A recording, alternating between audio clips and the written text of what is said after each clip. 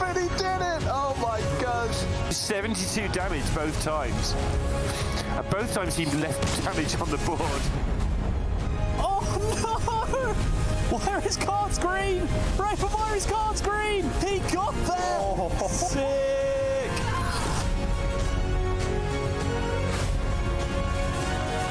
It's so powerful, all these rushes. I can't even believe the value he's got. Labby with a pop-off, well deserved. He stays in for another series.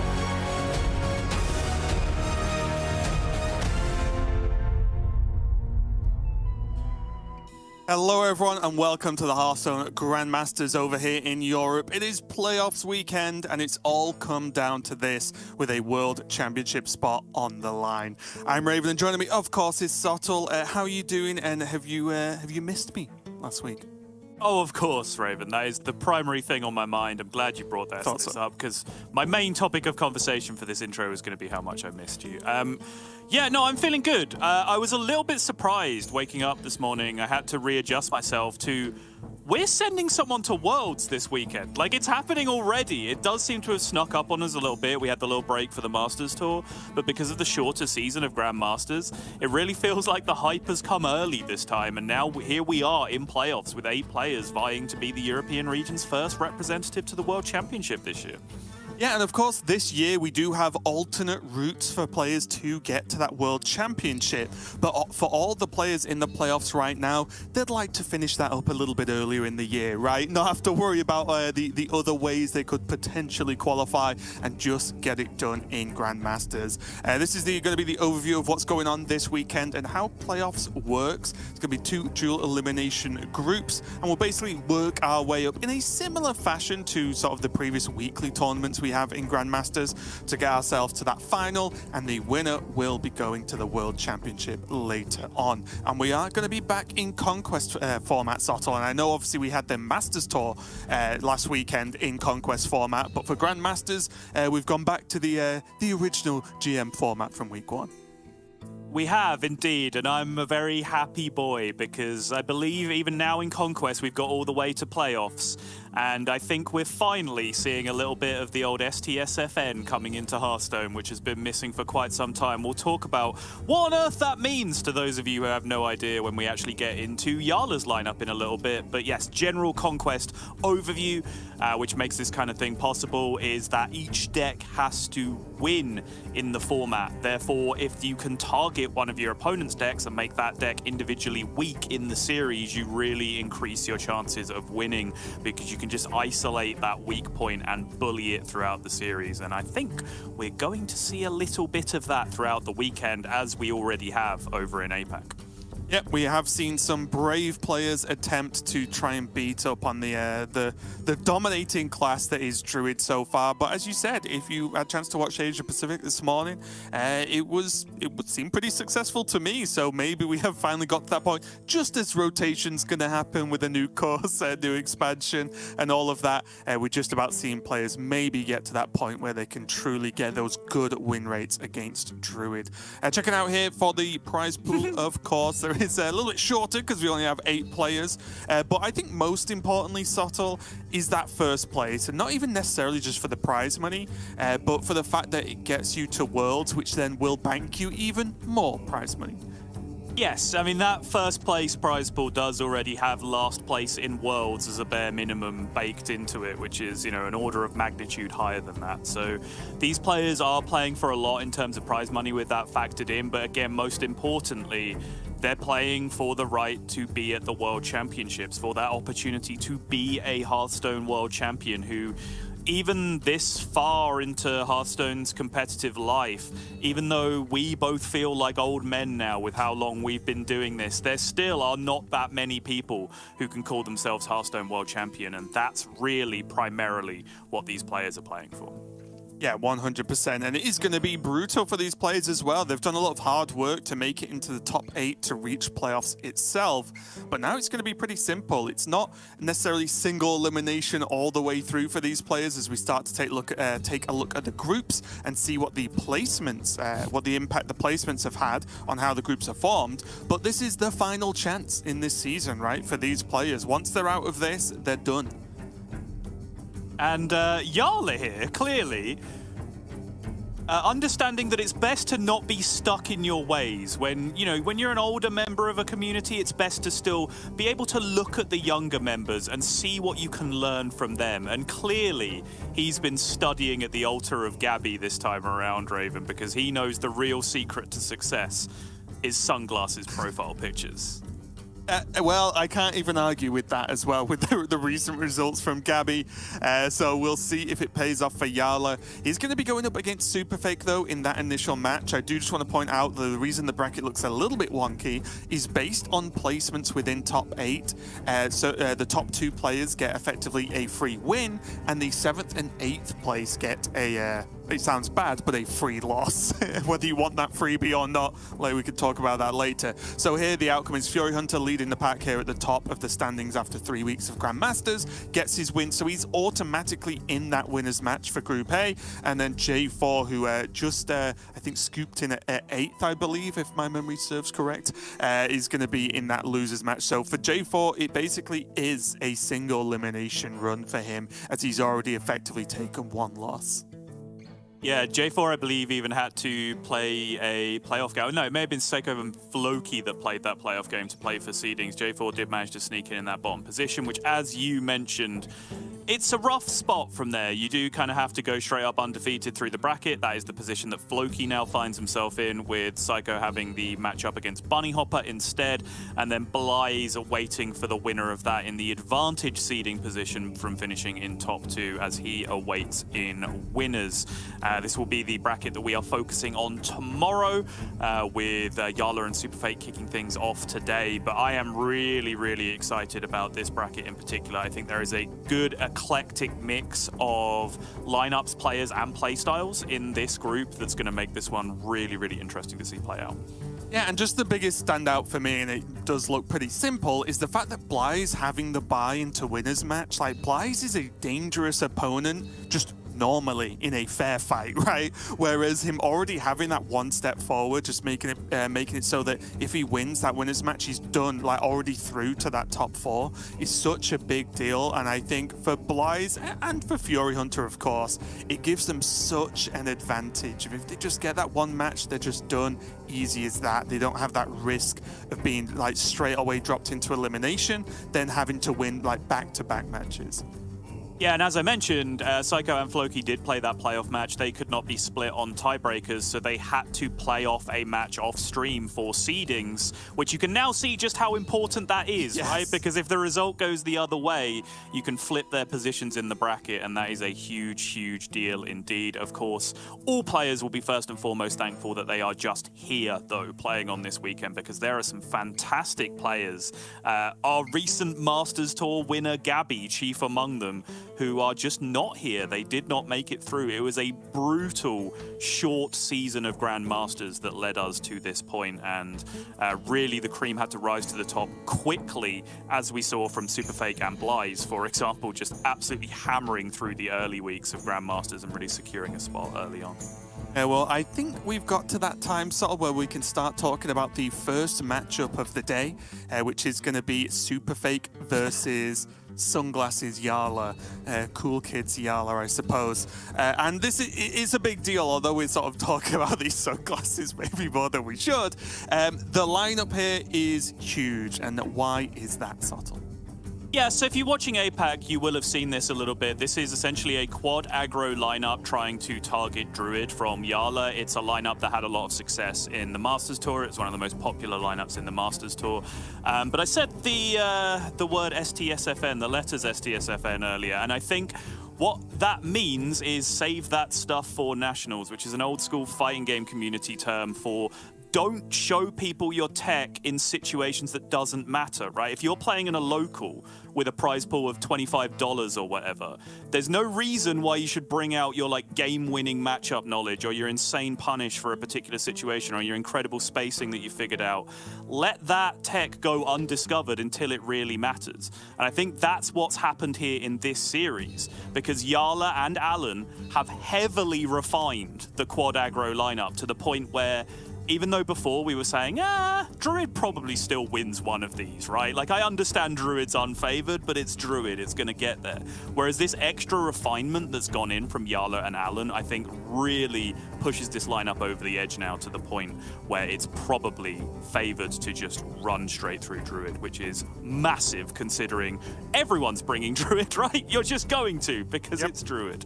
I'm just really glad that's what the acronym meant, because when you started off saying STF, I was like, where's he going to go with this? But anyway, SuperFake here is going to be bringing that weapon rogue, the Brute Demon Hunter, the Druid, of course, which will simply be the focal point of this matchup. And I believe he has had his Mizaki Mage banned away from this one. And I will say before we get into it, as we take a look at this Druid from SuperFake, that he's been very impressive. And for, I'll be honest, a player that I personally didn't know too much about before, you know, he was getting to that point where he was making it into GM. He's really impressed me. This is one of those things where it's like, oh, I wish we just had like the 7 weeks of GM this time, because I really want to watch players like SuperFake and Fury play more.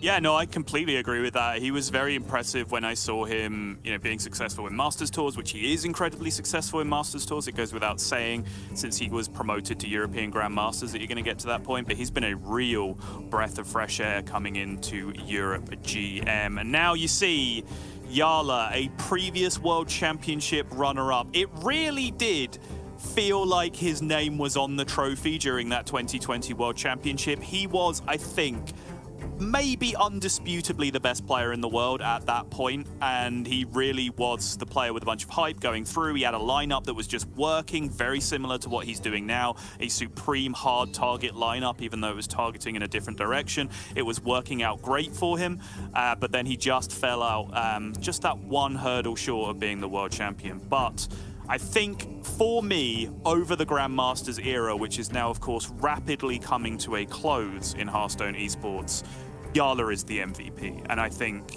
I would take some convincing to get away from that opinion. I mean, just read those, like, what, 4 points on his screen there? It's kind of ridiculous when you look at them all. It's like, considering the amount of time that's been sort of crushed into. But take a look at Jarla's Face Hunter, not a deck we've seen him on too often, but a very interesting build of the deck itself as well. Is bringing the Blademaster Okani as well, so I'm excited to see more play of that card. I think, although people went one way saying, oh, well, because if it dies, its ability goes away, so the card's probably bad. I think that was a bit of a weird take, because the fact you make your opponent react to it one way or another makes it powerful, at least for me. But also, when we look at these, the King Mukla in there, the one Voracious Reader, the one Ramming Mount, like, not your standard Face Hunter list you'll be used to seeing, but has some really cool tech to specifically, as we've mentioned, push Druid out. Yeah, I don't mind the Okani, again, just in this exact sort of situation. Yeah. It's why my highlights here are Trolg, Mukla, Okani. In a situation where you're going to be ahead on board, Okani is a very Lotheb-like card, right? Where you can just put it on the board to lock out a situation from your opponent. You know, that scale of Onyxia that might be coming down to punish you, even the Bloom scale of Onyxia that might be coming back to punish you on the other side. That can't happen if you just drop the Okani and say counter spells on the other side. Likewise, against like a Fell Demon Hunter in the same position, like maybe it's only Jace that beats you and you can jam the Okani counter minion. It's that kind of Lotheb lockout situation that aggro decks do generally really like to include one copy of in their deck, particularly when the meta is kind to it. And I don't think the meta is kind to it overall, but Jarla doesn't give a single hoot about the meta. He just cares about Druid. That's all he's doing in this tournament. So I think it makes a lot of sense. And also, who knows, the meta might be nice to it going forward, right? There's going to be a lot changing soon. But for now, let's kick off the first match of playoffs here over in the European Grandmasters. SuperFake on the top, on that Druid, Jarla on the teched Face Hunter on the bottom. And it really is just up to SuperFake, right? As he needs to get this Druid through. I think once he gets the Druid through, we can then talk about the, the rest of the potential game plan. But for Jarla, he's not going to make it easy for him. Pouch on 1 already, even before we have transitioned into the gameplay here, and SuperFake already considering the relative merits of Pounce versus Innovate here. Does end up picking the Vate, though. There was even an interesting point on that turn specifically. Taking the 1/1 can be useful because if they want to then play Trog on 1, you can just hero power trade it. So it makes them normally, if they have a buff, they have to hold it for turn 2, play the Trog coin buff. But it gives you just that little bit of sort of pressure to make Jarla think twice about just dropping down a Trog. Yeah, that is a really good point. Weirdly, a 1/1 minion is more effective than a 2 damage removal spell against Trog in that position. Though Jarla could have chosen to go a little bit slower and maybe even calling out Mukla, but I do think calling Neophyte, stop any particular shenanigans this turn, have a pretty much guaranteed biscuit unless that spell was exactly pounce, right? To land on, and then going straight into that Mukla looks very smooth opening for me. Yeah, as it turns out, the pounce would have been the absolute nuts here for SuperFake, but I do like this curve. Plays around Lunar Eclipse first and foremost, lands Doggy Biscuit, starts smashing a whole load of damage through. You can follow that up with a 5/5 into Warsong Wrangler, and this is already looking like a monstrous amount of damage going through in the first few turns for Jarla. It really... Oh, all right. Hello. Calm down. Hello. It really is, and you see already the difference that the tech cards make. Yes, the 2 cards that have been played so far for Jarla aren't particular tech cards from the deck, but this right now, this just snapshot of this board state in a more standard Face Hunter list is recoverable from Druid because it's Druid, right? You need, get that Guff down early, you get a Scale of Onyxia, and then suddenly you're actually ahead somehow because that's just the way the game is. But the Mukla into the Okani potentially just stops so many options to be able to answer this. It's brutal. Yeah, normally Face Hunter does not follow this up with a 5/5 on exactly. 3, which is a big problem. And even then, like the Neophyte isn't necessarily 100% of the time going to be included in the list either, right? Which, although it didn't have an impact there, it certainly could have done against Lunar Eclipse, for example. So you are starting to see how this plan comes together.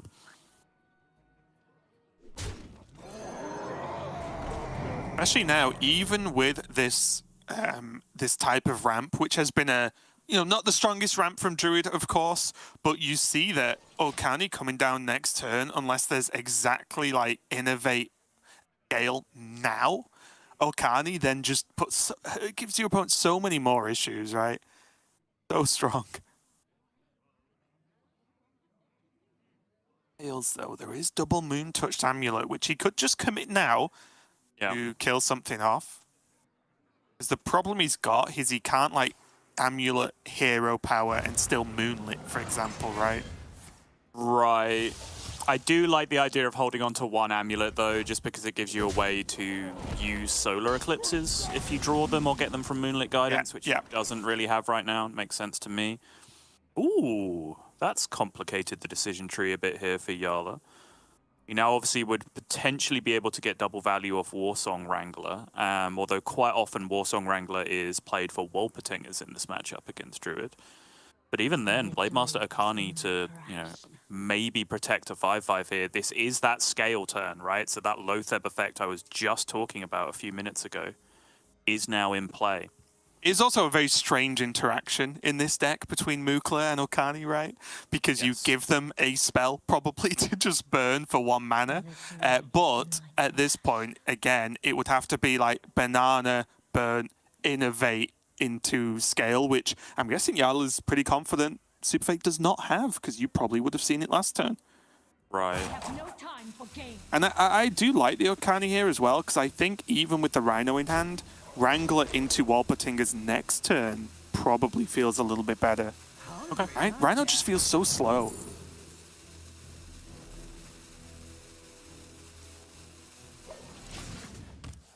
I mean, this is interesting, right? Because if the scale is coming out here, only 5 of them can be traded off into the board, which means then there are minions left for 2 juiced rhinos to be able to attack into on the following turn.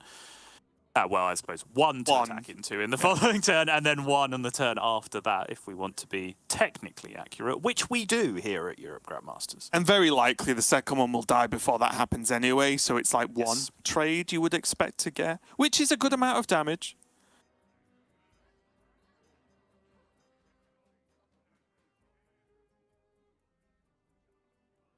Range that I'm looking at Glowfly there. Yeah, wouldn't have hated it. Yeah, scale coming down this turn, no real surprise. SuperFake needs to stop the damage as quickly as possible.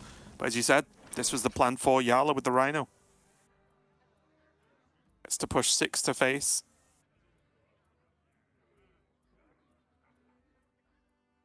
Oh, it's a good trade though with the 2 bananas, isn't it?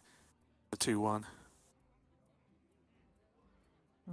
Yeah, I think if your opponent is going to spend 2 mana on bananas, that's fine. And also that kind of solves that problem you were talking about before, right? With the cheap spell being available to pop the Akani if you want to go with that later. I think the damage is just too efficient here, right? 6 damage for 5. Oh, yeah. Yeah, Rhino hitting face for almost any damage is always worth it. So, solar bananas here? Really punish the Mookla play. Straight up photosynthesis going down. Already. Oh, 3. A little bit awkward to do everything I wanted to do, like the solar moon touched, like bananas and a capture cold tooth. Wouldn't quite fit. Best in Shell has to be at least somewhat tempting. I mean, all 3 of these cards have a lot of utility. Important that Jarla played the correct Rhino, by the way, so SuperFake does not currently have knowledge that that second one is in hand, which is a big deal. The Battle Rage is interesting now. I was even looking at Luna. Just to potentially, like, he would have had 6 mana, so he could, like, still Luna, Solar, Moon touched, and then trade with the minion because the Luna would have done 3, and then still had Capture Cold Tooth to get to the Kaz. Sure. The problem now is having the Kaz is good, but like, is SuperFake expecting to play it next turn? Because I think that's a very grand assumption. Yes, agreed. He did get to play double Cold Tooth Mine this way, though, which guarantees him the other copy of Scale of Onyxia, which is very, very nice for him. I just think that if he'd got the double, the Solar Moon touched in last turn, it would become very likely he could play Kaz this turn. His next turn, sorry. Okay. And just get those treasures and win some games.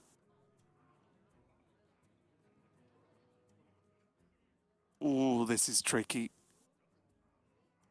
Hand's kind of a little bit fat, isn't it, mana-wise?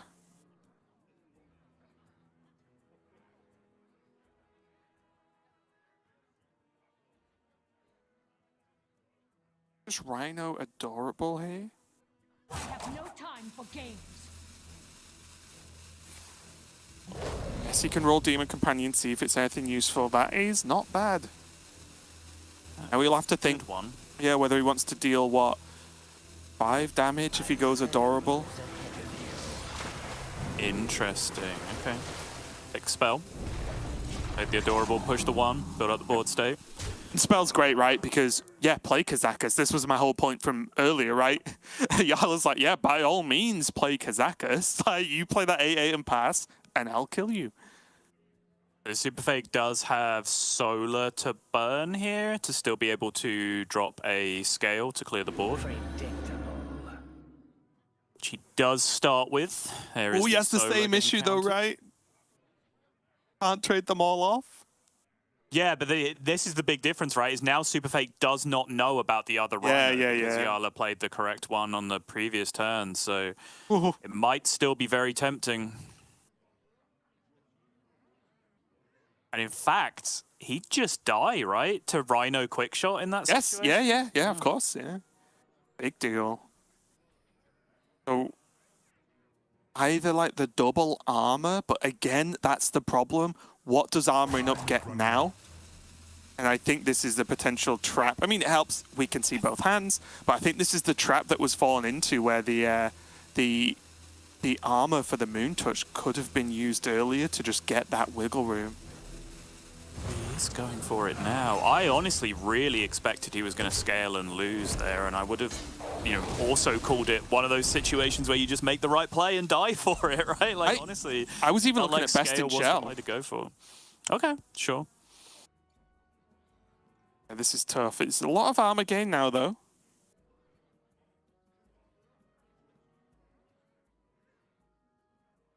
And now I wonder if Jarla just never plays this Rhino, plays like Barak hero power, and just has the spells, because there's still aim shots, right? Like, there's so much damage still left in the deck, I think. Yeah. There's still aim shots for sure. He still threatens damage. Oh, Biscuit aim shot. Okay, he still threatens damage through a Casp turn. Yes. And if it's scale, I guess they can all die now. What's that? 3, 4, 5, 6, 7. They can all die through scale, so it is a bit of a, you know, shame for the Rhino. But now, if he just drops Biscuit on one of these, like, Exactly. it's still just winning, I think. And now he has aim shot, quick shot, hero power next turn.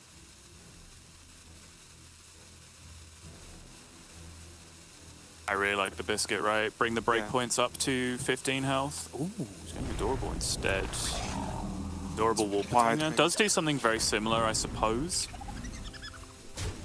Yeah, this makes sense as well in terms of playing around scale.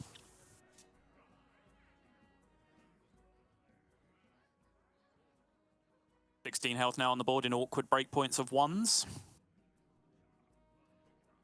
Which you now see SuperFake doing classic finger maths, trying to work out. Yeah, and like as always, the lack of guff in this game has been such a big deal because Jarla isn't even particularly afraid of Kaz plus draw one single treasure and hope, right? It just can't happen this turn at least. Turtle time, finally. Trying to put up a wall, trying to buy some time.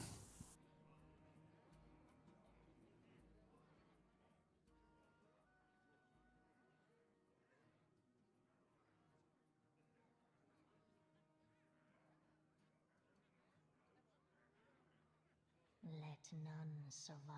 Rhino Biscuit can come down here. Whether do you buff the Rhino, or does it create more efficient breakpoints to like just use the 7 attack that you already have on the Rhino? Yeah, I think the Rhino just clean kills if you're playing it. It's just whether, because like the damage is never wasted, right? Even though the Rhino just has Rush, because that damage is going to end up going face anyway with the Biscuit, and it's just whether like protecting the Rhino further is worth it by giving the health buff or not. Which the answer is, honestly, I'm not sure. But this does seem to make more sense just in terms of creating clean breakpoints. Preserves more health on the board because you have to trade with less of your 1/1s, which is a big deal for Scale of Onyxian for 2 as well. The only thing I think to consider here is he's made a minion with a lot of health.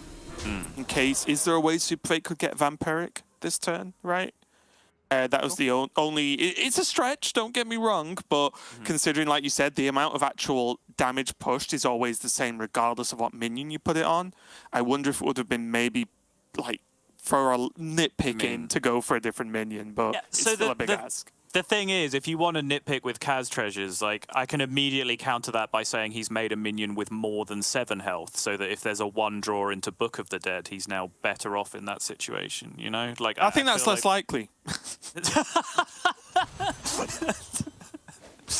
Well, I'd love to hear you justify that one. I won't. Okay, good. Either way, Jarla's made a horrible board for SuperFake to try and deal with here, right? Like, this is unfun in every way. Yeah. Ale that he should know is there, right? Because of the double draw. Yep. Yeah. And he's not seen a bloom, I guess, right? Because does he know if he picked high or low? He doesn't, right? He doesn't know, but I think if your opponent's playing double... What? Yeah, I think if your opponent's playing double mine in 1 turn, you know they're probably going to do double high for Kazakhstan and Scale. And especially, like I said, not seen a bloom yet, right? So why wouldn't bloom have been played? What went wrong here? Well, he made a mess, right? Because he's left the Trogs alive and then cast spells afterwards, as opposed to just doing that while the board was full or killing the Trogs. That's not great, is what that is. I'm sure this was all part of the plan. Jarla can't develop any more minions now. Oh no. Oh, this is so huge as well, and you can see on the look in his face, like, he's not comfortable in this game by any means. But it was a winnable Hearthstone game up until a point, and this is the Druid. This is what he needs to win with in the series. It was winnable because he did get Guff, and he is starting to lean towards that mana where you can go Kaz, draw a treasure, play it, maybe win, right? Yeah. Like, that's the big deal now. He's going up to 13 mana. He'll have 5 mana knocking around after he's played Kaz, so at worst spends 2 to draw a card, and there's 3 left over. Victory is in my grasp. And now, if he does hit Book off the Kazakhstan, it does go into the deck at 14 mana, which means it does draw off Mine High. Ooh! Hello.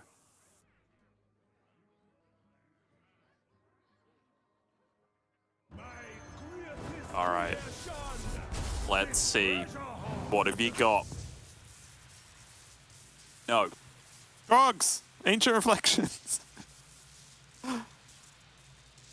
So, yeah, if he gets Book, there's no consideration for even if they're bad, choosing certain mana costs. But these are all really low and quite bad so far. These are 3 pretty awful picks so far, yeah.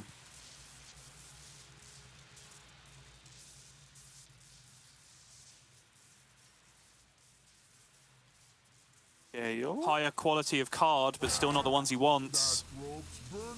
Oh no! Is there any out? Was there, like, I think that's 15 options with 0 outs off this card draw. What? No. Staff of Scales was now, right? Oh no, he couldn't draw it in play. He couldn't draw it in play. Yeah, you're right. Wow, okay, well, that did, there were glimmers of hope there for SuperFake, but Jarla is going to take game number 1. So first step completed, first win over the Druid done, 2 more to go for Jarla with the Priest and the Paladin. That did look in parts winnable though, right, from SuperFake, and I think, maybe not even that specific game, but this is what I've been saying for so long about Druid is, yes, there are certain decks that do well against Druid, Shadow Priest being the first one that really jumps out to me, but Druid is always Druid, right? Right now, where it just has the sheer power to just overwhelm even decks built to beat it. And that, I think we saw that in this game. There was opportunity, right? I think against other decks that work in a similar-ish fashion to Druid, Jarla would have won that like 5-6 turns ago, because there's just no other deck that has the capability to do what they did. But still, SuperFake lost it, and the first test was failed there, and he really does need to get that Druid over the line. But instead, he's going to jump over to Rogue. All right, taking a little break from the Druid train for now. I believe, I didn't follow Alan's journey 100% of the way through, but I believe Alan lost every single game to every other deck that he played against, and just 6-0 Druid to go through from his position. Quickly checking. We'll see Correct. if that ends up being the case this time around as SuperFake switches over to the Weapon Rogue. We haven't really talked much about his lineup, but his lineup's kind of a little bit out there as well in comparison. He has Mizaki Mage Weapon Rogue, which, potentially gives some alternate routes for the aggro decks to win for Jarla's Druid. Obviously, the Mizaki Mage is banned. But Weapon Rogue, if they're not going to draw all of their cloaks, can struggle with the same sort of aggressive trog curves that beat up on Druid. So I do think Jarla has a lot of opportunities to maybe sneak out a cheeky win here that isn't even really factored into his lineup strategy too heavily. Yeah, 100%. We do see that Jarla's going to jump over to his Paladin for this game. So Paladin versus Rogue, very different matchups than the one you probably see the most, which would be Quest Rogue and Libram Paladin. This is actually just the buff Paladin, like the aggro Paladin, whatever you want to call it, going up against the Weapon Rogue. Are there any big factors? Because I think normally the Quest Rogue versus Libram, I think the Quest Rogue has a decent matchup because of the bounces and the insta-kill options, whereas this is a very different ball game here, sort of. It is indeed, yeah. Particularly, I think moving over to Paladin here, Jarla's just kind of hit a good cue with the way it's panned out. Having aggro deck plus Lightforge Carrier going up against Weapon Rogue on the other side is pretty insane, right? Because not only does SuperFake now have to resist the threat of, you know, giant 8/8 buffed Wind Fury minions just killing him on like turn 5, turn 6, but he also has to deal with Trogs, Cult Neophyte, King Mukla. Oh, sorry, I hadn't even looked at the screen. Incredible. But on top of all of that, even if he does stabilize, his ability to even kill his opponent is then in question because of Lightforge Carrier on the other side as well. And honestly, is this just full keep coin double 1-drops here for Jarla? And then follow up with the rest? It looks very strong. So if you full keep, you coin double 1, SuperFake probably daggers, kills the peasant. Then you play Cold Neophyte. And then SuperFake plays Swine Tusk Shank and kills the Trog or the Neophyte. It's not that good against a Shank start from the opponent, I will say. Yeah, it can definitely be. It could definitely generally be dealt with here from SuperFake because we can see the Shank. But would the mulligan really improve it if he mulligans like? Because you'd only be mulligan the peasant, right? I expect so, yeah. I mean, you could probably mulligan Neophyte and Peasant, maybe, if you wanted to get really aggressive for it. If you wanted to look like... Because the counter-argument is, you have Trog in your hand, mulligan for Noble Mount, right? Like, that's the counter-argument, which I think is very reasonable. Like, he's going to go Coin Mukla, which is the other way to play the hand, of course, right? Yes. Coin Mukla and then go Neophyte Peasant, which doesn't have the weaknesses that it would to the dagger. Yes, and because of the curve that I described, where you just kind of have your board cleared up quite efficiently by a dagger and a Swine Tusk Shank, I do like this way of doing it just that little bit more.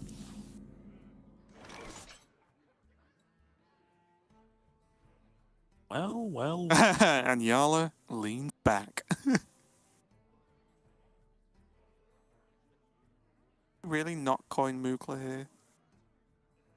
I don't think it's Neophyte, because your opponent kept a card, which, you know, already there are some other cards that you might keep with Rogue, sure. But if you're keeping any cards, it probably means the odds of having a Swine Tusk Shank in your hand are above 50-50, I would say.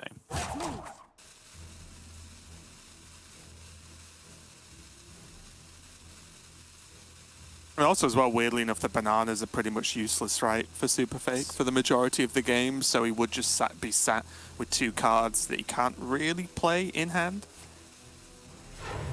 Oh yeah, get the big boy out. SuperFake's going to be sick of bananas so far. I mean, SuperFake will be sitting there being, oh, Mukla, how you betrayed me. Remember when we had the good times back in the Mage days a few weeks ago? I created you, Mukla. You've turned on me. Well, there's Noble Mount. And again, I kind of like the Noble Mount because with the Shank, you're expecting poisons. And, you know, one of those is immunity. So why not just give your Mukla Divine Shield and drop the Peasant? Options.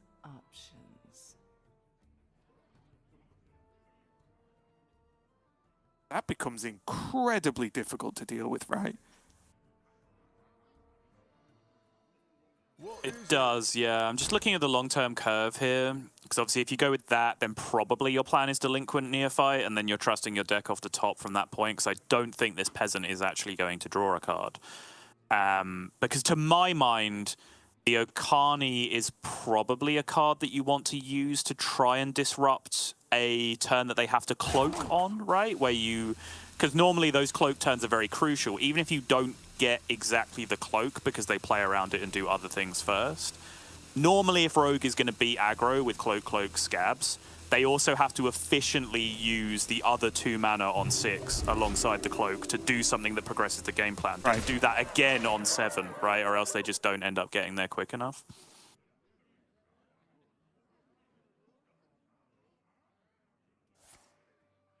It'd go with the Noble Mount, and it is going to be a problem for SuperFake. He does get his trade in here and kills the Peasant, which again was expected. But with Jarla having, what, effectively 2 more draws, right? Because he has this draw and the next draw. if he goes double 2-drop here, or Okani, I guess. So he still has 2 more draws to fill out the following turns. That's the Blessing of Authority, and now I think the 2/2s look even better because he can just Authority the Delinquent if he really needs to, right? Authority plus Delinquent, yes, of course. Wait a minute. Yeah, I suppose arguably you could do this the other way around as well, right? You could use the Neophyte to disrupt the Cloak turn next turn if you really wanted to, but I like this more because A, this loads up more power straight away. It means if SuperFake does not play around 1 damage from the opponent, then he's going to be dead, and that would mean just casting Cloak right now. And if he casts Cloak right now, that's all he can do this turn, which is a huge, huge deal. So 6 power instead of 2 power, I think, is really the defining decision here, because Neophyte and Okani can both be used to be very disruptive to that Cloak turn. It's just horrible, isn't it? What does he even do? Yep, dead. Great analysis, Sol. Thank you.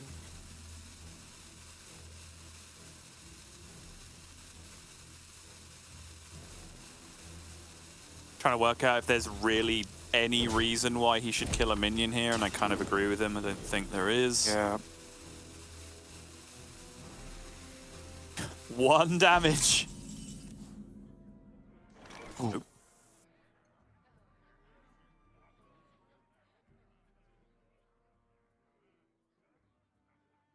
So is it Okani here? Your opponent would play a banana to pop your Okani and then play Cloak, right? Is what they would do. Are you winning in that situation? Probably. I think so. Like, it's the other option is to just Blessing and leave it stealthed. The thing I don't like about not playing Okani here is that your opponent can go Cloak Swindle or something like along those lines, right? Potentially even Cloak Deadly Poison Cutting Class, I think, is a thing that works as well. So you're allowing them to get more card draw for the second Cloak, which they absolutely need to win the game. So for me, if my opponent's going to cast Cloak this turn, I want it to be the only thing they can do to minimize the chances. To make him try and eat a banana and then cast the Cloak. Exactly.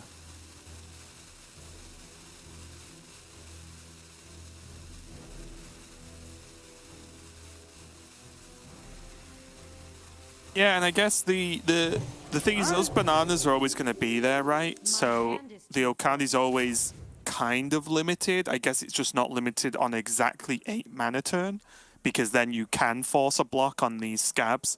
And maybe that's the reason why, right? If Jarla feels like, well, one, this still feels like winning, but also if he waits till his turn 7 to play Okani, he knows that his opponent cannot play scabs. Wait, why? What? I'm confused. Why can't you play Scabs? Oh, sorry, it won't work, will it? I'm being an idiot. That is neither minion nor spell, Raven. What is it then? It's a There hero. are only those 2 things in the game. It's that thing that Bonnie Tyler needed all those years ago.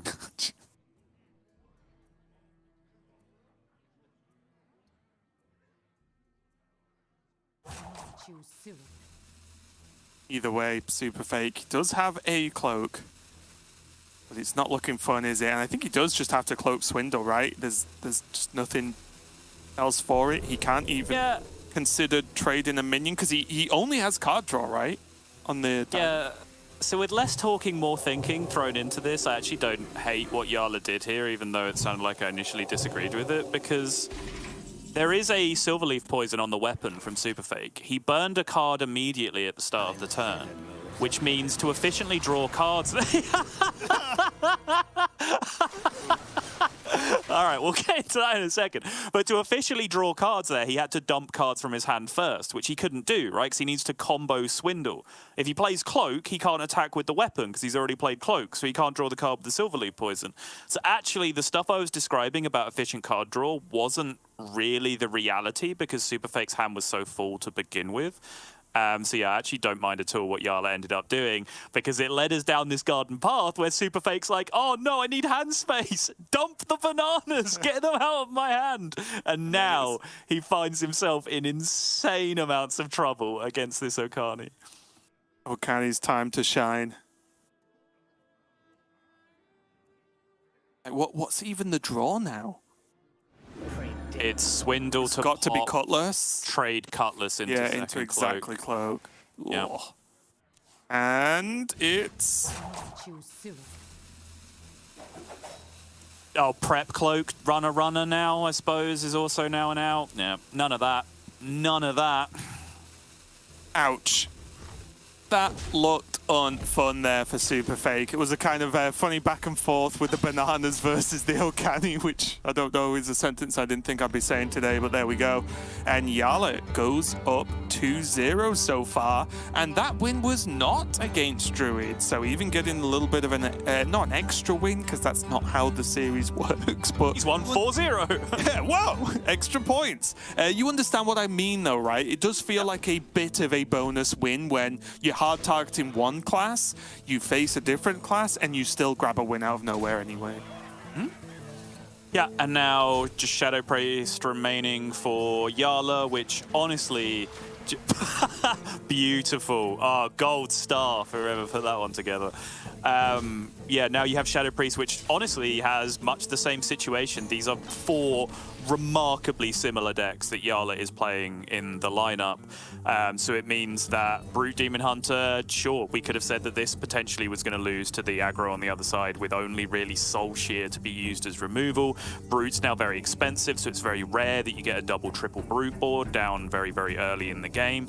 But the fact that the Priest is now remaining is almost irrelevant. You could have substituted the Priest out for the Face Hunter or substituted the Priest out for the Paladin, and the matchup spread remains largely the same across the board, right? Like, it's just a good-looking series for Jarla overall. Yeah, I will say, if we're talking about Druid specifically, I do think the Priest is one of, if not the strongest deck against Druid.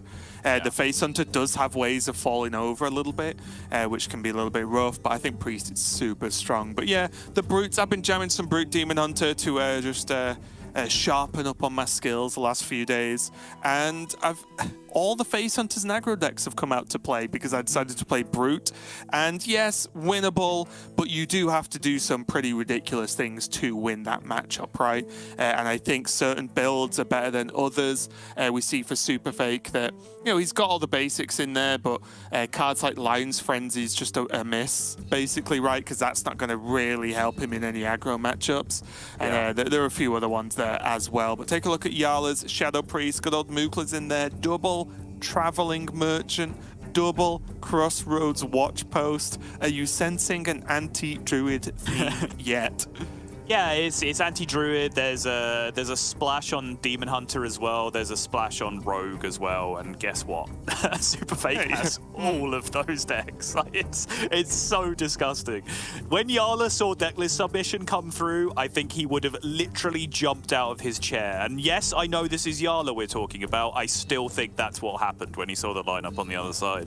His position is that good. But yeah, going back to the Demon Hunter build from SuperFake, Bunny Hopper has done something fairly interesting this time around with his Demon Hunter list, where he's cut Lion's Frenzy Broomstick for some anti-aggro cards, Sigil of Silence going in for Bunny Hopper, for one example, which means the decks that will be being used to target Demon Hunter, the aggro rogues, Quest Rogue, aggro Paladin, all these decks that we're seeing from Jarla, Sigil of Silence is actually a very useful card that could give him a decent swing in a lot of those matchups, but SuperFake is doing no such thing on the other side. This is just straight up, streamlined, linear, focused brutage coming out from SuperFake.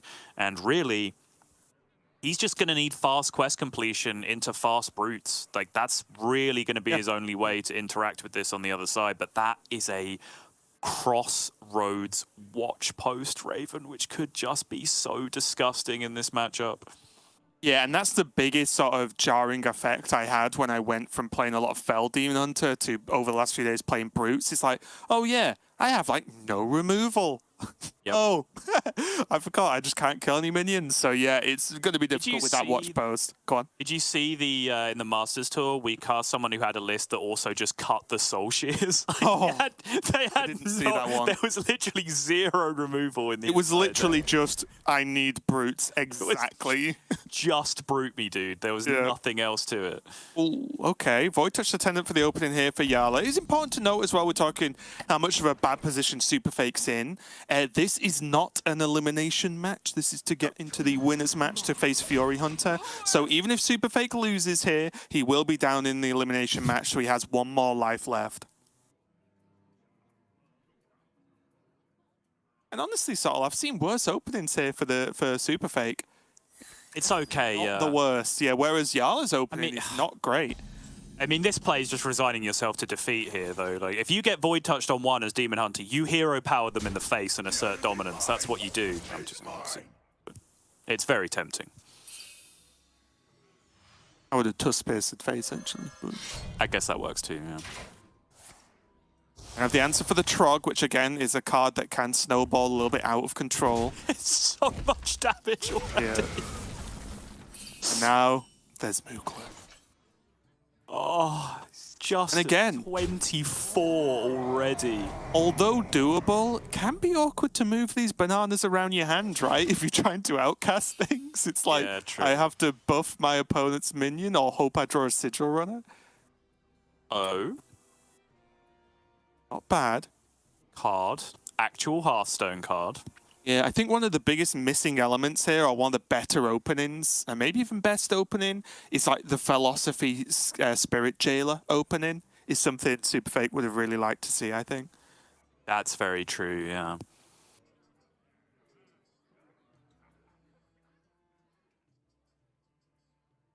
It's really tricky though, isn't it? Because I'm honestly wondering, does he have to kill Mukla? You know what I mean, though, right? There's Soulshare Mukla, Soulshare's Hero Pass Swing on the Mukla. Because, yeah, he kills the Void Touch, but the Void Touch is currently worth, what? I'm going to say 3 damage, because I'm not talking about the Hero Power. But the Mukla's a 5/5. What's his plan to kill that, even if he kills Void Touched? All right. That's the plan to kill that. That'll work. Got to be worth a coin, right? Oh, no, he won't need it. He Don't need to. Won't matter, yeah. I was thinking if he can kill both, but he can't, so it's fine. That was a great victory there for SuperFake, honestly. I think without that, we're going to get real tough. Unlucky! Wait a minute. Raise dead Trog Muggler!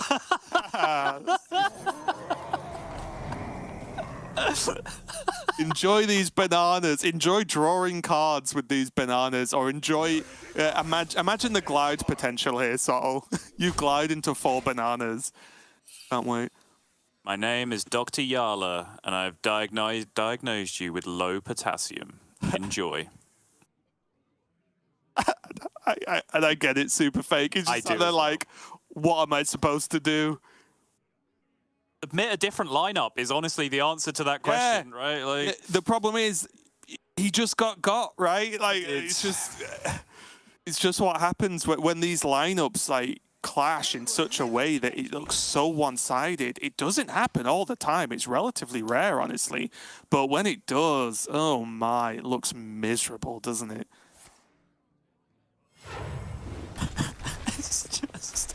What are you even do? And I think the worst part is as well, even if he was Fell Demon Hunter, let's just say he had Fell Demon Hunter, well, that probably gets banned instead of Mizaki, right? So he's still in a rough spot. Absolutely. And the Void Touch is still alive. They're like, keep summoning more minions to attack. I mean, you literally have to soul shit. Yes, now, okay. You know, you've gone down this line. Yeah. I mean, like, it's not good because you've just made a board full of Trogs in replacement of it, but you're going to spread the Trogs that wide, you are absolutely going to have to deal with that Void Touch Attendant. If you think about it, these Trogs just had more damage than the Void Touch did anyway, so it's a... At the start of the turn, yeah. Yeah, at the start. 4 bananas, and it's just ruining me, honestly. It messes with Demon Hunter so much as well. Like, Mukla's kind of a good card against Demon Hunter because you already talked about how it messes with your ability to outcast sometimes, especially when you're in a very minion-light deck, which most versions of Demon Hunter are at the moment. But also, when you consider Glide, you just end up shuffling a bunch of bananas back into your deck, right? Which you then I said that earlier. Imagine the Glide into 4 bananas as your resort, and you just sat there like, for God's sake. It's such a disruptive card against this deck in particular. You know, not to mention the fact that it's also just a 5/5, which is quite disruptive in its own right as well when your deck plays no removal outside of Soulshare. Oh, Neophyte here. Voracious Reader fits the curve, but it won't actually do anything. Giga Neophyte, Raven. Like, this is the card that SuperFake absolutely does not want to see right now. Like, no, now my bananas will cost 2.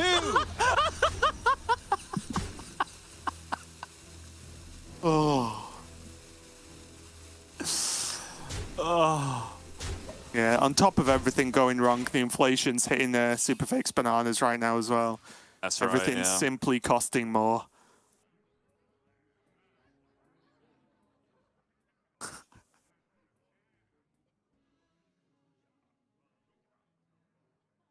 Done well to still be in this series. I think I would have tapped out.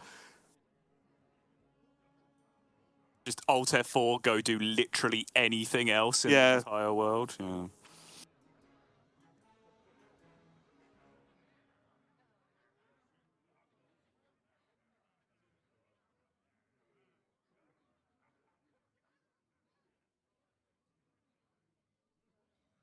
And SuperFake isn't going to be out if he loses this. He's still in with a chance. It's a more difficult chance, of course.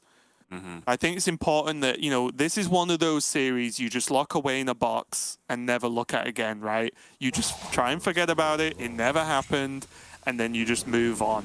And I think it's important that in his next match, he does just that, right? He doesn't worry about it. It's happened. It was one of the most unwinnable series, it feels like, from my point of view right now.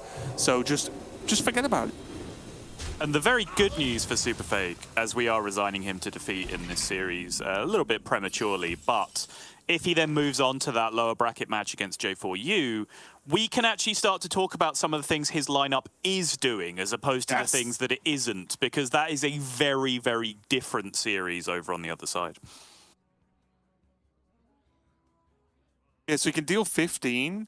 So SuperFake would be 100% reliant on soul fragments, right? Yep. Because otherwise it would be a hero power to the face. We can see, of course, there's Hexen to even steal a Brute if needed. There's Wriggling Horror for more damage. There's just simply Mr. Smite if that'll do the job as well. There's so much damage that SuperFake needs to like make 18 Brutes and draw 100 soul fragments.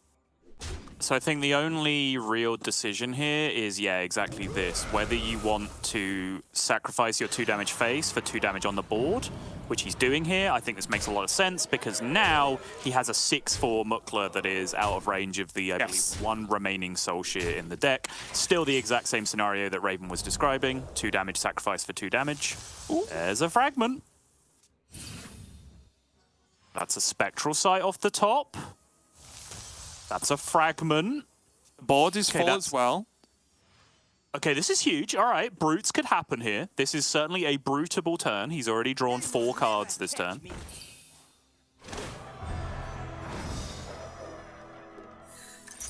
Gets that Spectral Sight down to 1. He just wing now. I don't think he wants to spend 2 mana on Lions, does he? It's 2 mana draw a card, though, because it unlocks the Spectral Sight. No, it doesn't, because he'd draw the Peddler off the weapon as well, in which case, yeah, I don't think you can do it. Okay, he's got to double jump instead. Oh, glide the bananas away, go.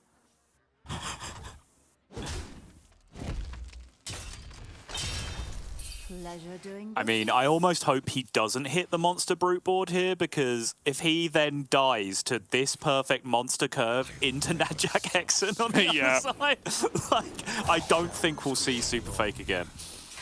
Ever. The mental game will be destroyed. It doesn't look like it's getting there, right? Yeah, the quest proc isn't even a reduction, so there's no chance at making anything big happen. There's the concede. And there is honestly taking nothing away from either of these players, but I'm happy to say the easiest series of Jarla's life, no doubt. It felt like, at least watching it, right? Like the lineup just did exactly what it was built to do, and not even just against Druids at all. It beat everything. Yeah, I think, you know, another way to put that is through no fault of his own, SuperFake just kind of did everything Jarla wanted him to do, right? Not only did he bring Druid, he also brought a zero removal Demon Hunter, incredibly spell-based deck, and a Weapon Rogue, incredibly spell-based deck, all of which are targeted incredibly heavily. Even outside of that, like, Jarla almost was probably looking at SuperFake's lineup saying, do I have to ban a deck? Can I just leave all of them up? You know what? Okay? I will take those 4 wins, actually. It's like that exactly. bonus Like, win, I'll play it. He ends up banning Mizaki Mage because, yeah, sure, First Flame, Rune Door, Fire Sail, they're all cards that can actually interact with his deck in a way that nothing else in the lineup really does, so it does make sense. But even then, if he has to play against Mizaki Mage, I'm sure he's absolutely fine with that as well, with, you know, 4 Muklers and 8 Crossroads Watch Posts and 8 Neophytes and everything else that he has available. So we are going to see Jarla move on against Fury Hunter. It'll be very much the same story. Fury Hunter's lineup is better against Jarla, but he does still have that crucial Druid, which is going to need to find a way to get a win. SuperFake versus J4U later on, though, is a much more robust series, I would say, where SuperFake might just have an opportunity to make something happen in that one with what his lineup's actually trying to do. However, then he will, I will imagine, also become the biggest Fury Hunter fan in the world, because he absolutely... No, hang on. He needs Jarla to win and make he it wants out to play of Fury, and right? Fury Hunter to lose. So yeah, he needs Jarla to do his thing again, drop Fury down into that lower bracket, because if Fury pulls off the upset on the top and he ends up playing Jarla again, like... for SuperFake's own mental health, I do not want him to have to play that series again. Yeah, it could be a bit of a rough one. Already, though, we do have our first match already done for the day. We're going to work a little bit differently today because the next matchup is Jarla again versus Fury Hunter. And because he's just finished his match, we're just going to give him 5-10 minutes just to get ready, you know, go and grab a drink and refresh himself. Maybe he doesn't need it after that quick 3-0, but we're going to give it to him. We're going to go to this break now while we get ready for that first winners match. Don't go anywhere. We'll be back with some more Hearthstone.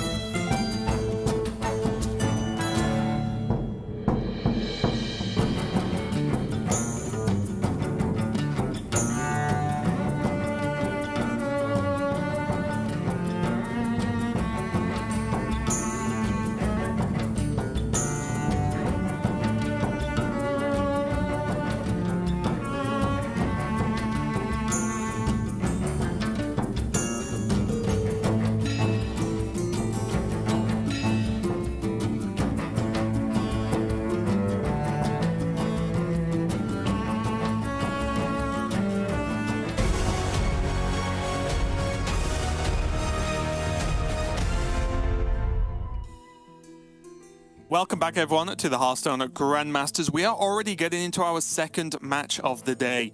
Jarla, coming off the back of an incredibly quick win versus SuperFake, is now going to be facing Fury Hunter in the winners match for Group A. The winner of this will just go on straight to Sunday to that top 4 spot, with only a couple of wins away from potential World Championship spot. But this match should be at least a little bit different, Sottle, as Fury Hunter doesn't quite have a lineup that's as weak to Jarla's targeting strategy. No, he doesn't. First and foremost, he actually has some decks that can win games of Hearthstone here, which is important. Quest Rogue, his own buff Paladin. He also has a Rally Priest, which, you know, just through power of Elic Mount in a timely manner or something like that. Generated cards can tend to get there. Condemns, Soul Mirrors, that kind of thing. Obviously, when you have access to the entire library of Priest cards at any given moment, then the world is your oyster. So you can pick up some wins with other decks. That's important factor number 1. Important factor number 2 is what exactly Fury Hunter has done with his Druid, which I think is very, very smart. And we will get into that a little bit more as if and when that Druid comes into play. And I think that is very much an if rather than a when in this series, I'm sure. Yeah, we are going to see the Quest Rogue banned away from Fury Hunter and the Druid banned away from Jarla. So we know those 2 decks are out, which means Jarla's going to kick things off with the Shadow Priest. Felt like mere seconds ago we were watching this deck, Subtle, but we are here once again. Again, just to highlight some of the key cards there, the Neophyte, the Okani, the Trog. Also, as we have quite rightly seen, the Mukla and the 2 Watch Posts. But I believe this is going to be going up against Fury Hunter's Aggro Paladin, which, you know, some of these cards don't quite have the same level of strength in this matchup as we saw in some of the others, right? Yeah, I mean, honestly, I think one of the big misses for this version of the deck now against a Paladin on the other side, against other board-based matchups, is that he's missing Tour Guide, which is a really, really big miss, because fighting for board against Paladin, if you're able to do that successfully, then you're still in very good position, right? Because you'll eventually reach that point where Paladin just has buffs in their hand that they can't really use because you're keeping them off board with the efficiency of your minions and your hero power. But I think Tour Guide is really one of the biggest assets in being able to do that. So we take a look at Fury Hunter now with his debut season of Grandmasters under his belt. Fantastic Masters Tour record, right up there to the top, towards the top. I believe now in 2nd place overall in terms of lifetime wins in Masters Tours, only behind Alutemu. I do have a question for you though, Sato. Yeah. I think these decks are named from the sheets we fill in you this week. And I know you don't like one-offs in decks, but Highlander Rogue? Look, come on. He's got a few one-offs. Let's not be extreme about this. Okay. In my defense, he did call it Highlander Rogue himself on Twitter, so I am just following his lead. He called me out. He's the one that woke up and chose violence and said that he submitted this list with a bunch of one-offs in Rogue just to annoy me. So, you know, in that case, I am going to use my phenomenal cosmic power to troll him back on broadcast. I apologize to all of the, you know, the bright-eyed viewers that are like, oh, a new Rogue archetype. I can't wait to see this. What could this possibly be? It's Quest Rogue with a couple of one-offs. Highlander Rogue now, whatever. We are going to look at the deck he's actually going to be playing, though. Now we're done messing around. It's going to be that buff Paladin, and like I said, it just has a bit more game versus the Priest, but with how brutal the early game is going to be, I think one of the biggest impact cards is actually going to be the potential of that Samuro. Actually, even with just one attack, the high health and the potentially sweeping AoE damage, even if it's low, could be a pretty big deal. Yeah, absolutely. I think Blademaster Samuro against a normal Shadow Priest is borderline essential in some of the iterations of the matchup, because Shadow Priest with the high health minions and the efficiency of the hero power and the wriggling horror buffs and everything like that in the early game is usually just a little bit too effective at keeping the opponent off the board. But in this case, I think Fury has the extra advantage of Jarla's just a little bit more inefficient in the early game. He's playing like Peasant instead of Tour Guide, for example, which I think is a big whiff in this matchup. So with the fact that he might just even win board in the early game, combined with the fact that he then has that backup of cards like Blademaster Samuro, I imagine he feels like he's in a decent position here, and I feel like he's in an even more decent position. The fact that he has been given the benefit of going first, Raven, which is such such a big deal in these kinds of matchups. Yeah, it really, really is. Especially because Paladin just needs those minions to stick to try and land some buffs to really help out that early game. Jarla's mulligan, though, isn't too shabby. We could talk about whether coin double one is a thing, especially as we can see in Night of Anointment. But the fact that one of those one drops is a frazzled freshman, like that one does not go down easy against Paladin, right? Its high health total is going to be super powerful against some of the early threats from Fury. Yeah, very much agree. But this is why going first is so important, because now Jarla, even though he can go coin double one, Fury Hunter now has the base to build from that he can theoretically interact with that. Jarla, I believe, now just taking a look at exactly what could have been drawn from this one drop in terms of how many of them are actually playable immediately and would therefore challenge his Trog, because outside of Hand of Adal and Noble Mount, a Trog would be safe to land here in this spot. Gonna go for it as well. Gonna coin out anything else though.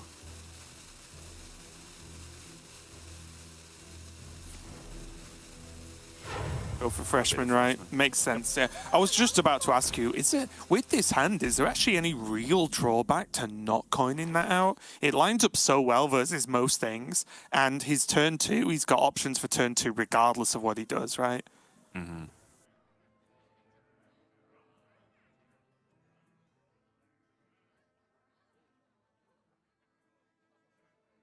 And now Fury's got the same problem but backwards that Jarla had, is what can he play into this board, knowing that even if Jarla has the worst hand in the world, he can just hero power something next turn, right, to defend his board. This 1/4 is going to trade very nicely with a Night of Anointment without any buffs, so not a fun turn 2 here for Fury at all.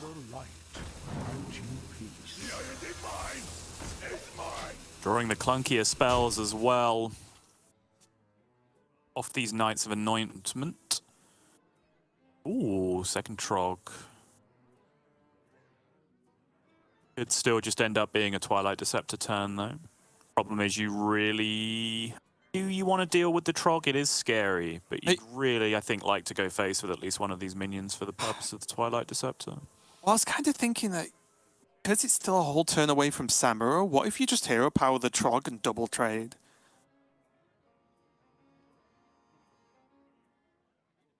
Like, what actually stops you then going face next turn? There's still options for Deceptor, Peasant, and so on. True. It feels very slow, but my worry against Paladin, as always, is just letting them have minions to buff, because I feel like that's when things are going to spiral. Jarla's going halfway and actually just going so wide on the board versus Furies that he... even a buff, well, there's only one attack going to come out, right? So even with some kind of buff that's going to go down, well, 2 of the minions are Trogs to begin with, only which one can die to an initial trade. Yep. So I guess that's just the best all-round way to do it. Trade the 2 small ones and go wide again. It is, yeah. This is just kind of the better version of the play you suggested, because this develops power immediately, but it also plays around buffing, right? There's 2 ways he can play around buffs. 1 is to clear the board. 2 is just to have more Trogs in play than Fury Hunter can possibly deal with before playing those buffs. So I like this a lot.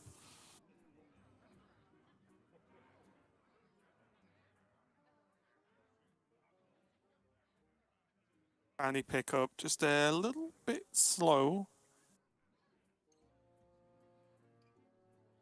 Now this turn, I don't hate the hero power. Yeah, hero power and maybe... Where's the Raised Dead though, right? He'd only lost the Peasant? Yep.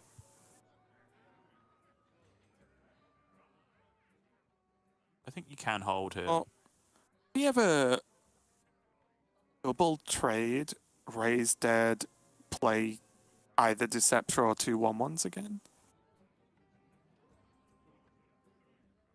Well, if you double trade Raised Dead and play 2 Trogs, you've just wasted all those resources as opposed to just hero powering the 3/2, right? Like, it's essentially the same thing. You've just spent I mean, maybe to do nothing. Yeah, maybe you can just trade and then just go face and do the Deceptor.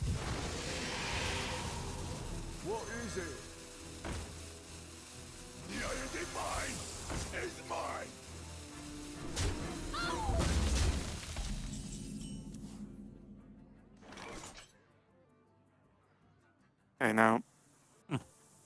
Yori.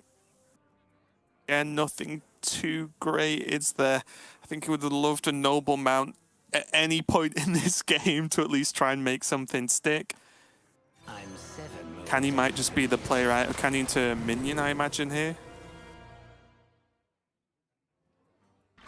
Just hope the high health is enough.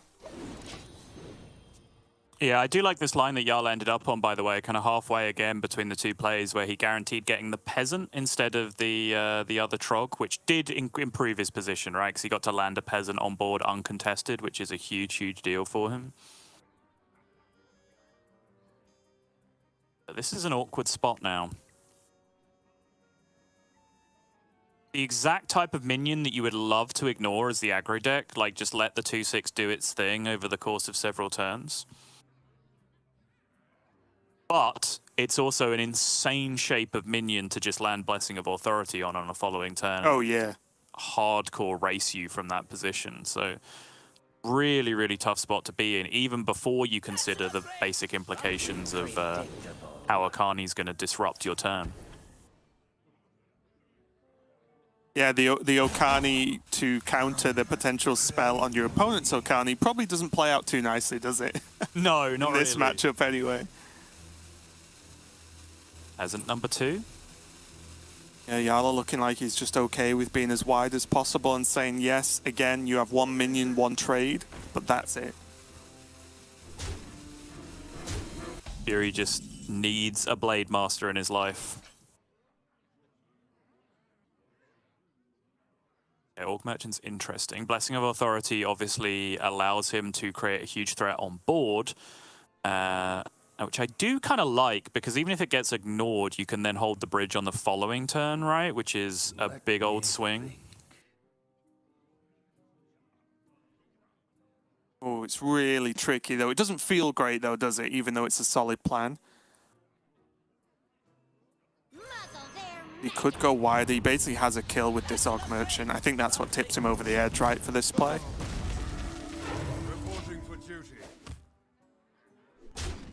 I guess the plan is, if he can starve Jarla of card draw, Shadow Priest, a deck that always had kind of bad card draw, then the Blessing can potentially like solo the rest of the game, right? If he just stays even or wins board back for just 1 turn. Yeah, that's fair. That was such sadness, so like, I don't want to do fair things. I don't. I mean, I did. I kind of like the. What does it end up being? A 10-14, right? You spread the board full of trogs. It's still not that much damage overall. Void Touch Attendant is obviously terrifying. I concede that point, obviously. But then the hold the bridge 1 turn lifesteal on the following turn, like almost just allows you to just straight up go face the next turn with the lifesteal, and then you're kind of 2-turn racing your opponent from that position. Like, it really didn't seem that bad to me.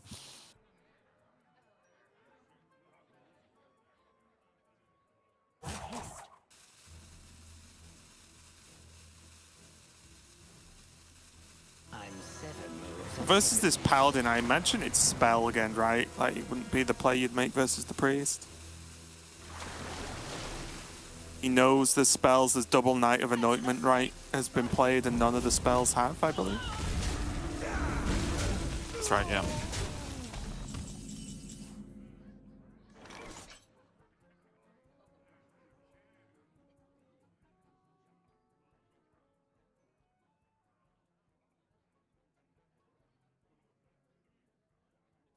The light dims. Oh. It did take minion. Okay. Yeah, I'm really surprised. I mean, you can kind of reverse that logic, right? If you know your opponent has 2 spells in hand already, then there's a pretty good chance that if you counter minion, they might not be able to develop at all this turn. And of course, you do have the trogs on board as well, which kind of incentivizes wanting your opponent to play spells in that spot. So it does make sense. Jeez. Well, it could be playing Warcraft 3 with the amount of peasants he's making here. I do not understand that reference. They're their workers the human faction uses to like gather wood and gold. I see. You make a lot of them normally. What is it? Jarla going to make room here, I guess is the real question. Sacrifice face damage. Seems fine, right? Because again, he's saying, well, okay, you can trade one. How do you kill the other? Without Blade Master, of course. So then he just, Jarla guarantee himself that little bit more card draw. Is it ever? Is it ever, Raven? Is it ever? You do have 9 damage, that's all I'm saying. Don't be ridiculous. I refuse to even bring it up, but I'm just going to say you do have 9 damage. If you know, you know. Correct decision, Jarla. Correct. Okay. I feel very unfun this turn, but still. Oh! There he is. Team Get Blade Master. out. The heal and the sort of semi-clear. Ooh. Yep. Yeah, I think Jarla just said oof as well. We could have just done all of this 2 turns ago. It would have been fine. Oh, we wouldn't have had Blade Master. Well, we wouldn't have had, oh, sorry, Samuro. Now it's going to get awkward, isn't it? We can't say Blade Master. True. It's like SI all over again. Yeah. A fine purchase. A fine purchase. It is finished. Again. Oh. Okay. Game 1 goes to Fury. Looked like, that was a close game, and you saw both players kind of lean on what the decks were doing, right? Jarla fighting to go wide, Fury trying to keep up. The buffs landing for Fury were huge when he could actually get to landing them. But the Samuro coming off the back there, just to the double whammy of the huge heal backed up by the AoE. Because even if that was just one big minion, yeah, it was still looking rough, but you'd still think, okay, well, it is still just one single minion per at a time to deal with. But yeah, the Samuro just sealed the deal there. Fury Hunter with a big game 1 win, honestly. Yeah, huge for sure. I do think this series is going to have a few more of these little back and forth matchups. Where honestly, I think any non-Druid wins that Jarla picks up in this series are going to be a lot more impactful than they were in the previous series. It's easier to say now, of course, that series did always feel like a bit of a foregone conclusion between Jarla and SuperFake with the way that the lineups intersect. Which if SuperFake runs into it again, he's going to have to pull something ridiculous out of the bag, and he's already done that several times during the season, so I'm not going to put it past him. But now, as we move forward against Fury Hunter, yes, the Druid is still the big banner matchup in the series. It's that Fury Hunter Druid that we really want to see appear so we can get into the meat of the series. But all these little interactions that are happening around that in the series are a little bit more back and forth, to and fro than we saw in Jarla's previous outing. Yeah, we are going to see Jarla jump to his Face Hunter right now, and then he is going to be going up, I believe, against Fury Hunter's Priest. So a bit of a strange matchup, honestly, because, Priest has, or I should say Rally Priest, it has those games where it can feel a little bit slow to start getting the piece of the puzzle together. It doesn't run a ton of natural removal, but the Sethics themselves generate all the tools you could ever want to win pretty much any matchup, if you can get there. The flip side of that, in the positive for the Priest, is sometimes you can just play a Bloodweaver and the Hunter might not be able to kill it, and then suddenly you start to snowball, and Hunter just doesn't deal with like a couple of big minions very well at all. So again, this is a bit of a tricky matchup that I think will rely on the Fury Hunter's ability to just get hold of, let something stick on the board, maybe exactly Nazmani, and get those reductions down.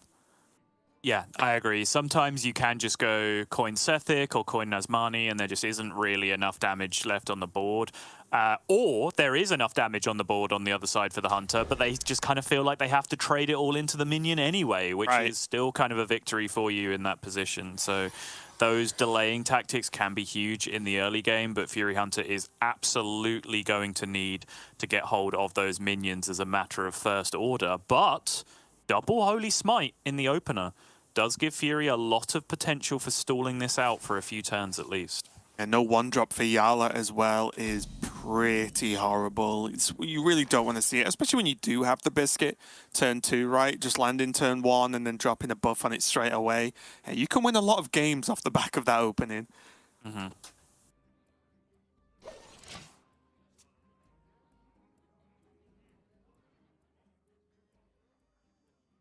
Oh, it's not a good hand, is it, for Jarla on the other side?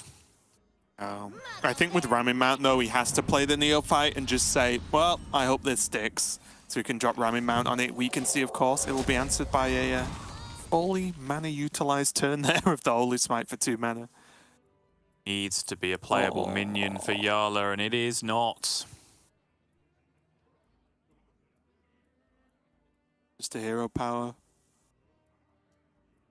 Is it just hero power? You could throw out the aim shot here just because you have a fairly expensive hand, which also contains a quick shot right now. Yeah, it's true, it's true. My worry is this early with a hand this bad, do you ever think you might need it to actually kill minions? And I know maybe killing minions forever is not a good plan to have as the hunter in this matchup. Right. I think it's very, very scary indeed. All right, Jarla's hand is actually going to start doing some things now. Nuclear go! I mean, Rhino is one of the absolute MVPs in this matchup, right? Yeah, you talk about the need to kill minions. Rhino is absolutely the best way to be doing it. Ooh, hits the feast discount straight away off the coin, which is massive. Even then, this is just a 4-7 against a 7-6.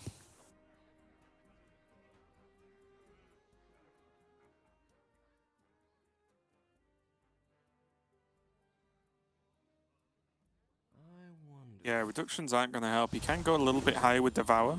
Oh, insane. Wins the 50-50. Yeah, the such gift a and the Holy big Smite. deal. It just Be able to get that clear.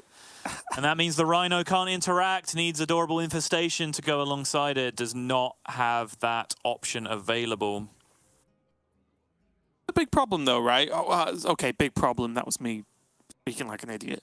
A potential problem for Fury is that this is great that he's landed this Nazmani and that the Rhino doesn't kill it. It's got to feel safe as a 4-8. But the follow-up still needs to be there, right? Like, he has Gift of Luminance, which is nice, but without Sethix, it is just a 4-8 a lot of the time. That's true. That's an upgrade. Probably.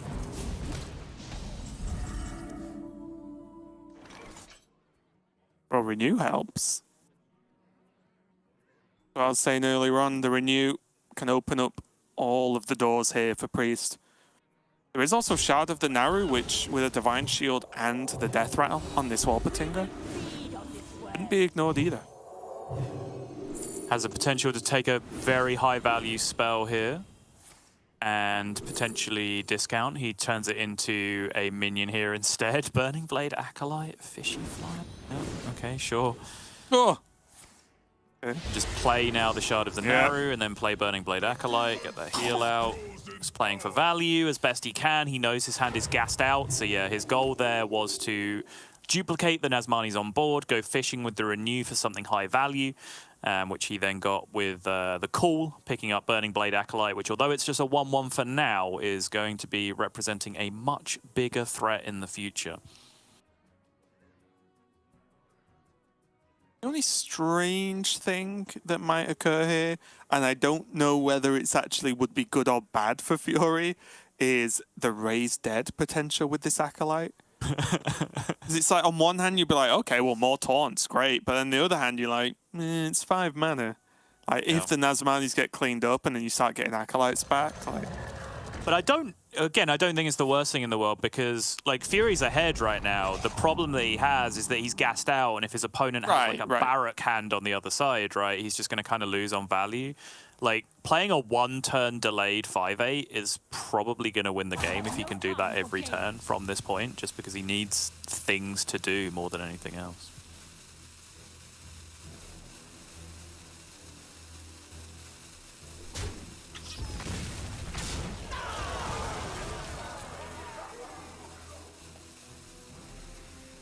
So painful the way the board was built there for Fury that Jarla just didn't have a...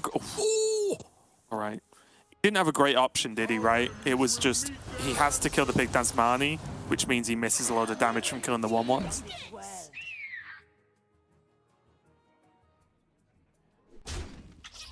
taunt activation there with the death rattle. Raise dead now. Okay.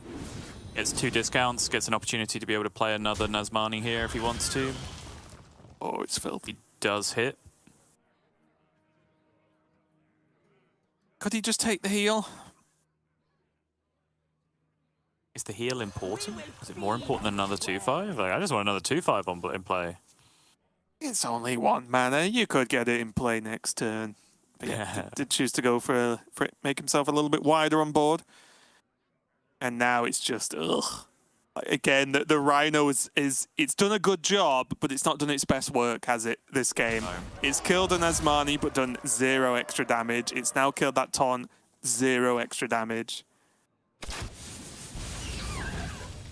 I'll have to see the Raise dead.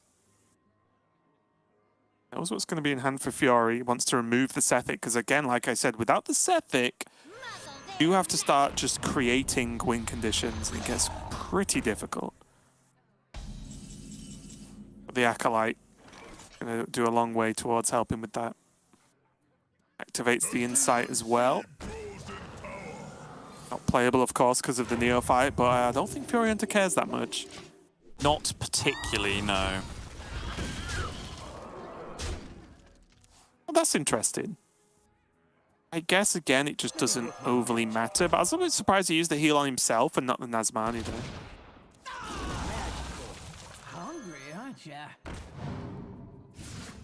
Okay, it's about the highest value draw you're going to come up with. Insight draws a Sethic. Rally does revive both in this spot. No targeted spells, though, is there? Nope. I wonder if he just... I guess Fiori's just going for the plan. I'm too stuck in just general Rally Priest mindset as opposed to... playing minions and winning. Like, that's what he's doing. That's what I'm saying, as opposed to you're playing versus Face Hunter, so just have more minions than them and you'll win. Yeah. I've been too deep down the rabbit hole, sort of like, if I wait, can I play 100 mana in my next turn? And this just, you don't come back from this. Yet again, this Rhino, although a little bit more buffed, is still not really going to do a lot of work. Yeah, and even to your point, right? Like, oh, next turn I'll be able to cheat 100 mana. Like, that's still true here anyway, right? Like, he's still going to have all these minions. The solution in both those spots is drawing a targeted spell, which he would need to do anyway, right? So there's no reason not to load these minions up preemptively. Oh. He doesn't. Oh, no, he does. Shadow of Devour. Why do I always blank that Devour is a targeted spell? It's just not in my brain. You're an idiot. Oh, okay, that makes sense. I was even half gonna then, off the back of what we were talking about, was like, was it Aid Station that turn? Give everything 2 more health for 3 turns in a row? No, this is lethal.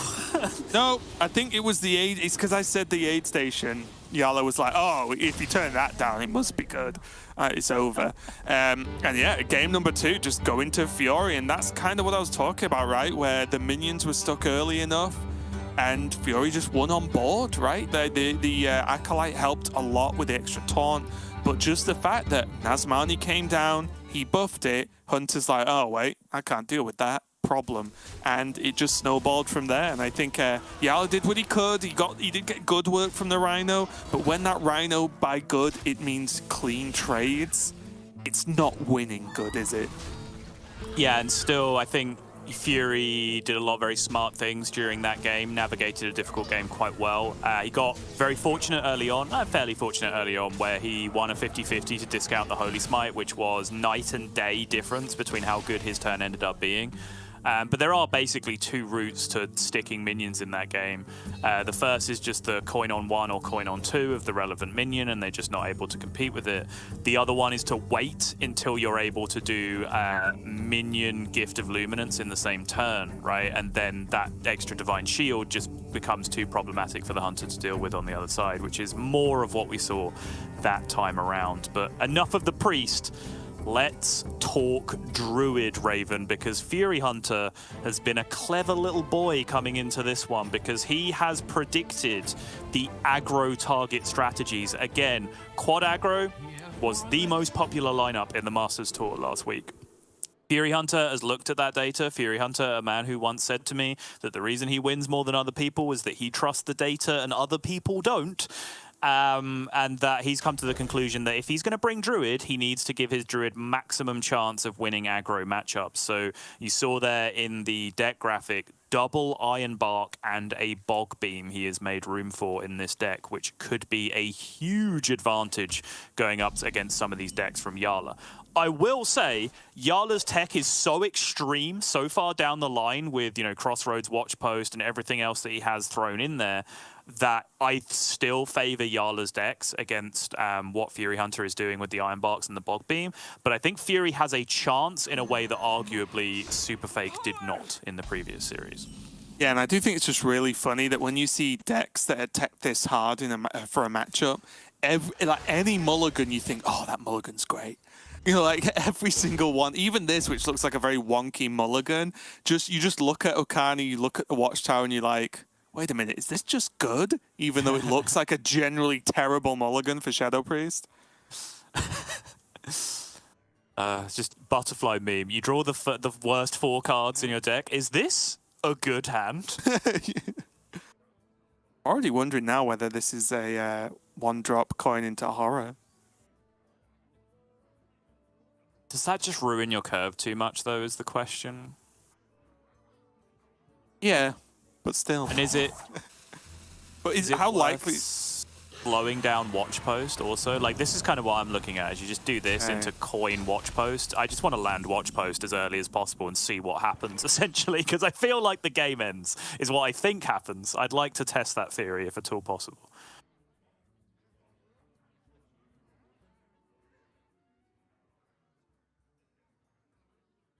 Only 2 real choices there for Fury, whether he wants to ramp or whether he wants to hero power down. I imagine the 2-1. There's some discussion about you could preemptively hero power the Void Touch just in case you draw a Luna, but...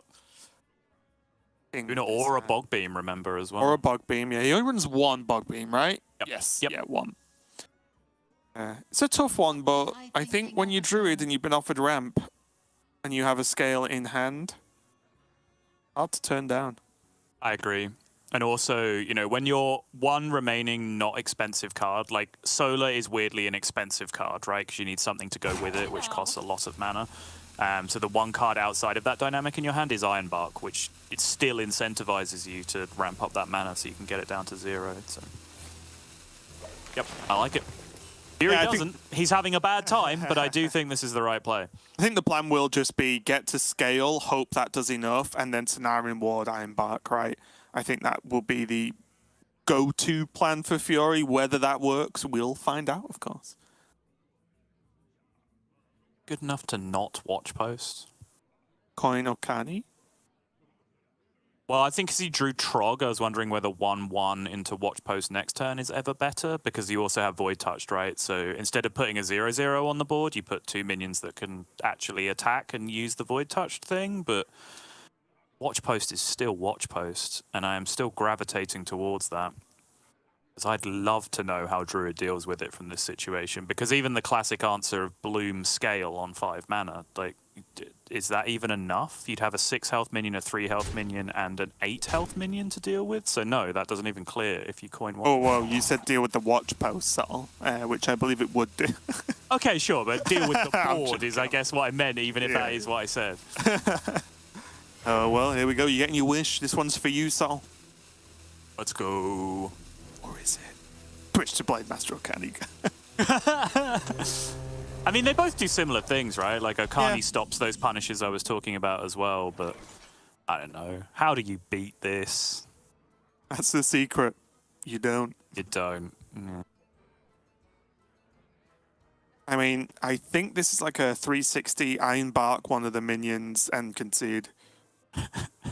Because the problem is, if this was exactly a ramp turn, you'd be like, okay, I can see a plan, but it's not. So next turn, again, unless it's exactly Bloom or Innovate, it's just no plan. You're just dead. Yeah, I think this is all you can do. Hero power, the 2-1. And even then, like, if you draw Innovate, right, like, Jarla's going to spend this turn playing every cheap minion he can in his entire hand, right? For sure.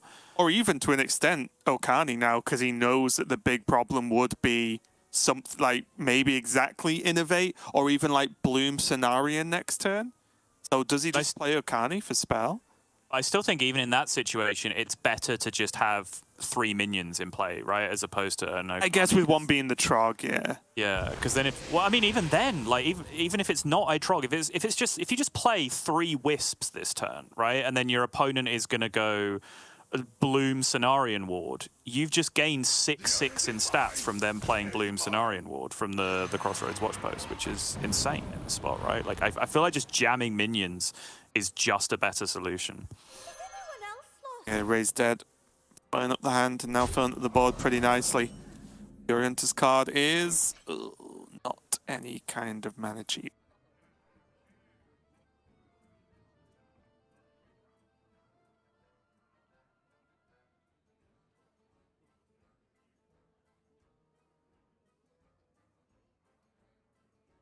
Ah, yes.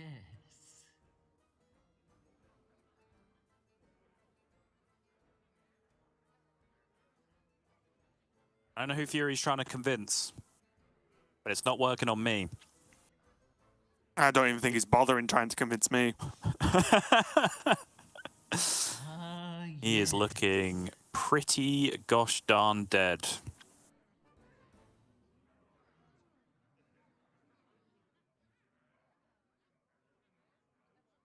He can't even deal with really any of this board except the Wriggling again, but the Wriggling would do 3. And there's another, what? 9 damage coming next. Plus a hero power for 12. Not technically dead, right? 12 this turn. A voracious reader, that is indeed a voracious reader. Probably one of the fastest turns we're ever going to see Jarla play. Blade Master go. A spell. Is it ever for minion? Like Bloom, Vate, Onyxia? Does that ever stop you? I don't think it does, right? And that's the absolute best case scenario. So it's spell. Spell stops that anyway, right? So it doesn't actually make any difference. And like even if that was the case, by the time you've done that, the whelps don't kill anything. Yeah, exactly. Everything's just a 20/20 at that point. Yeah. It'd get the Innovate to burn. A pretty good, like, sick draw, actually. So you have to kill everything except the watch. Well, ideally, you'd kill everything except the watch post, right? It's your best chance of staying alive long term. You can kill everything but 1 and taunt, right? True. If the numbers add up that way, which they probably don't. You can go 1, 2, 3 into here, 1 more into the Trog, taunt the last one. Yeah, this makes sense. And Still you're just dead. Game. Yeah, because he couldn't kill everything. Yeah, he needed to try and block 1. Wasn't enough. Jarla takes a victory there over the Druid, and I think we are in the series now, right? Fury Hunter got 2 great wins on his first 2 classes, but of course, it's all about the Druid with Jarla in this lineup, and that looked pretty grim. Honestly, pretty grim. The opening hand was good enough. The watch post or the tower like did the work that you thought it would, I think. So yeah, it was just a tough one for Fury. Couldn't really get anything done, and Jarla takes his first step into just going straight into the top 4 on Sunday.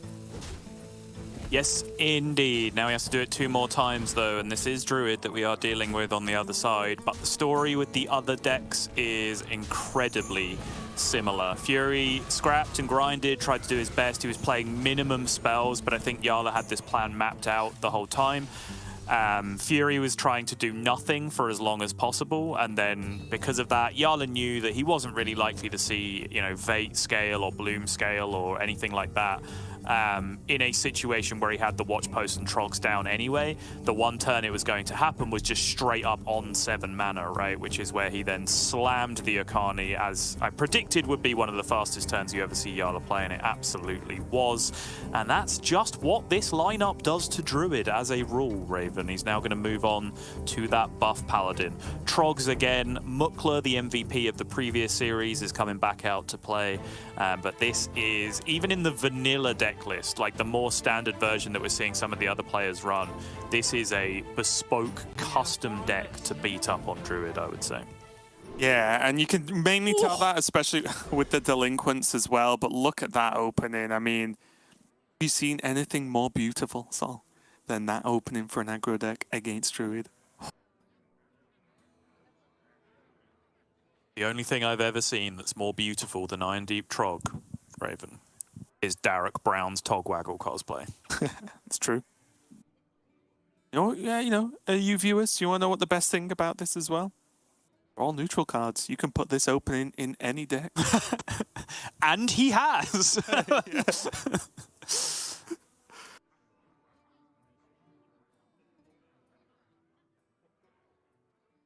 Oh, the delinquent. I wouldn't hate throwing the delinquent. Like 3 twos is probably a bit much, and Neophyte exactly is so strong, right? Yeah. I think if one goes, it would be the delinquent. Oh my goodness. Double Luna on the other side for Fury with double Guess the Weight as well. If there was going to be a game that Druid gets out of this series on, it could very well be this one.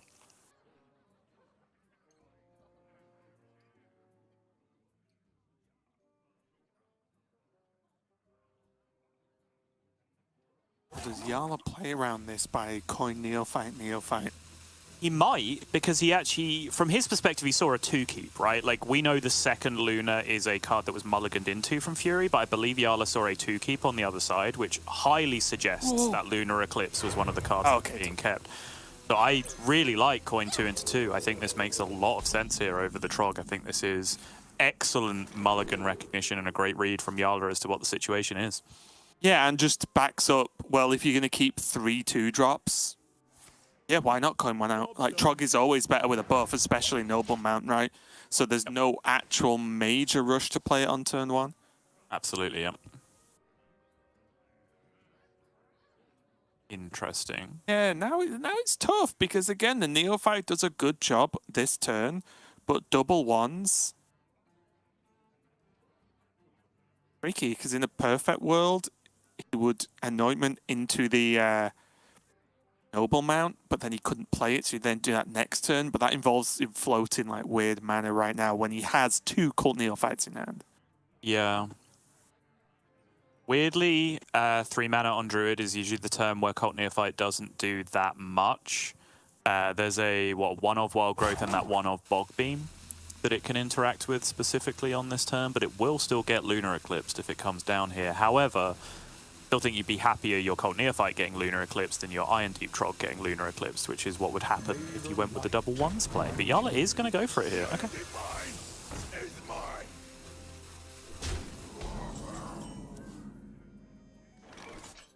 Now we're going to see the double Lunar Laser.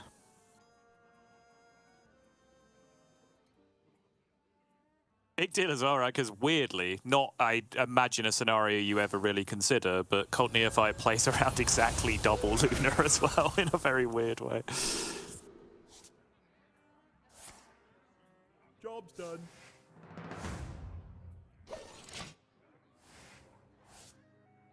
Fury's Guess the Weights are not going particularly well right now. That is 0 for 2 on the other side. Also, the bad news that his next draw is going to be Cenarian Ward here, which is not really a card he wants to see at the moment. A long way away from Solar Cenarian, even though that is one of the potentially game-winning options. Jarla's done the buff as well, not gone for the Neophyte this turn. Kept the curve smooth. I imagine it's likely to be double Neophytes next turn, but this just makes this this 5-2 very difficult to deal with. Yeah, which is interesting, right? Because it suggests he's once again most interested in stopping those big potential scale turns coming back the other way, which does make sense. But there's a couple of ways you can do that. You know, you can do it by just blocking the turns where it will happen, but you can also do it by blocking the turns where they're going to ramp into it. And I think this being the potential overgrowth turn, there was a lot of merit to a Cult Neophyte there, but I think first and foremost, Jarla just spent his mana efficiently, right? Which I think is the most important thing he can do with the hand he had. Yeah, and I like this delinquent into neophyte because double neophyte on the potential guff turn isn't really the best thing you can aim for.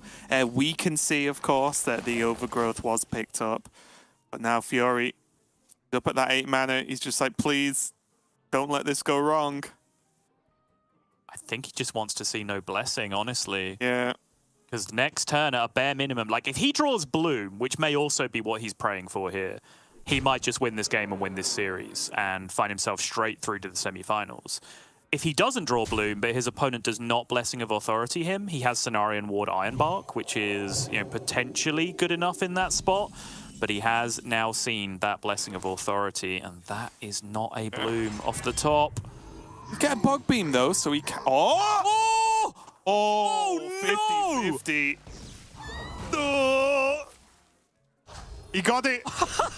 Spoilers, but I think it might have gone well for him. Oh my goodness! It's That's so just insane. game! What is Jarla supposed to do against a 15-17 taunt that if he doesn't actually kill it and leaves any minions on the board, it's going to start chomping them up and gaining all those stats back. Fury Hunter rewarded for the Ironbark there. Got away with it.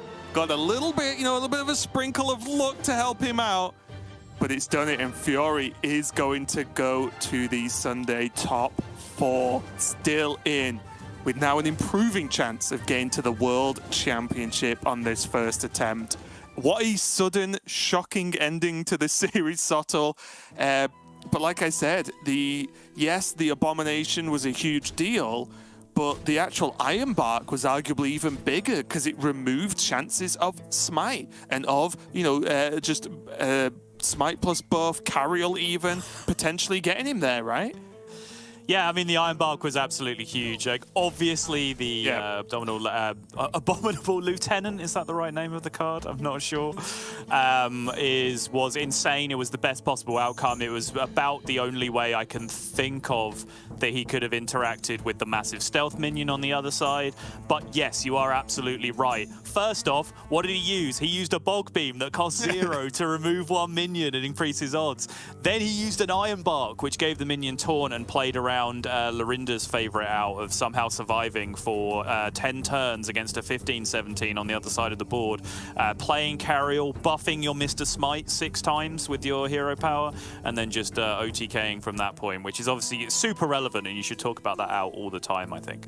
That Ironbark really did put that final seal on proceedings, because the option to just play 4 or 5 minions every turn, if you could possibly find a way to do that, just somehow to spread wide on board every single time over and over again, which is going to be hard enough to do, and just let one get eaten and just keep going face and try and get there with maybe a Mr. Smite at the end. That was entirely removed by the fact that the minion was given taunt at the end. So absolutely insane outcome for Fury Hunter, and he now finds himself sitting pretty on Sunday, Raven.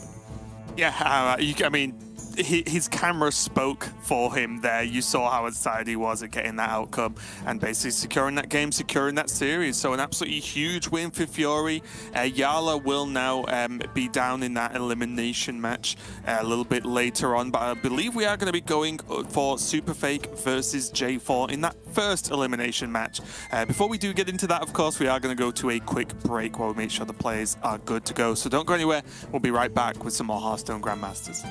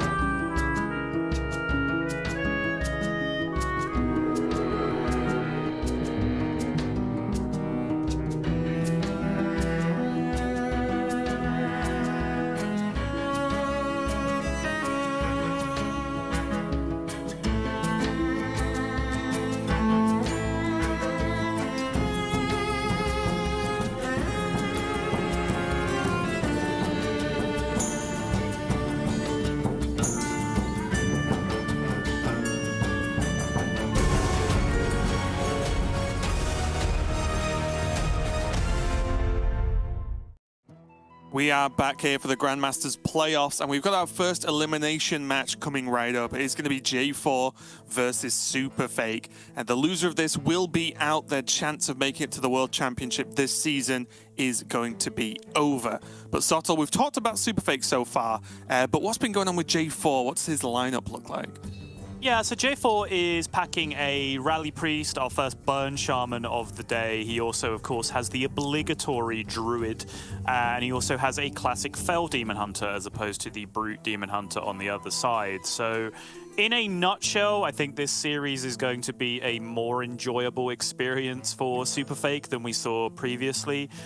His own kind of weird text lineup with the Brute Demon Hunter, the Mizaki Mage, that kind of thing, I think is going to find a lot more favorable matchups against the style of deck that J4 is bringing than it will do against Jarla's Hyper Aggro. Of course, the elephant in the room now is who's waiting at the end of the bracket for the winner of this matchup. So even if SuperFake does succeed here, he is still potentially in a world of trouble. I wonder if SuperFake, like deep in his subconscious, just doesn't even want to win. Because he'll just have to play Jarla again. He's like, I can't go through this. But yeah, the lineup and this matchup itself will be interesting because it is going to be that Demon Hunter of the Brute variety versus the Burn Shaman. And as we take a look at J4's record overall, what do you make of this matchup, Sol? Because to me, even at surface level, it feels like the way the Brute Demon Hunter's built with no real AoE, no real healing outside of fragments, it feels like they're just kind of going to be sat around waiting to die with their brutes potentially getting frozen. That is true, but they can go very, very fast. Burn Shaman does get there. They do a lot of damage. But it does take them a little bit of time to set up. I think if you play a non-Wild Paw Cavern game as the Demon Hunter, you sometimes have enough time. Like, even if your brutes do continually get frozen, they do still stop you from taking face damage. Even in some scenarios to the, like, 10-10 minion that's just come down and frozen your board. Like, sometimes that just then has to attack into a brute the next turn. So you can then use that time to just, like, you know, leverage Lion's Frenzy and just try and do the Blythe thing and shove a bunch of damage back into your opponent's face to end the game. So I do agree with your assessment. I think I would probably rather be on the Shaman side of things here, but Brute Demon Hunter is a deck that continues to surprise people. It's in fact the highest win rate deck overall in the regular season of Grandmasters in the Europe region, which is insane. 13 wins, 3 losses overall, 81% win rate with Brute Demon Hunter in the regular season, which is absolutely insane. I think a big part of the reason why it is just slowly gaining in popularity just a little bit. Yeah, there is the potential X factor as well for SuperFake that if the brutes, although potentially frozen, do soak up a lot of damage, as long as he doesn't die, there is a chance that he can go fast enough that Kazaka-san is a factor, right? And then that can mix it up a little bit if we get into one of the more of those grindy types of matchups that Burn Shaman can perform very well in, but maybe not versus a Kazaka-san. SuperFake deep in deliberation about whether he wants to try and go real fast here. Besides, he does not. With certain hands, much better hands than this one, you can coin that sigil on turn 1 and then get a quest completion straight away on turn 2 with a Spectral Sight, with, you know, double jump tradable, something like that. But you need some kind of indication that that is going to work out in the scenario. SuperFake just going to try and go a turn slower here, load up the sigil, load up the Tusk Piercer. So that is all ready. 3 draws for 0 mana next turn. Yep, he does have, if he really wanted it, the Acrobatics already in hand, or could start off with the Studies just to see what's going on there, if he can fish out any more card draw from the Discover. J4, though, he's going to do a bit of card drawing himself, or at least card cycling. Ooh, sigil number 2 for 0 as well is going to catapult him through this next stage of quest as well. I think he just draws and plays the tradable. No, he is going to use the Acrobatics. Interesting. Makes double discount here with the Brute. It goes down to 3. You could theoretically play a Brute here. Okay, he's going to decide not to. I kind of liked it, honestly, because you had double Illidari studies to get double discount. If either of them hit Spectral Sight, you can then play Spectral Sight for 0 mana. You swing the weapon, that's another draw. That Brute already costs 0. You can then play that Brute, coin Soul Shear to draw 2 more cards, potentially. But I suppose then, if you're not hitting another Brute, that's kind of counterproductive, and it's probably better to wait this one additional turn to pop off. Sure. All right. Especially myself around. Good job.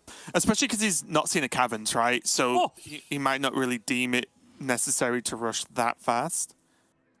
I mean, if you're going to give me a 0 mana 6/7 to play, I'd say that's always necessary. What about 2 0 mana? Ah, and see, now we reach the real crux of the issue, don't we? Now we're bruting. Yeah.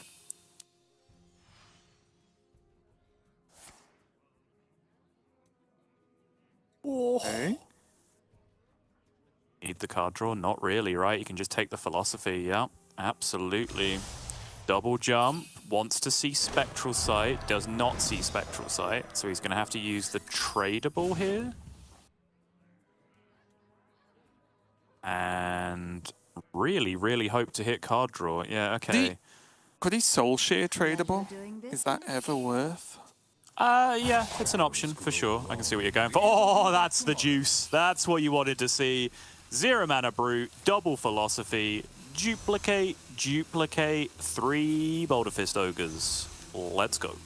Now this is Brute Racing. That's insane. And also, most importantly as well, coming down the turn before a Snowfall Guardian can come down. Without the aid of a Bloom, of course. That's always a bit of a caveat. No coin Soul Shear, which was an Ooh. option. Just chose to left the 3/2 up. Zapper double landslide. Gets him some way of the way there, but not really enough.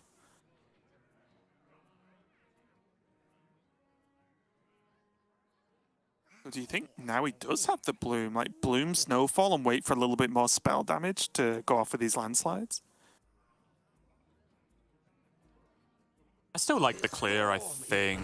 Ideally, you'd love to like Bloom Snowfall and then AoE the next turn. Yeah. With the Snowfall on board, but the mana just doesn't really work out for doing that. So Yeah, it gets a little clear bit. that board on turn 5. You clear that board on turn 5. A4 still has the 1 Wind Chill in hand as well, so he's got some form of cycle, because the rest of his hand's looking a little bit slow. Yeah. So SuperFake is just going to drop the Glide here, get as many cards out of hand as possible. Get himself down to 2, drop that Glide, finish the quest.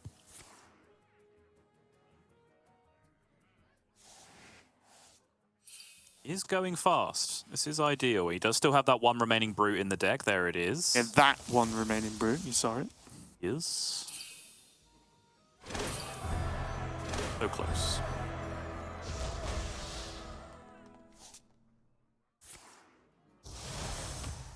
Could try and trade into a fragment specifically, I suppose, if he really wants to, but I think using the hero power is probably a bit more responsible.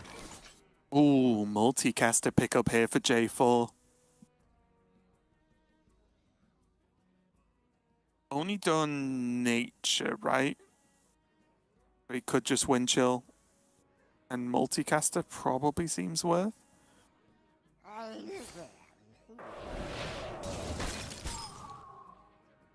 If he wasn't overloaded, we'd be talking much more about Frostbite multicaster, but gotta do what you can do. Yeah.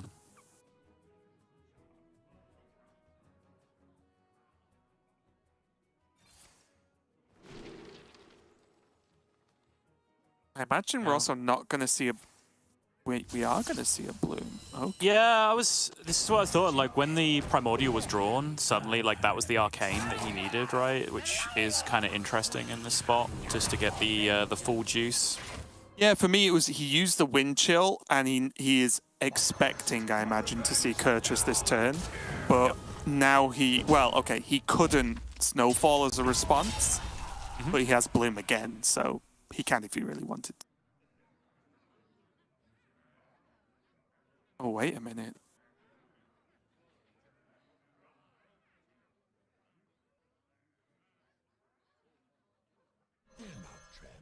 How effective is like tough because Kurtrus is just right there. But like Bloom, Mutinous, and then McCall with the Mutinous as well, and just start chomping.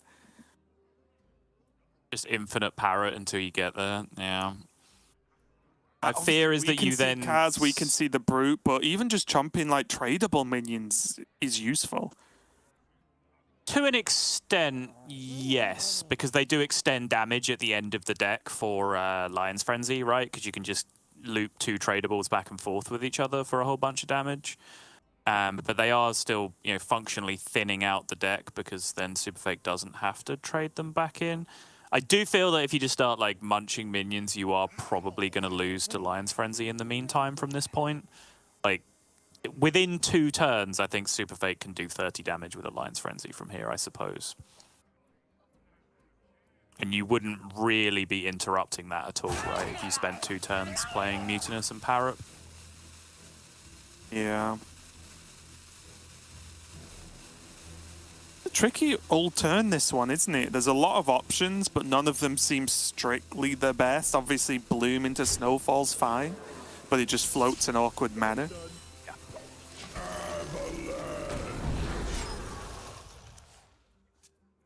It's the best he can do, though. That Sigil Runner off the top, it was. That is a very good start to proceedings. Followed by the double jump. Would not mind a philosophy here. Does find it, okay. Gives him rushable 7/8s at some point during the game, which is some point during the turn, sorry, which is a very big deal. I was going to say, some point during the game, technically true, but... Yes. All right, there's the Razor Glaive. Oh. The SuperFake now has his deck if he wants it. Probably waits with the Razor Glaive until he goes for Lion's Frenzy, or do you think he could go for Lion's Frenzy now? I think he's going for Lion's Frenzy right now, right? Like, he plays Razor Glaive, he could have played 0 mana from the right-hand side of his hand, traded the one from the left, and then played 0 mana from the left-hand side of his hand as well. That's already drawn 4 cards, so he'd now have 4 left, because it draws 2 more than he's drawn in this situation. Like, I think he always gets to the bottom of his deck with the Razor Glaive play, honestly. Alright, there it is. Yeah, just a smooth, what, 15 damage, a couple of Brutes, why not? Yep. And then Brute, Broom, trade in the Broom, play the other Brute, I would imagine. Okay. He's not doing that. Oh, okay, you can trade. I think he did. Yeah, I think he did. Sure, yeah. I think, obviously this is a smaller board slightly for Parrot or second Snowfall, theoretically. But I think trading the Broom, pushing 2 to face is still superior in that situation, right? And having extra damage on board, just because that might be relevant. You have 4 cards left in your deck and a Lion's Frenzy left to win the game with, you know? Like, that could end up being important. Obviously, you can reset to Kazakhstan at some point. He also still has Silence, right? If he gets frozen, he can just attack with the Kurtrus still. Wait, with what, sorry? Librarian in his hand, right? Can Librarian do friendlies? I didn't even know that. Wait, can it not? Maybe not now. You've scared me. I've only ever used that card to trade, so... No, it's just Silence a Minion. It is just Silence a Yeah, Minion. okay, I thought so. Okay. Put me on the spot there, friend. That is a good point. So in that case, everything that I said is nonsense, and this was deliberate. It's the one right? space. Because he wants an extra board space instead of having the board full, which he could have still traded off 1 Sigil Runner and the Broom, and then push 1 face with the other Sigil Runner. Yes. But he was super hard roping at that point, so I'm not even going to be critical. Of Not good enough. Like that anymore. It's like... Oh, wow. Glaive with Spectral. Because now he has 2 slots to mess around with, right?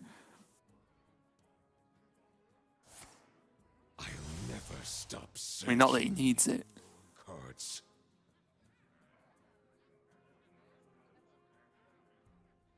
So if you trade... Yeah, this is lethal, right? You can just trade back and forth until you have the Librarian in your hand and 2 mana left to play the Librarian. And then you Librarian the 7/7. Because you'll get you'll get 6 extra draws, so your weapon will deal 9, and then you unfreeze the Kurtrus, and then that's 16 total, I think, right? Pretty sure. I think so. This, I believe, is not lethal. It still very well could be.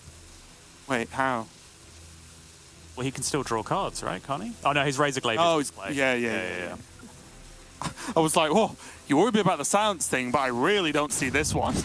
Yeah, I thought his Razor Glaive was Yeah, already yeah. in play, in which case he can just play 0 mana minions to draw cards, but obviously it is not.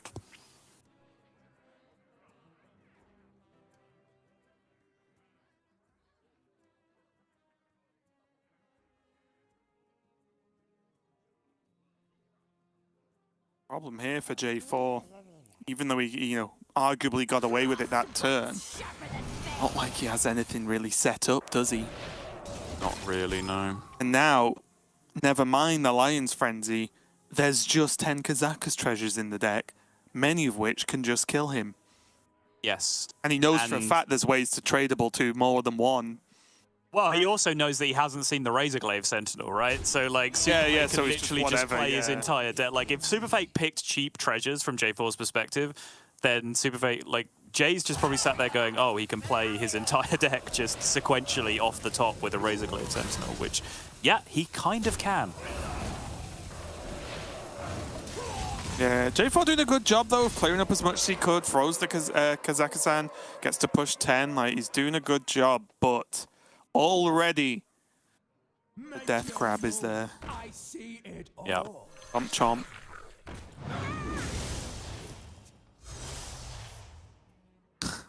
Yep. Chomp chomp. Sure.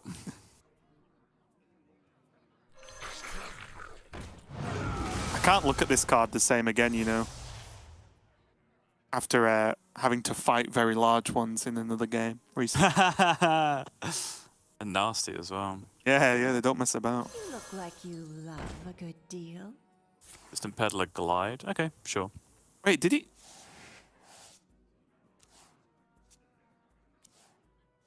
Did he just miss it again? Because he could just silence the Kaz?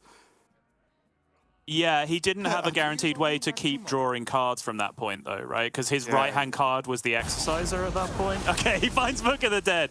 I do think he's made his life a little bit more difficult than it's needed to be in a couple of spots. But in the end, those double books were in there, which is all he really needed to find. And that is going to be a 1-0 for SuperFake in the end, off to a much better start than we saw previously. Yeah, he got to play, 100% more Hearthstone in that one game than he did in the whole series, I think, against Jarla. So, yeah, off to a good start with that victory. J4 still in with it, of course. Important to note that J4 does have his Druid available. It was the Demon Hunter that was banned out from SuperFake, so that's going to be an interesting point to get to as well, because J4 is running the usual ramp/Kazakhstan Druid. So, let's see what they are going to be queuing into next. I believe SuperFake is going to be on his Weapon Rogue Sottle, and J4 sticking with the Burn Shaman. All right, sure, I can see it. Once again, this is a matchup where Caverns makes the world of difference. Caverns is a card that is almost impossible for Rogue to beat if it comes down with Bloom. Very difficult to beat if it comes down on curve. If you just don't see it, like J4 did that game, then suddenly they have a chance, because the rest of the deck is just about slow enough, I would say, for Shaman and for Rogue to be able to interact with.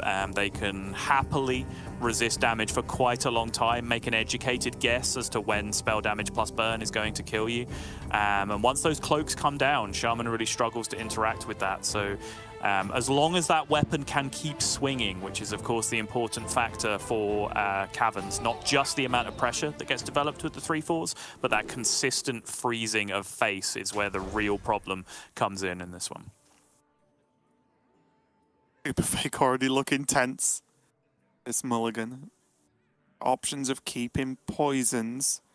Again, though, I do often oversimplify mulligans, I think, where I just go, well, none of those are shank. Get them out of here. Raven, I don't think that's oversimplifying things at all. Okay. I think that's just the deck. Yeah, I just wondered if it's ever, if anyone generally ever considers, oh, well, a poison could be worth a keep, maybe even if it's not specifically for the shank. Maybe not in this matchup.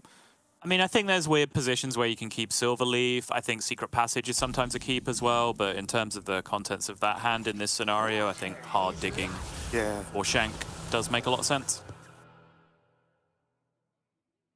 Lady Vash coming down here. No doubt will be sporting a Naga title in the near future.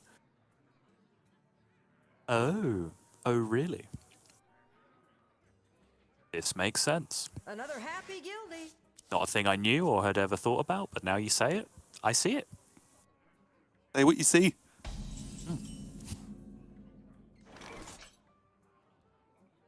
Not a bad opening. I think if J4 wasn't going to get Bloom Cavern, then this is good, right? Just solid minion pressure early, some form of damage with Frostbite, and now the Overdraft. They're probably going to be traded, of course, but not terrible. SuperFake, though, got his Shank yet again. Yes, indeed. He says, hello, beautiful, because this hand is now coming together so nicely. Prep Silverleaf, Coin Deadly, Cutting Class and Secret Passage now for insane amounts of card draw. And now SuperFake will just be saying no Caverns. He's dodged the Bloom Caverns, that's step one. And he has now dodged Caverns on curve as well. We have a game. I really wish in that previous sentence, Sol, you'd said Sinister Strike. Because you would have just been naming cards in the hand for SuperFake. It would have been great. I mean, you did tell me to say what I saw earlier, so... That's true, that's true. It's following instructions like the notoriously obedient person I am. A4 just doing what he can, using the Parrot to just draw some more cards. He is piecing together a reasonable amount of damage, but as you mentioned, although Cloak isn't in hand yet for SuperFake, I feel like Shaman's very obvious when they have damage, right? Because they're holding a lot of cards. Like, what could they possibly be? And you're expecting burn spells, you're expecting maybe 1 or 2 spell damage minions. So then I imagine, like, next turn, if SuperFake has Cloak and doesn't win the game, he will probably look at playing it maybe, just to be ultra safe if he can set up some form of 2-turn. It's turn 4. Ridiculous. Look at the size of this weapon. It's turn 4.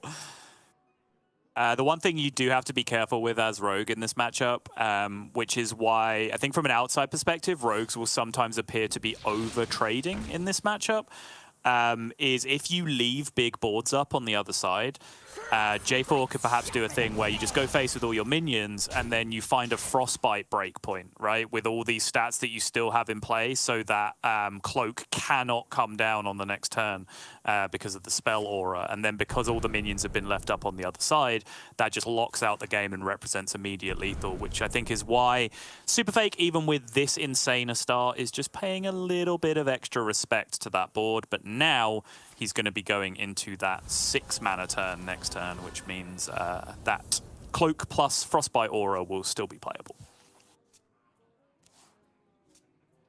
No passage. Not passage. Cloak, I mean. Of Extortion, though.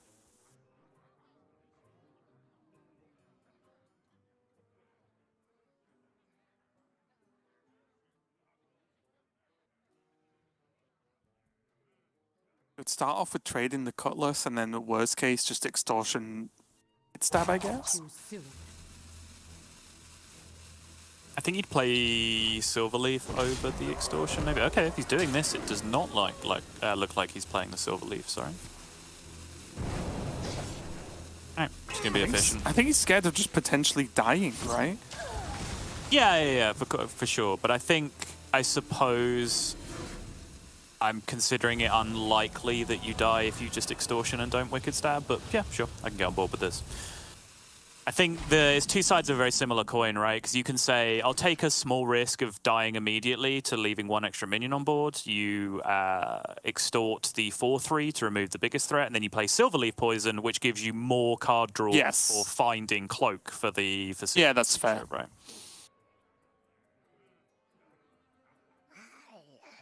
Here, though, no spell damage minions in hand for J4.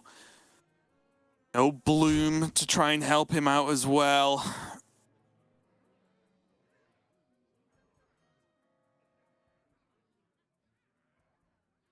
Just have to go like Totem Wind Chill here. Could start with an Overdraft instead if he wanted to. And by that, I mean traded, of course.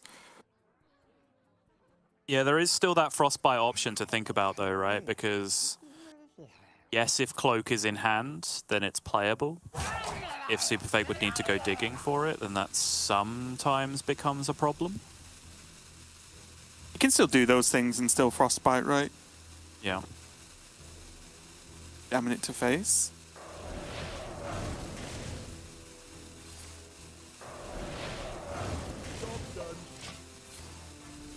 Interesting. He's just making SuperFake have Cloak, at least in his mind. Yeah, well, no, so this is really smart, right? Because now, by getting that damage done already, he's now potentially in a position where Brukan can end the game, right? Whereas if the Cloak Scabs train started now and he hadn't done that damage, he'd never find that breakpoint to be able to get there with Brukan at the end of it. So this makes sense. And even, let's say there isn't a Cloak, he still has more options now, right? Because Serpent Shrine would get the job done and so on, whereas he wouldn't have actually had the mana beforehand. Swindle, Scabs, Stab. Weapon swing, still has draws. 6 cards left remaining in the deck. 2 of them are Cloak. That look like a Cloak. That looks a lot like a Cloak.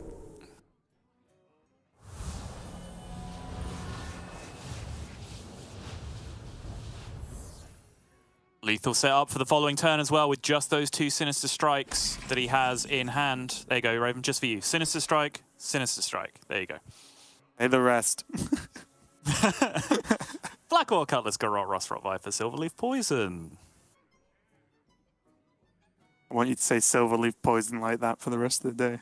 Silverleaf Poison! Of course, the other thing to factor into this J4 play, which I really like, by the way, I think this is super smart just to dunk all the damage to the face, is that he gave himself a Bloom out immediately as well, Yes. with the 6 mana going into this with the Brukan, which is a great out to set up for yourself. Yeah, I think it was just good. Here, though, there's good. Vash Prime not quite going to cut it. Where were you earlier? That's my question, Zapper. True. Didn't get torn.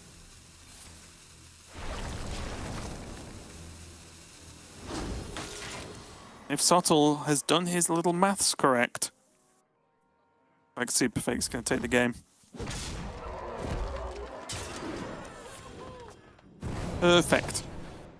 Going up to 2-0 now. A big win, and I guess if there was one thing that was going to cheer SuperFake up and, you know, get him ready to potentially face Jarla again, it would be the way this series is going, Sottle, as now he only has his Mizaki Mage to take a win with in this series. Yeah, Mizaki Mage, a deck that was looking like a real terror of the competitive meta back in, what, like week 2? I suppose from previous Masters Tour before the GM season and the first 2 weeks of Grandmasters leading up, like, that was the meta where Mizaki Mage really felt like it was preying on the things everyone else was doing. People were banning Druid, and then, you know, Mizaki Mage just tended to get a win over the course of the series. But things have evolved rapidly since then over the course of our short season. And now there are a few more decks that are a little bit more hostile to that Mizaki Mage on the other side. But I would say J4 has got a lineup here which is a little bit more akin to what we would be seeing in, say, week 1 or week 2 of Grandmasters. So I would once again say that SuperFake's Mizaki Mage here is in relatively good standing in the series overall. Yeah, it's looking quite good, isn't it? Especially when you consider, I'll be honest, I've not played it tons. I've not really ran into it too much on ladder, but like the Mizaki Mage and then Priest matchup, which is what we're going to have, is going to be pretty interesting because Priest can do incredible things, but Mizaki Mage has freeze, and if they can gain some time, well, enjoy your massive minions. If I just OTK you, it doesn't matter, right? So it's going to be very interesting just to see how both players go about this. Also, a factor that it's not a natural inclusion, but the potential for gaining a devolving missiles as well for SuperFake is a big deal too. Yeah, no, devolving missiles is exactly the point I wanted to lead into, because when I was doing a little bit of fake lineup prep for this week of the tournament, Mazaki Mage is something I looked at, and then I was staring at the Rally Priest results from the Masters Tour last week and was thinking, if you bring Mazaki Mage, are you supposed to just have devolving missiles in your deck instead? Which is, something that I did very much consider, but J4 has done no such thing. Interesting as well, right? Because if you go into the meta expecting it's either people bringing the good decks or people potentially going aggro and targeting Druid, well, one of those involves buff Paladin as well. So, like, suddenly devolving starts to look even better, right? Yes. Then we're going to see the minions in the deck, basically, which is Sethic and Nazmani, along with a rally there. So J4 probably going to be relatively happy to just throw these out. J4U is just mulliganed into the key cards graphic for the deck, pretty much. And again, with the knowledge that there's no devolving, J4, well, extremely unlikely to be a devolving. J4 can play like this, right? Because I think if you were against a deck you knew had it in, you wouldn't necessarily just play out on 2. Yeah, I mean, if you remember way back in the day when this deck first started popping off with the likes of Zanananan, right? Like, those degenerates that just played this deck in top 10 Legend would claim it was favored against everything except devolving missiles. Except the one card, not the class, the card. Yeah. That was the one thing that beat the deck, so... Yeah, I was running into some animals on ladder the other day playing Priest where they were just putting devolving in like Ping Mage and stuff. And I was like, well, you've been playing against Priest a lot, haven't you? Yeah. All right, threat check number 1 and 2 has been passed from the Mage here, but guess what? There's only 3, 4, and 5 left. Yeah. Ray's dead as well, looking for a shot on the Renew, does not find it. Okay, fine.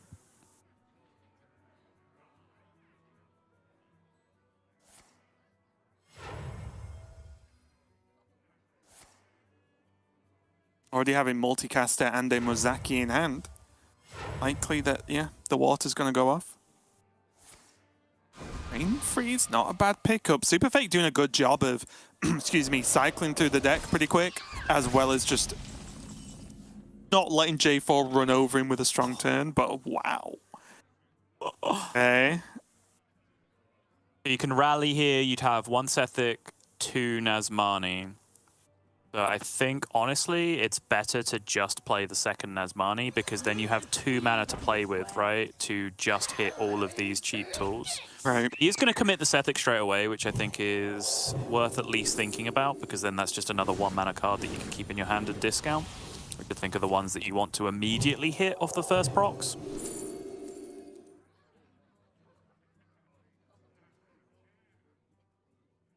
And also with no buffs, like yes, we're staring at another rally in hand, but with no buffs reduced and playable yet, the Fire Sale might just be good enough, because I think if SuperFake can just kill the Sethics, can deal with the rest. Yeah, it depends on, of course, which cards get generated, because there are ways to turn straight up Nazmani hands into good hands, even with this version of the deck. Obviously, that's the primary difference between this version of the deck and the Malagos Pure Miracle version of the deck, is that the Sethics are a lot more mandatory in this version, I would say, because the other version has Draconic Studies, it has the Mali to get you all the value that you possibly want anyway, or that kind of stuff, whereas this relies a bit more on Sethics to keep refilling. But if you know that you're in a no-Sethic situation, you can always discover Burning Blade Crusaders or whatever. What's in the previous game for Fury Hunter? But that's it, that's the one, thank you. To give yourself additional value in those sorts of hands. Even looking now whether Ping with the Siphon on the Sethic is worthwhile. It's a little bit rough, but it hits some very good cards that you could have cheap, right? 1 mana Cram, 4 mana Mazaki, the Multicaster being cheaper as well. Not the best, but it's definitely not the worst.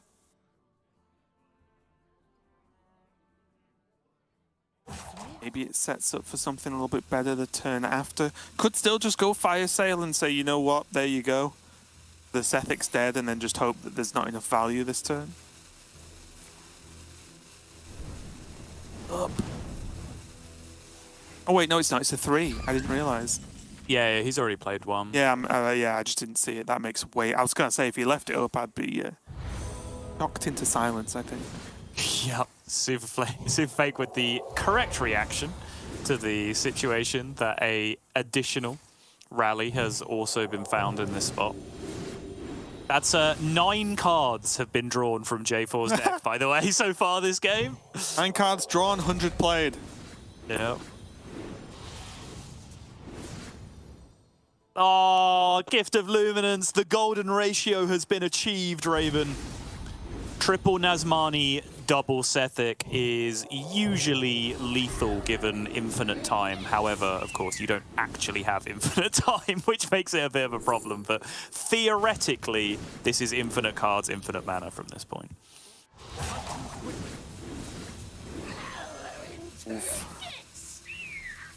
The forbidden triple Sethic. You only hear stories about this. Focus Will, Void Shard the face. Not the best generated cards as of yet, I'll be honest. I think we're still waiting for 6 more to appear than just based on the cards that we've seen played so far, though. I'll wait and see, but just in general, in this matchup, Condemn's not what you're after. Holy Nova's meh. Even the Spirits isn't great. But you can see here, I think this is the end of the turn just based on timing. Oh, no, okay. Traded Shard, okay. I'd love it if somehow that palm reading got played this turn. I'd just be like, how? Well, even then, like, he had the opportunity because he has... Well, I suppose he silenced the far right Nazmani, but if he still had 3 active Nazmanis, he could have just played the Shard for 1 mana, which would have given him a decent shot of getting the Apotheosis down to 0. Plays the Apotheosis, that's then another targeted spell that gets 3 more, blah, blah, blah, blah, blah. So you can kind of see how it just spirals out of control from that point.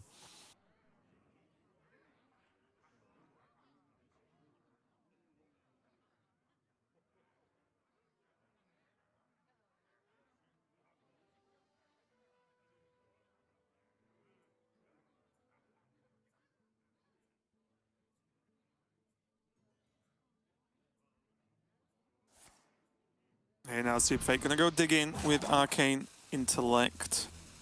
Oh, what's gonna pull him out of this disaster though? He's gonna need Flurry as a bare minimum. Does find it, okay. But yeah, it was always gonna be something like... I mean, it's way too much mana to begin with, but you'd need to, like, Fire Sale First Flame to clear up most of the other stuff, and then have Flurry to be able to finish, and that requires having played Incanter's Flow at least once over the course of the game, which, that's not going to be the case. Yeah, and I think that just left Exact Lethal on board anyway. Without the Apotheosis or anything further J4 could grab. So that means J4 is not going to get swept in this series. He's at least going to get that 1 win with the Priest, and it just looked too difficult. It was just too much. The having the natural minions to be played into Rally, into Raise Dead, into Rally. That's what you want against a deck like Mizaki Mage, and also against most decks, right? You want that relentless pressure, whereas the decks where, or the games, sorry, where you don't draw the rally or you just don't get one of the 2 minions in the sort of cycle, those are the games you can struggle a little bit more because you give your opponent more time to set up or react. Yeah, he's now going to move over to the Kazakhstan Druid, which is generally the matchup that people were tending to ban out when they had Mizaki Mage lineups overall previously in Grandmasters. Things have changed a little bit in Druid, of course. The Druids have reacted to Mizaki Mage not being as common in the other side in competitive lineups. So there is a little bit of wiggle room available for the Mage in this one, but generally a very tough one to get across the line in because of the sheer size of the threats that can be generated and the amount of armor that can be consolidated fine on the other side. But SuperFake, nice to see that he has remembered he is a Europe Grandmaster after all and found that Incanter's Flow in the opening hand. Yeah, J4, though, would be a great hand against an aggro deck, and not quite what he's after against Mizaki Mage. The overgrowth does save it a little bit, but the double Luna and scale, not great.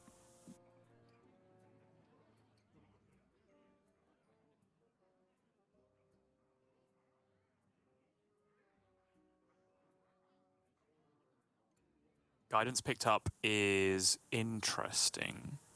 Not really going to impact his plays for next turn, I would imagine, unless he found, like, Feral Rage, for example, that he could then just spend 3 mana on.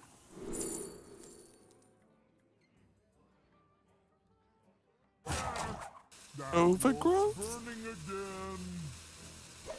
Yeah. It's the only viable choice, yeah. You know what he could do with his ramp? Some more ramp. Right. Gets that Ignite dunked into the face. This used to be one of the weirdest possible plays that you can make with Mizaki Mage because, you know, stacking your deck with cards that you don't necessarily want to draw until you're getting lethal is a weird thing to do. That all changed with the introduction of Multicaster, where if you have the opportunity to spend 2 mana on playing a fire spell on turn 2, that's probably a pretty good thing to do, particularly when you're then about to go coin flow into Multicaster to follow that up.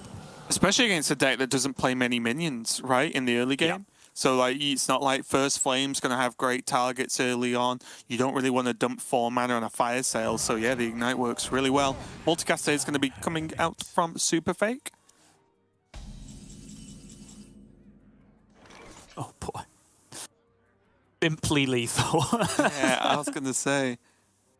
And even the Brain Freeze, right? Like, I think easy initially to be like, oh, well, Brain Freeze. Like, there's no enemy minions to target. But people have very quickly worked out that you just go like Mizaki Brain Freeze it, right? And just go for it that way. It's fine. You can do that and not die. It's absolutely no problem.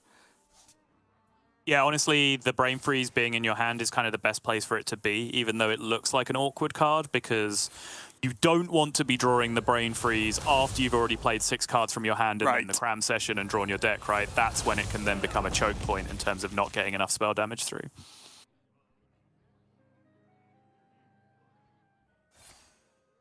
A4 does appear to have 100 mana though, which always helps when you feel like a bit worse off in the matchup.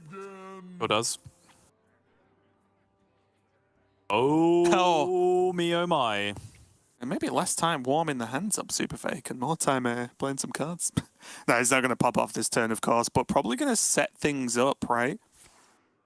Yes, I would expect so. With those mana biscuits costing 1, is it ever worth using the mana now? Or do you think because they effectively gain you 1 mana anyway, it's always worth just juicing the Mizaki a bit more? Yeah, I was trying to work that out. There was a thing he could have done where he just played the mana biscuits with some of his mana this turn, and then he would be able to actually go Mizaki, Biscuit, Springwater all in the same turn, and then get all that mana back from the Springwater, pop off from there, and then dump hand cram session. Maybe could have got there at that point. But he's just choosing to use the Springwater straight away this turn to give himself more long-term options, which I do think makes sense overall. He's a little bit short of being able to find any kind of Siphon mana setup with the Primordial Studies. The only one that's possible is too expensive in this spot. Oh, just going to use a Biscuit. Going to trade the initial mana refill from the Biscuit to spend an awkward 3 mana Arcane Intellect to draw the reduced cards from the deck. Okay. I don't hate it, but it feels weird to see a Biscuit used up. Here he is. Here he is.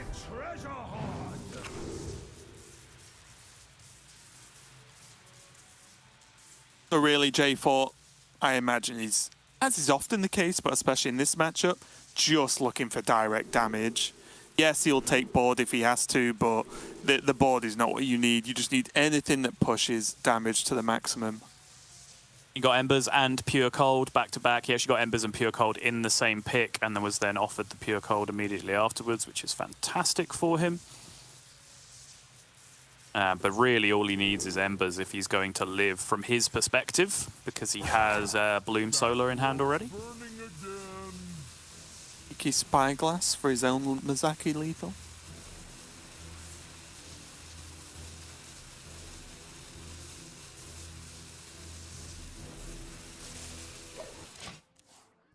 Oh, sorry, he's fake Guff as well, isn't he? So the 12 mana play is not available in this. Right. Fake Guff. Stupid bait Guff, honestly. It's regular Guff, not hero Guff.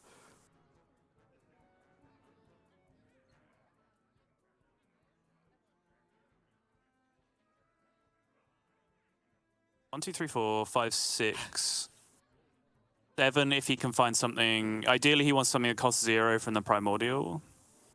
And then Cram Session, and he's out of mana. So he would only have 0 mana spells be able to be playable off the Cram Session, which I don't think is good enough because he would need to play the Ignites and so on, the Ignites and Runed Orbs that he would draw in order to get lethal at that point. And I believe both Ignites are currently 1 mana because he played one for 2, and then we've not seen any since.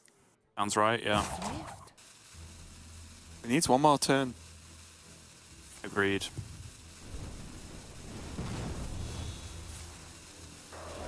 Yeah, dumping this Brain Freeze makes sense to me. There's no guarantee that he'll be able to weave a second one into his turn on the following turn. Having that first Ignite is a very nice draw. That fire sale traded? Yep, makes sense.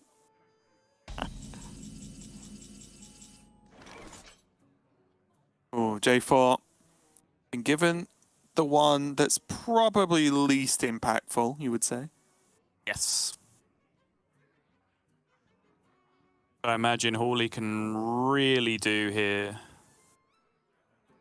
Impact the game significantly. Well, it's difficult, right? Like, your instincts might say Solar Moon touched in this spot, just to be able to gain the armor and then stay alive. The problem then is you're not threatening lethal with like an Embers draw off the top if you do that, which means that you're then giving your opponent 2 more turns, potentially. Overgrowth Solar draw.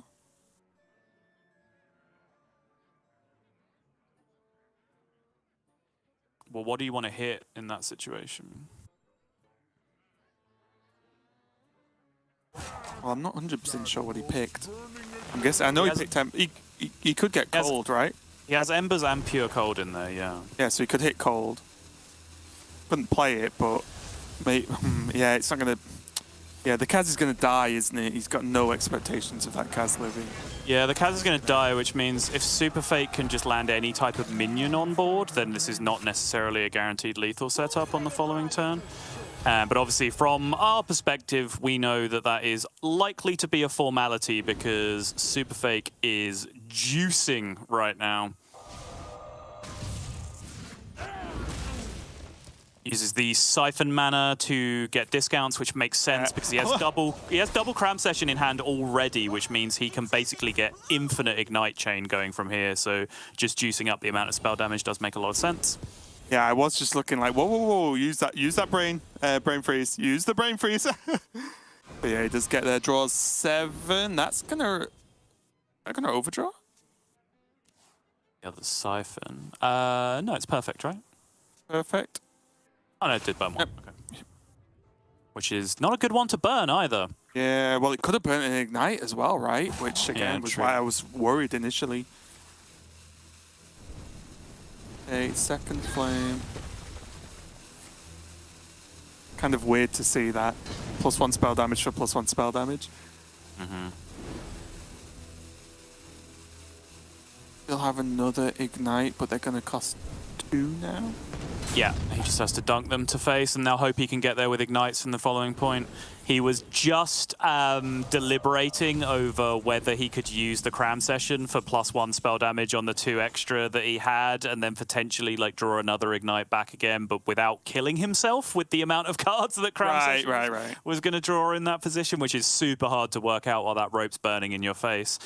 Be thankful that you're not playing against Alan while that's happening, or he would also be spamming emotes every 3 seconds while that's going on because he's an absolute legend. But yeah, SuperFake now in a position where there is some real counterplay available now for the Druids to be able to get themselves out of this game. Is there anything that Resizing Pouch could do for J4? Because I think even if we talk about, say, Cenarium Ward, getting to 8 mana feels difficult. Or getting to 9 mana, right? Yeah, it would be like Resizing Pouch for self-Alexstrasza, but then you wouldn't kill the Mizaki, so that's probably out. Probably just going to play the Wax Rage, I imagine. Maybe value the hero power. Yeah, is gaining 1 ever relevant? I feel like no. I feel like not working it out and just hero powering. That's what I'd do in this situation. I would have not. This is the difference. I would have not worked it out and played Wax Rage. Okay, good. Been like, this does 5. Like, let's go.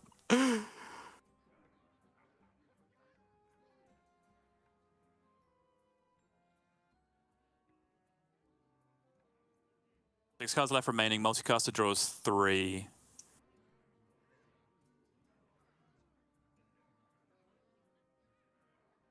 Problem is, though, what does he clear? Because he won't want this damage to be left up, right? Unless he can just kill him. Yeah, I mean, that's it. First things first is, can we murder our opponent this turn? And I think the answer to that is yes, but it's not guaranteed. Yeah, I was going to say, he can start with some card draw, right? Like, for example, he could trade 1 Fire Sale. Yeah, interesting that he went to. for the cram session first, because one of the remaining cards is actually a Primordial Studies, which could have potentially found, what, Lab Partner or something in that spot. Yeah, you see Primordial Studies, Refreshing Spring Water still there. And then Runed Orb and the Ignite. Oh, he has the Hot Streak as well. He got his whole deck, which means that the Hot Streak, Ignite is going to be able to get that job done, because they are juiced enough, even without the spell damage, to get there. Very, very nicely done in the end for SuperFake. Did come up short on the previous turn with the Mizaki Lethal, which gave J4 some potential to clap back on the other side. But that is good enough to give SuperFake a chance. A slim chance, it needs to be said, at revenge against Jarla, but a chance nonetheless.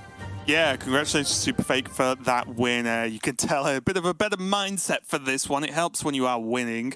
I just want to say J4 is going to be out of it now. He is done. He came in, I think swooped in at 8th going into playoffs, so he did have that auto loss. A little bit rough for him, I think, but also I think he did a great job to just make it to playoffs in general. We know how competitive it is in the European region, and when we've said like the likes of Gabby not making it to top 8, I think if you get in over a player like Gabby and a few others, you've got to be pretty happy in general. Got to suck to not make it further into playoffs and not get that World Championship spot, but there can only be one Sottle, one of the times today where Highlander is going to be the correct word to use. Yes, indeed. No more Highlander Rogue for the day, at least, because Fury Hunter has found his way out of the group. We are now back right where we started, and it is double jeopardy time for Jarla and SuperFake. And honestly, Raven, what do you even do? SuperFake has one of the biggest uphill climbs I can remember seeing in recent Hearthstone history. We've seen Jarla, to be fair to him, loves these situations. When it comes to high-profile, high-stakes, do-or-die matches, Jarla pushes the boat out. We've seen this with the 8 weapon destruction lineups, or even in some cases like 16 weapon destruction lineups, and like double ooze, double sticky finger in every deck being hard target lineups for both playoffs and then the subsequent world championships. And this is a plan that makes sense. Like, honestly, I think this is one of the reasons why Jarla is so successful, because over the course of 4 weeks or 8 weeks in a Grandmasters season, you just have to do fine on average, right? And then you're going to make it to playoffs because you're going to get a chunk of points every single week. So going for a lineup that's just fine then makes sense. When you get to playoffs, it doesn't matter if you're the second best player in playoffs. You're going home with nothing. You're going to get some prize money, but at the end of the day, you're going to be sulking that you didn't make it to the World Championship, like J4U is right now. So that decision to just go all out, like Jarla and Alan in APAC have done here with this insanely teched anti-Druid lineup, trying to achieve the impossible task of bullying Druid out of the tournament format. It's, in my opinion, the way to go for Conquest format in a high-stakes matchup like this. From SuperFake's perspective, I think the correct way to frame this is, if he does something to get his way out of this, oh my goodness, we will be celebrating it, because he will deserve every commendation in the book if he manages to make his way out of this series. Yeah, put it simply, if SuperFake somehow beats Jarla coming up next, the match will just go down in Hearthstone history as a ridiculous game or series of Hearthstone. But for now, we are going to go to a break and give SuperFake, yeah, that was the player who just won. SuperFake just 10 minutes or so just to, get ready for what is going to be maybe one of the hardest matches of Hearthstone he's ever going to play at this point. So we're going to go to a quick break. We'll be right back with the final match of the day. It's going to be Jarla versus SuperFake again.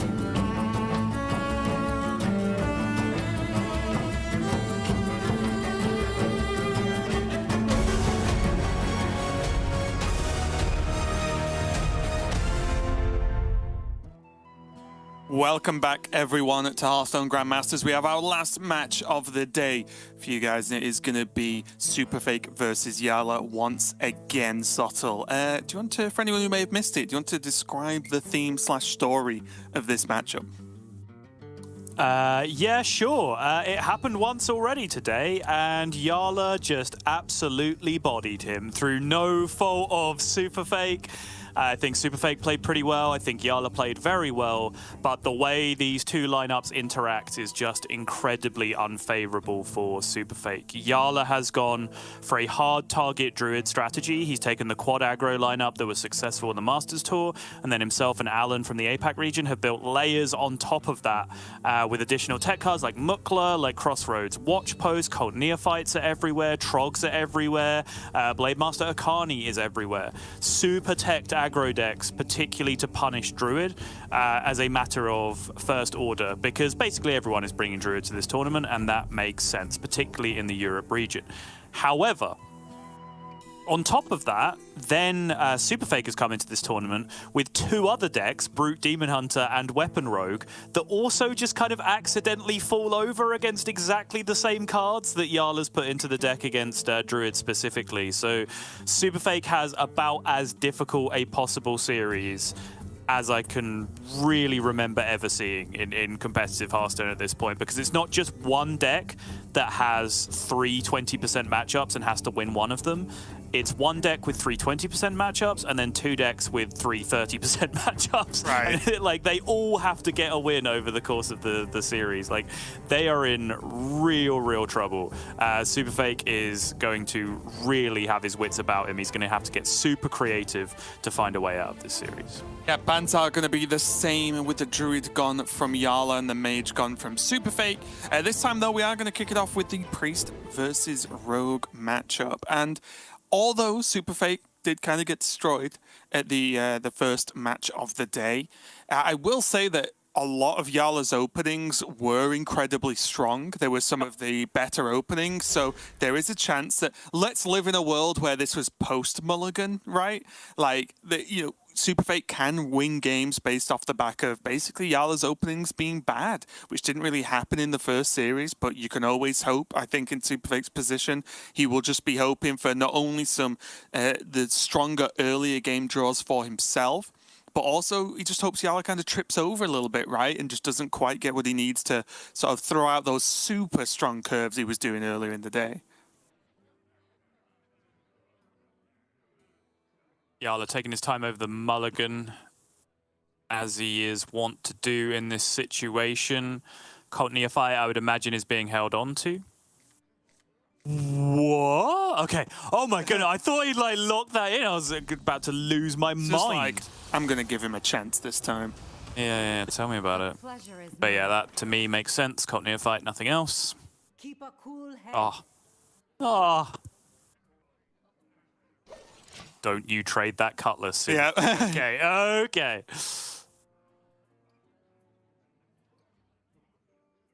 One coin one, set up for the Wriggling Horror on the following turn. If you miss... No, okay, he's going to hold on to it. Okay. Wait, no, he's not. He's Jarla. He's going to play a minion, and then he's going to stop and think for 60 Too used seconds. to casting other people. Jarla's going to wait and decide. He does hold on.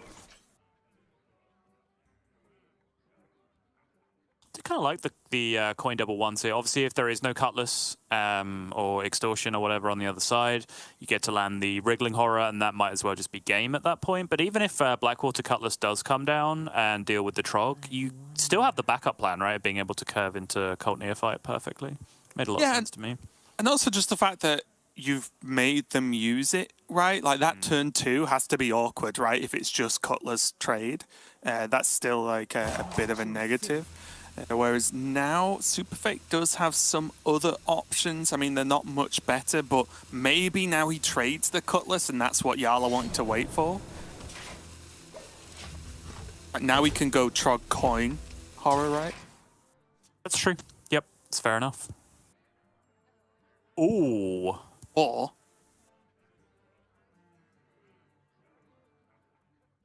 I still feel like Trog equals Trog. yeah, I thought, ooh, two 5s look pretty good, but I'm like, but Trog. Yeah. It is close. But how does SuperFake actually kill this? Did he kill it in any way apart from summoning another Trog? Trying to think, but SI7 Extortion is the one out, right? Extortion, yeah. That was it. I felt like there was something, I just couldn't think about it. But still, for an exact, one card, right? I think this was really strong because even if the bigger one's killed, it's likely to leave a second one. Yep. So Already. many options. Downward spiral may begin. Yeah. And so it begins. It just feels bad, right? Like we've all been there where even if it's just a ladder game, you queue a game and within the first 2 or 3 turns, you're like, I was born to lose this game of Hearthstone. Yeah. But this, for SuperFake, is probably thinking that, but it's the whole series. Like, there's nothing he can do.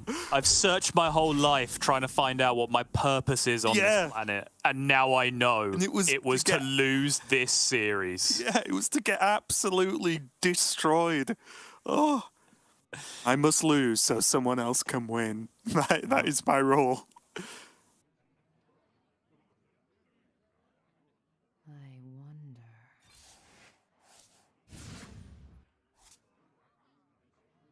It really is just the stark weakness of the deck, isn't it? Like, no plunderers. Just nothing to actually make up removal. Apart from the weapon swing and a couple of, there's Wicked Stab there that you can use next turn, fine. But by then, is it just too late? I feel like it is. So many options. Yeah, as of right now, the hand is a little dry for Jarla, which maybe that just creates the 1-turn window because at the very least, SuperFake is probably going to need to find something to do on turn 5 that doesn't involve playing Cloak and stays alive. And then look for that Cloak, Scabs train going into 6, 7, and 8. But on top of that, he also has to solve the problem of having a, so far, completely unbuffed dagger. Oh. He has to make a mess of. And still dealing 30 damage or 29 damage to Jarla in the spot, which is going to be extremely difficult to do. Really interesting turn there. Choosing to take the... kind of extra damage and use the mana then, whereas instead of using like a 2-mana stab this turn, have killed the Neophyte instead and then try and recover from there. I do think that makes sense, and I think it's actually a pretty good spot from SuperFake. Obviously, it's not going to happen because he got hit by the second Neophyte exactly, which is a big problem, but as I was saying, like, he needed to have a good turn this turn, right? Like, get some poisons down, draw some cards. He needed to do weapon rogue things this turn so that he could then have a chance of going Cloak on 6, Cloak on 7, Scabs on 8 kind of thing. So allocating that turn to dealing with the Trog so he was free to do other things this turn does make a lot of sense to me. But yeah, I think the second Neophyte probably now just spells disaster for SuperFake. All right. Finds the Cloak. Allocates the mana to dealing damage. He's going to have to do a lot of it over the remainder of this game. Oh. Just dead. Well, he was dead anyway to Void Shard, right? Yes, he was. Yeah, that's true. He was just dead, and we get off to a fairly similar start. Not with the same classes, but definitely with the same rapid outcome of Jarla taking game number 1 in this series. And again, it's honestly... it's not tough to cast in the way that we can't cast it, but it feels tough to cast because it's like, yeah, it's a terrible matchup. Jarla's a very good player, SuperFake's a very good player, which means if there's just one horrible matchup, guess who's probably going to win that game? Yes. It's so rough. And again, like, that was the Rogue taking a loss. You mentioned this, right? That a lot of the time with these target strategies, we always, oh, well, this game doesn't matter, that game doesn't matter, because if they, all they have to do is beat up this one deck. Yep. But with this lineup, the Rogue has weaknesses that we just saw. The Brute Demon Hunter has weaknesses, lack of heals, lack of some of the tech cards that can help out in aggro matchups. So it's not even like it's just the Druid. If SuperFake can just steal a Druid win like Druid can do sometimes, he's looking great for the series. No, he has to win with the Impossible Druid and win with the other two decks that are struggling too, as he cues in Rogue once again, but now going to face off against Jarla's buff Paladin. It does feel rough for SuperFake.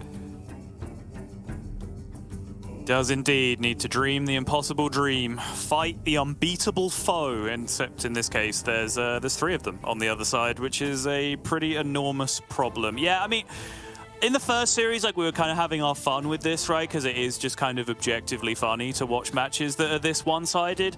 Now that we're in lower bracket, we're in the qualifying match, we're in the decider match to get out and go through to the semi-finals. Now it suddenly becomes very real that this is a very enthusiastic debutante Grandmaster who has kind of got his world's chances on the line right now, and he's being faced with this on the other side. And suddenly the sympathetic side starts to come out a lot more because SuperFake is really up against it. Yeah, and I think that's the big thing as well, is he's done great this season. He just ran into the wrong person in his group, right? Yeah. Like, that's just as simple. You know, if Jarla had beaten Fury Hunter, we would be talking about a very different matchup right now, and it would be a very, you know, potentially different outcome. But here, it's going to look rough. SuperFake does have weapon on 1, though, so this Trog does not look as scary. He has Shank, and he has Poison, so if it's going about as good as it can for now. Yeah, and so delete the Trog, which you can do because there's already a Blackwater Cutlass on the other side. This is about as bad a hand as you can get for Jarla with this deck, right? Like 2 Squawkers with nothing to squawk right now, and a Battlegrounds Battlemaster, which is not going to have any impact in the game in the next few turns anyway. So this is actually now just a little window for SuperFake to potentially squeak through a game unharmed here. Not got any better. Yeah, Jarla could go for double 1-drop and just say, well, you probably can't deal with them both. Yeah, Which means agreed. the peasant might draw a card, which Jarla's in desperate need of right now, because he has a lot of 4-drops that do a whole lot of nothing. Very much agreed, yeah. I think this is a sacrifice Trog to the peasant gods here, just to try and protect that card draw. Because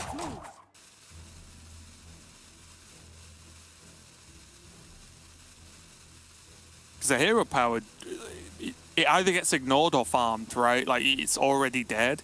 I feel like this at least gives Jarla a chance to do something. He is going to hero power. Okay. Swing, just get that Shank equipped, and now Jarla drastically needs something from the top here. Oh, was that Noble Mount? Ah,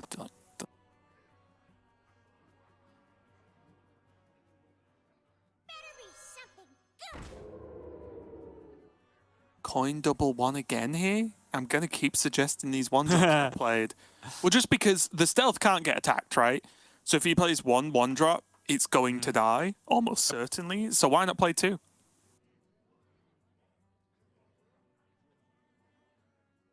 Like, the punish, I'd say, would be what exactly? Blessing of Authority next turn? Yeah, Authority is definitely a big deal. You could argue that potentially Carriel over the course of the game is something to consider as well, right? Because Coin Carriel could actually be a massive X factor in this matchup, particularly because Jarla's plan A of play 1-drops, buff them, kill your opponent is not working out very well.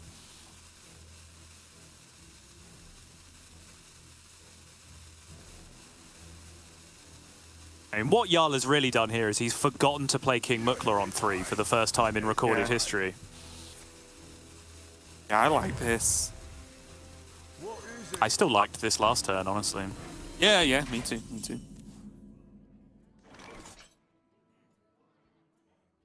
This is good as well, or at least we can see this is potentially okay, because the swing has to go into a minion, right?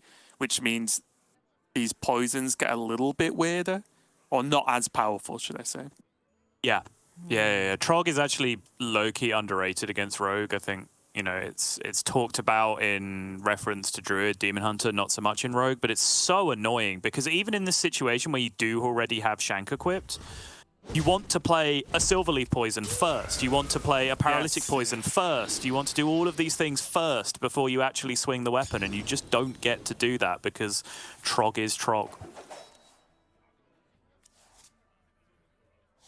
Another poison there for SuperFake, but the double Garrote, not great, but there is that secret passage, right? So even though it's not the best, I wonder if he just plays a Garrote here. Is it ever worth going digging for your one of extortion from 21 cards with your secret passage? I don't think it is. Gonna use the poison instead. Okay.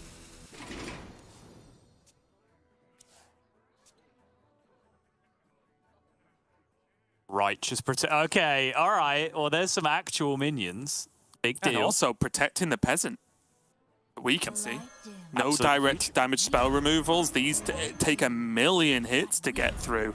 Those two little 1/1s are so much of a big deal here.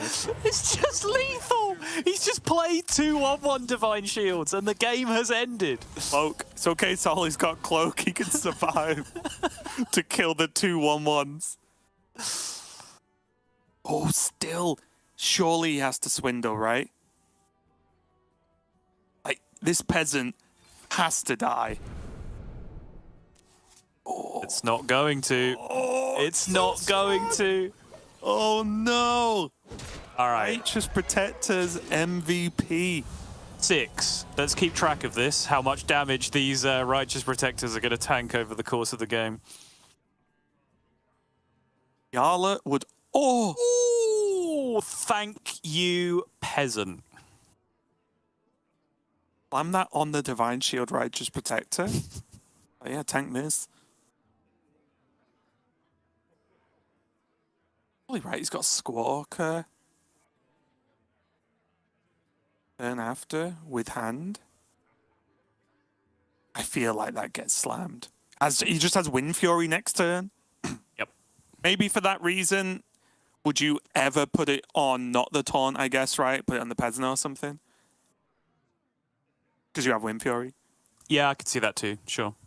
Because, you know, there's that world, right, where it's like poison, any damage spell to pop the shield, and then you can actually somehow face tank it.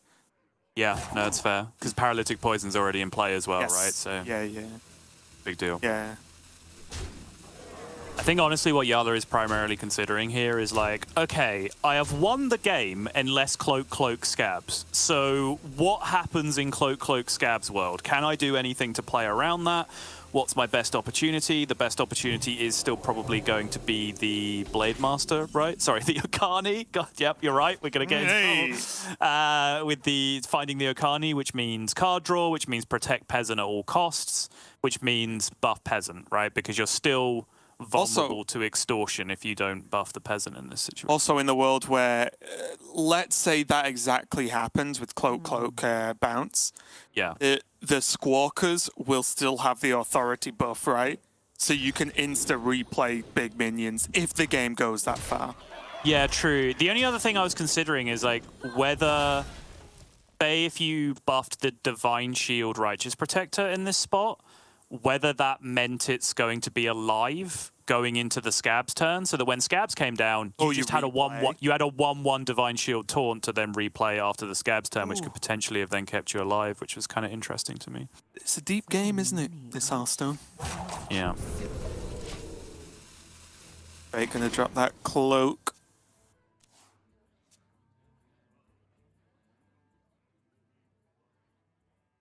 Neophytes and Okani, that's the order of business here for Jarla. Get cycling. That'll do. It's not a bad it's not consolation bad, yeah. prize. Yeah. You'll see there, Jarla burned his Blessing of Authority buff as well, playing Hand of Adal first before he even set up a Squawker, which I absolutely agree with. Like I said, I think this board wins, right? Unless he gets second Cloak into Scabs from this point. He doesn't need massive extra minions, massive extra buffs from this position. Drawing cards with Hand of Adal, that finds you Neophyte, that finds you Okani, that finds you Carriel.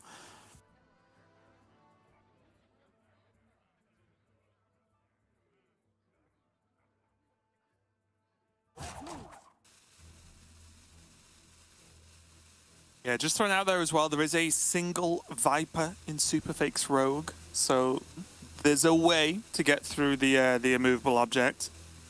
But still, that's just the one Viper. Still, what, 11 cards left after the draw. Yep. Jarla just working out what he wants to do here. He wants to take an extra card draw with the Squawker, which I can definitely get behind. That Mook. It is. Ooh, okay. Right. Okay.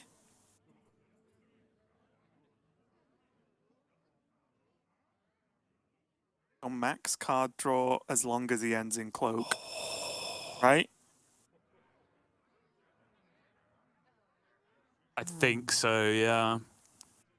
Just trying to potentially live in Guild Trader world. Like, you could argue that maybe you spend this turn dumping the Garots in your deck, and then you don't draw a Garot off the top next turn, and you have Guild Trader in your hand. You've already spent the mana on the Garots. Maybe that's a weird win condition in some worlds. But I think spending the mana on the card draw is probably better, all things considered. Snake. 18, by the way. Weird, you just said a number to me and I knew exactly what you meant. Now I wonder, that Snake ever traded? Oh, maybe Right. not now. Right. 22 is your final answer. Not bad. Was that both or one?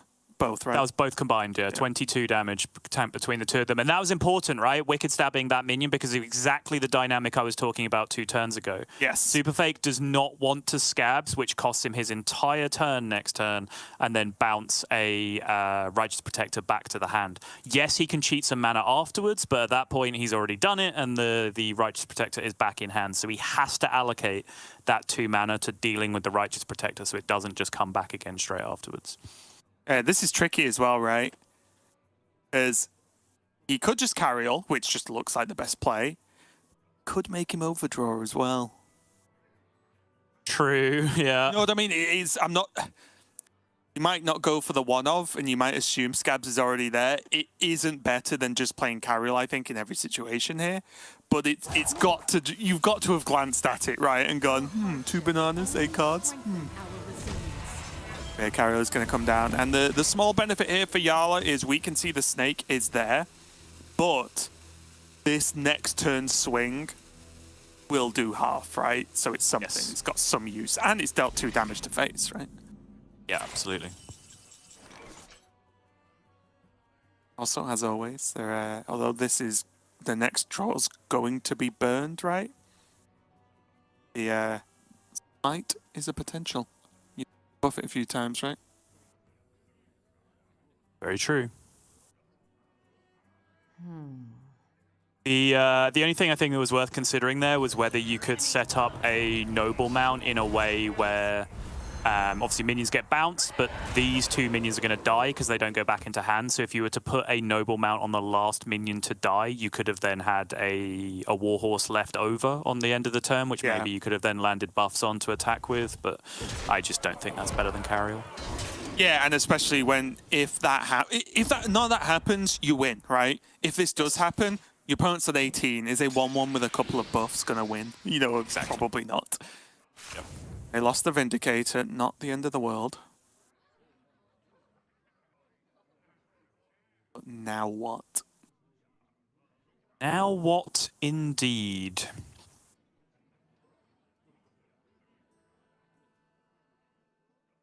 May the light grant you peace.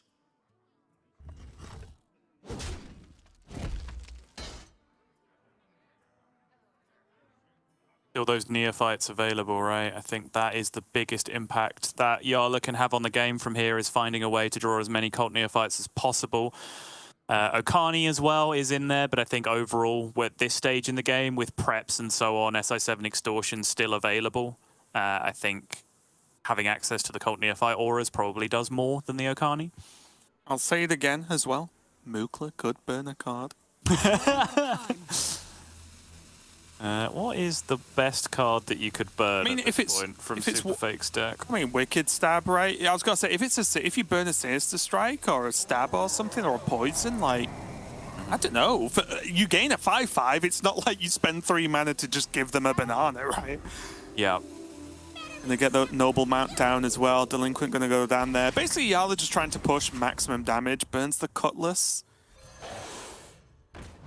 This is just probably enough, right? 16 just on board. Never mind the damage from hand. Yep. As long as the Viper was going to be there, it was going to be game, which I think is why Jarla was largely influenced by that Mukla, trying, I think, specifically to burn that Viper, if at all possible. From his perspective, would have been the one to go to. So yeah, SuperFake is on the board. He is starting the long, hard climb back into this series, and that is deck number 1 over the line with the Weapon Rogue. But there is still, in ascending order of difficulty, Brute Demon Hunter and then Druids to go in the series. Yeah, and although, you know, we know a lot of Hearthstone players, and we know that a lot of this is, well, you either won or you lost, right? And, you know, if you played well, you played well. If you didn't, you didn't. But I will say, I'm going to guess there's just something in there, because I know it will be for me, with SuperFake is like, okay, I won a game. It's doable, right? As opposed to getting 3-0 twice by the same person on the same day when Worlds is on the line, right? That is a horrible story to tell people. Whereas if people push it now, he can at least say he won a game. It's something. Ugh.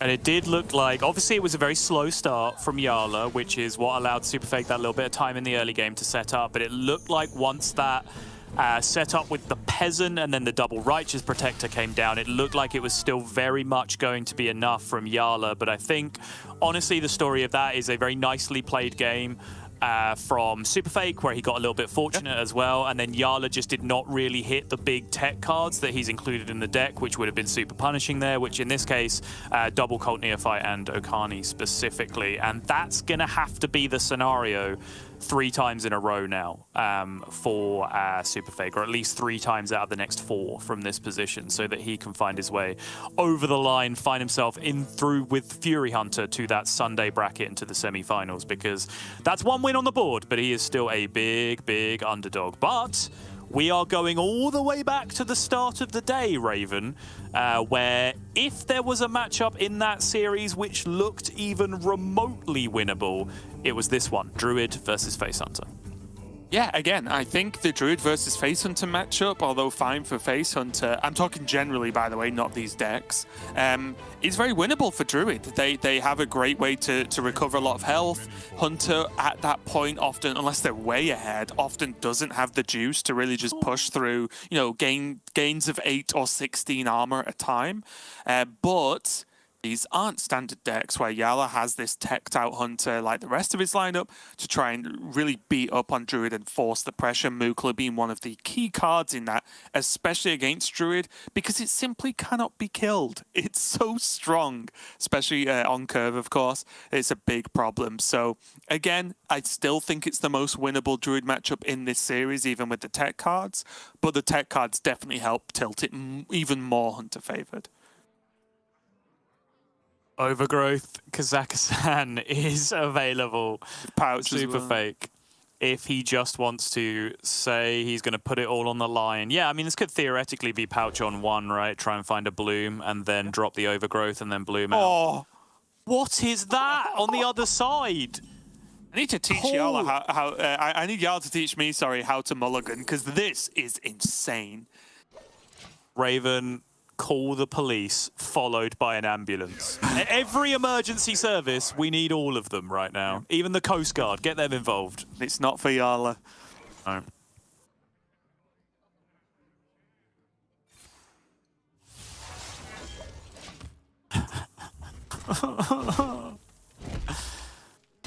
Oh, the hubris. Yeah, I'll just hero power it. This always works. I really want him to just play the other one now instead. He could still just coin out Mukla, right? He could coin Mukla, he could coin Ramming Mount, he could Trog coin Neophyte. I think those are all fine plays, honestly. I think I like coin Mukla, and then Trog Neo next turn. At a base sort of level, obviously things happen, right, which can change that, but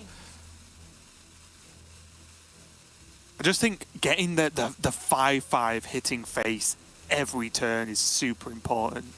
Hmm. And I think Neophyte Trog's always going to be a problem.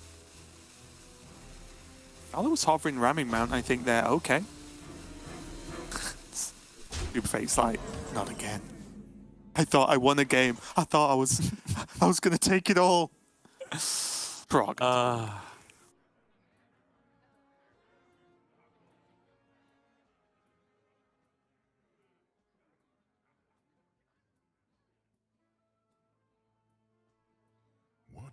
And this ramming mount is horrible to deal with because you kill it and then you think, oh wait, most of it's not really dead because it just comes back. Yeah. It's painful. You just basically take double damage a lot of the time or close to it.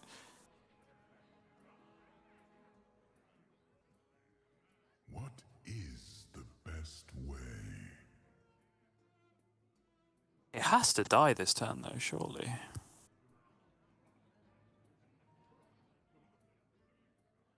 It's either that or pass, right? Yeah, I mean, to be fair, what is the benefit, right? You'd replace a 3/3 Trog with a 1/2 Trog and have the Death Rattle minion left behind. Like, does that actually give you any leverage? Oh, with a 1/2. Wait, what? It summons a 2/2 ram. Hmm? Yes, but with a 1/2, you'd get a 1/2 Trog yeah, instead of the 3/3 I thought you meant, Trog yeah, plus sorry, the I Death was, Rattle. I was like, Sol, know this card. I was really Listen to confused. the words that are coming out of my mouth, Raven. Yeah, so kill it, but it's just painful. Yeah, this is the question, right? Like, is this better? Like, I get it. wonder- You've spent your mana, you've done things this turn, but are they things that really benefit you in the long run? I'm very unclear. I was gonna even suggest, like, is this just a game where you innovate overgrowth and say, I am a druid, and believe, because. Like I said, that's the problem with the ramming mount, right? It's not like, yeah, Biscuit's a pain because of the high health it gets, but if you kill it, it's dead most of the time. But with ramming mount, like you said, it's just double the minions now. Now there's Mukla. Overgrowth has to be played anyway. Like, it's kind of just made a bigger board in a roundabout way, right? Yeah. All right, probably neophyte time, right? If your opponent is ramping into 7. Yeah, fight hero power, I think. Push the damage. This will end the game in 2 turns, right? Yeah, 5, 7, 8, 9, 11. Put your opponent to 10, and you would have 12 in play, plus hero power quick shot the next turn. Yeah, looks pretty good. And again, this is what the Mukla does, right? And which is why I was so much talk about it with coining it out. Because the Mukla's the thing dealing a lot of damage this game. Yep.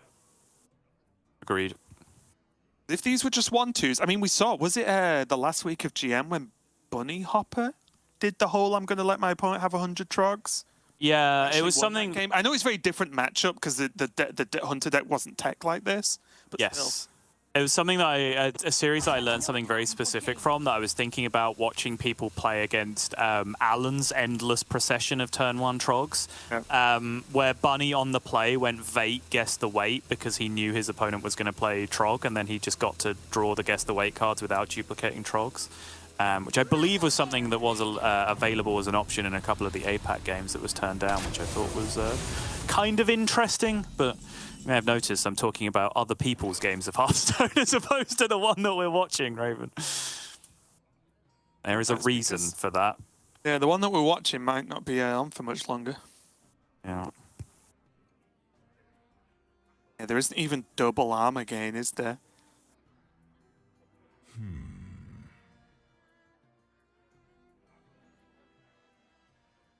What did I count last time? 17. 5, 7, 8, 9, 12. Hero power 14. Quick shot 17. Yeah. So theoretically alive? No, because even then the armor's just going to add 2 more damage to the board with the Trog, so you could still be dead. Yeah, the armor's like -2, right? At all times, so... And again, that's one of the benefits we were talking about, you know, going back to another game of Hearthstone, of, well, if you make 7 Trogs for your opponent, you take in 7 to maybe 10 a turn, you know, depending on buffs or whatever, but You get to play any cards you want as long as you have the mana. It changes nothing, right? So you can actually try and improve the situation. But now, playing cards makes the situation worse. So it is Ward and a Feral, I imagine. Oh yeah, the reduction. Yeah, you can't innovate again. Yeah, of course. What's that? 19? What was the count, Sol? Well, now it is 19, I believe.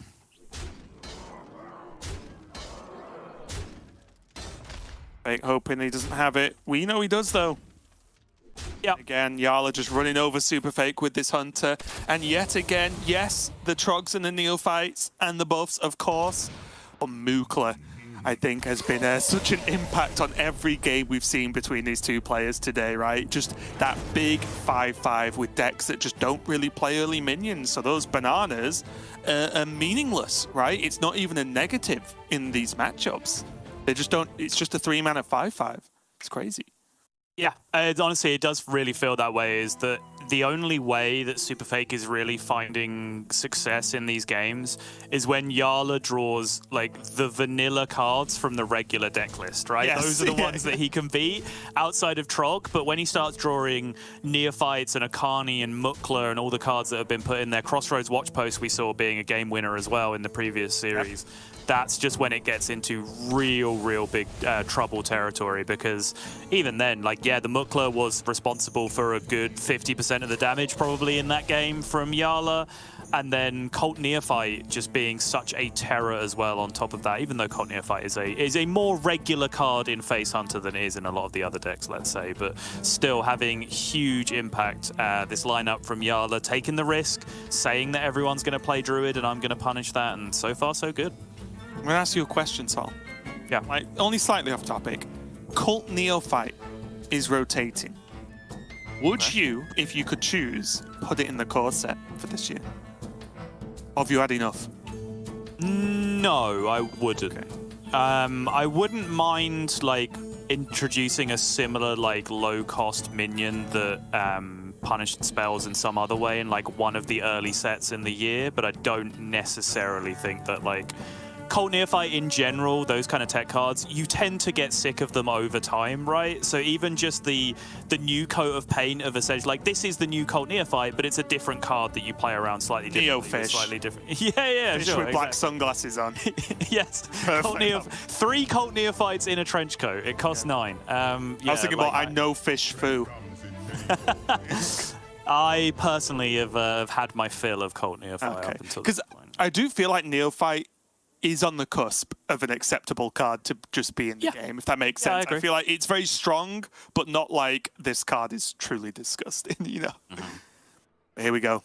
Game number 4. The winner of this series moves on to the top 4.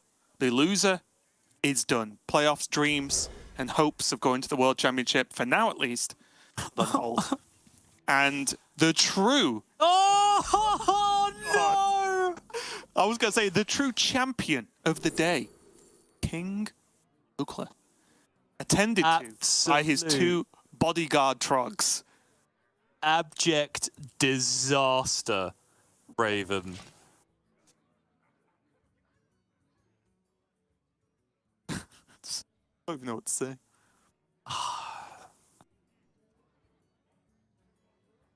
How does he keep getting away with this, Sol? That's my question.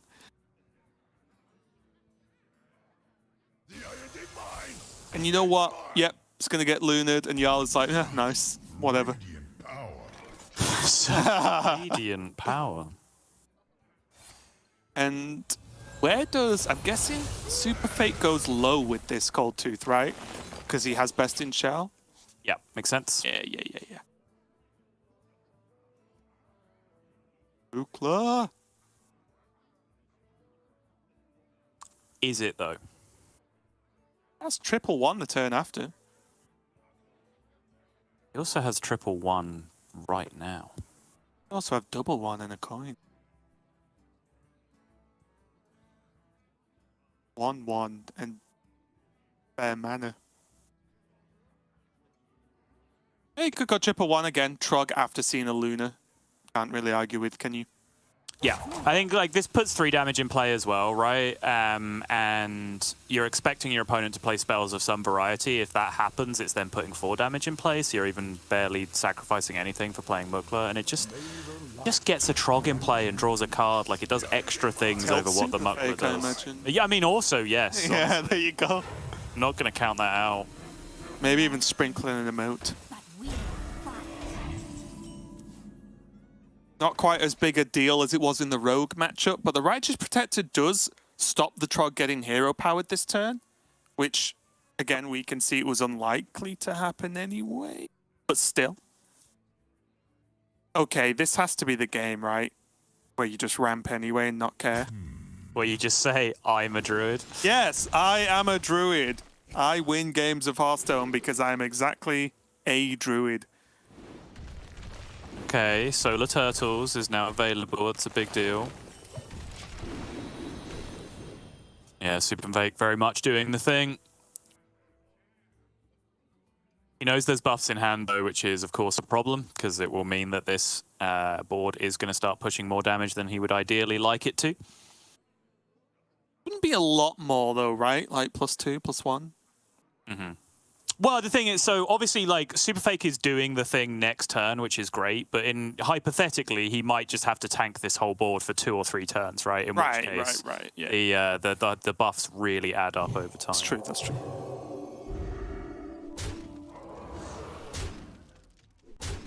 Divine Shield Trog as well, always nice to see. So pushed him down to, what's that, 21? There is now many turtles on the board. This is it, isn't it? This is the hope. Yeah, this is all he's got. Lines of Cenarian wards to follow up as well. Won't be able to follow up immediately because of the overload, but still, big deal.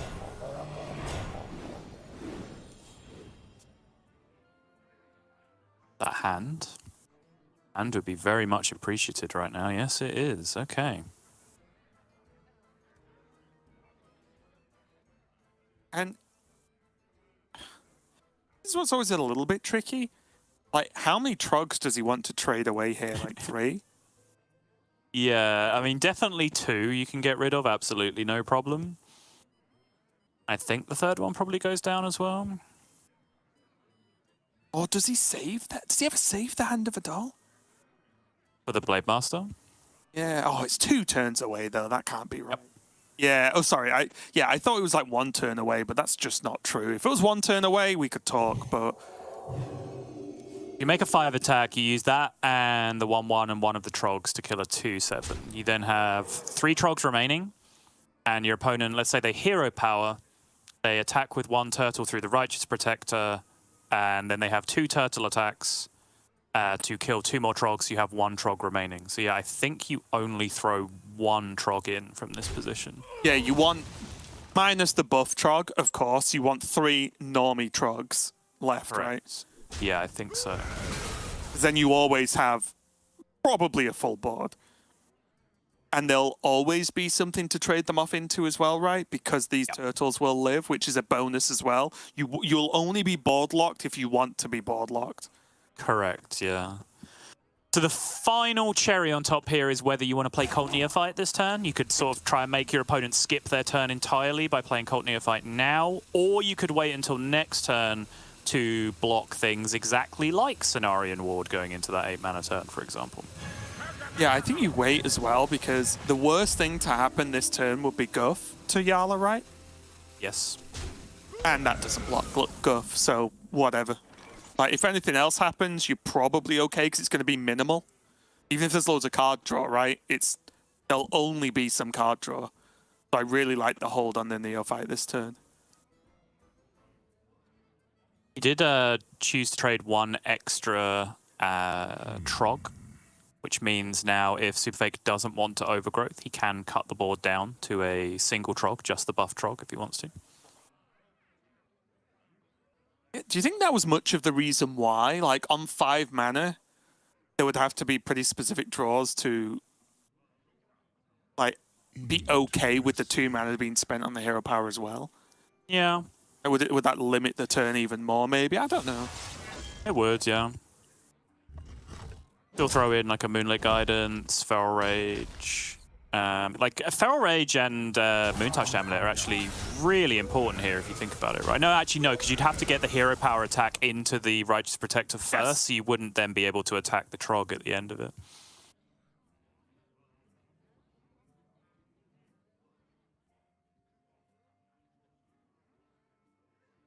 Noble Mount's pretty sick here. Yeah, it gets a clean kill on a 2/6.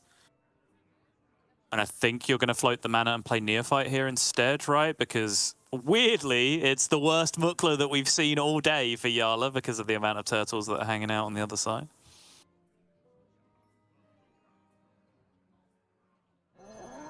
Kinda like it.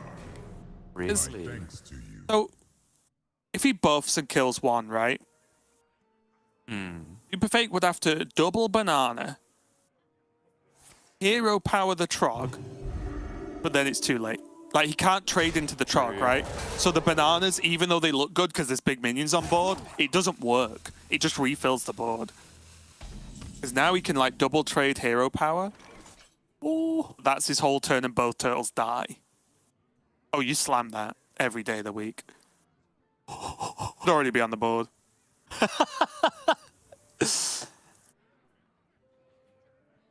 Plays around Trog.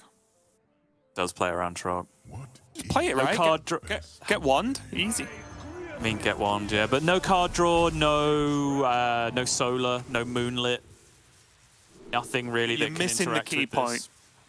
He is a druid. It'll be fine. True. That's the only thing you need to tell yourself when you're in situations like this. I am druid and I win games of Hearthstone.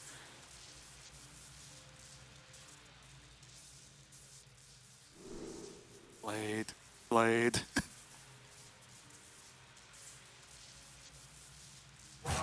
These are looking very not wand at the moment, though. And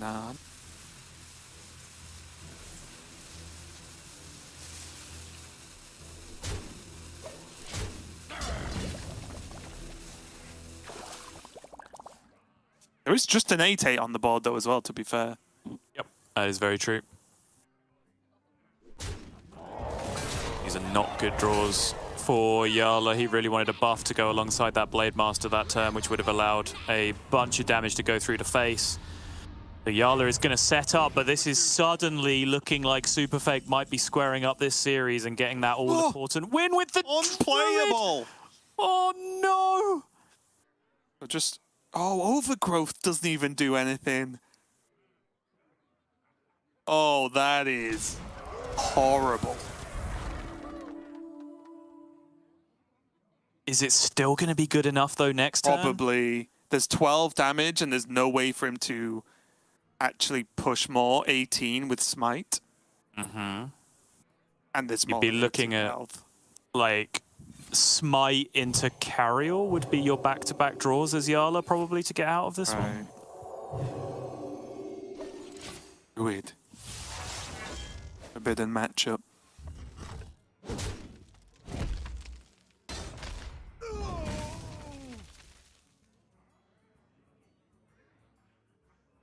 Okay.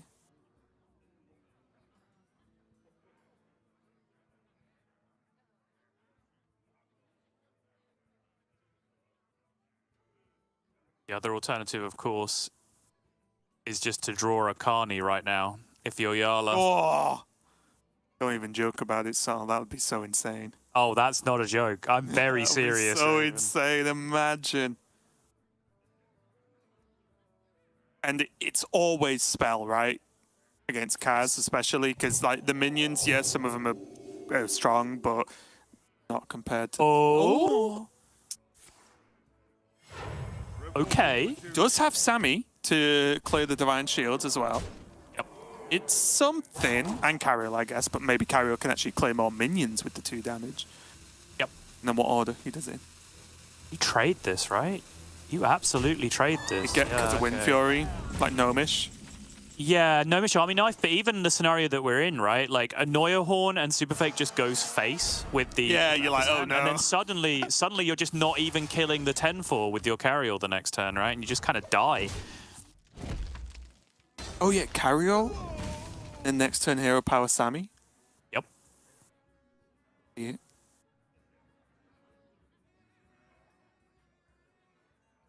So 1-1 into a 1-2. Oh, really? I guess you can value trade, but you value trade 2-4s anyway with your 5-3s, right? So why not just kill a 1-2 as opposed to doing this? I guess the AoE plus the weapon kills this 3-4. Yeah, I was okay. wondering whether you trade at all. Why wouldn't you trade? Because of the Samurai for next turn? Potentially, yeah. Okay. And I know there are buffs, and the weapon's fine, by the way, of course, but I know there's potential of like leaving the minions up is good, but if SuperFake wants to trade with you, then, well, that's 2 minions for each one of yours, right? Which is really good. Whereas if you do some of the trades now, does it really change the outcome? Whereas maybe this extra damage goes face. Maybe SuperFake has to trade with you, which then buys you more time. I'm not super against trading. I just wonder where it's that usual thing where if you're that confident your opponent's going to make the trades for you, you've got to work out, is it bad leaving the minions up or not? This is very strange to me. I struggled to vibe with anything that you were saying, and I'm very confused that Jarla seemed to agree with you here, because all you're doing is letting SuperFake create a better case scenario than what you could do, right? Like, he has a deck full of treasures that can just interact with the, like, I don't understand. What if your opponent just draws Krabby off the top? Like, that's just worse for you than you having traded through your 2-4 in this situation. What if they draw Vampiric Fangs, which is exactly the scenario? I just don't understand what the upside is of not making these trades preemptively. Could potentially push 10? When? When are you going to push 10? Next turn, when SuperFake doesn't trade and you Samuro clear the board and push 10. Oh, I see. So your play relies on your opponent being stupid. What? You don't always trade there. Look at this board. You always trade. So many taunts, Sol. You only lose to one card. And remember, for the sake of just one card, it never matters. Ah, very true, very true. SuperFake's loving it. He's back in the game. He is loving it. Feeling it. Oh. Okay. Oh, that's huge. That's huge. That's guaranteed buff. Literally huge. He can guarantee the buff with the hero power here anyway, if he wants to, right? And save the Blessing of Authority. Yeah, but he has the big minion now. We're looking at a Vampiric Fangs, of course, but yeah, he has the big minion that can punch him in the face next turn if he does it now, right? True, yeah. Whereas Blessing, if he saves it, it's going to be minimal 2 turns time before it becomes impactful. Mm-hmm. And every single turn that goes by, more treasures get drawn, which is the scary part, right? Wow. Okay. Mine's Noble Mount. Very nice. But Jarla really greeding this Blessing of Authority now. About the Vampiric Fangs. Yeah, his Vampiric Fangs is going to be massive. The soul read of, like, he can kill this next minion. I'll put out some bait. Oh, brilliant. He's got the bananas, and I think he's going to split them.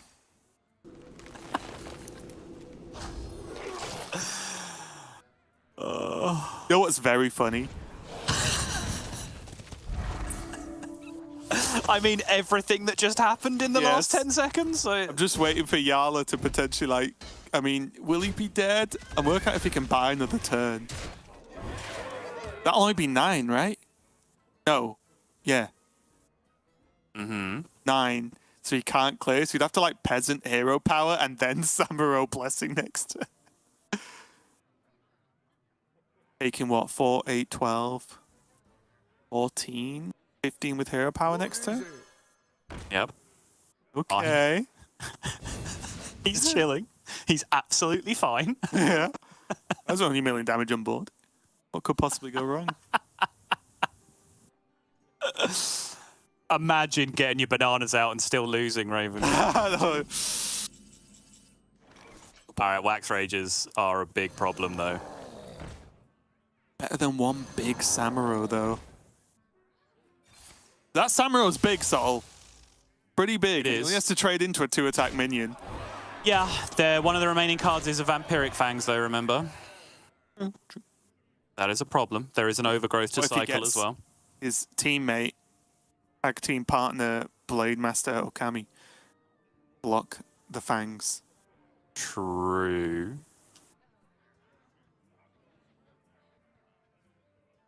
Like, really, he's trying to work out whether this changes timers, I guess. Trading or not. But surely you trade. Yeah, I think so.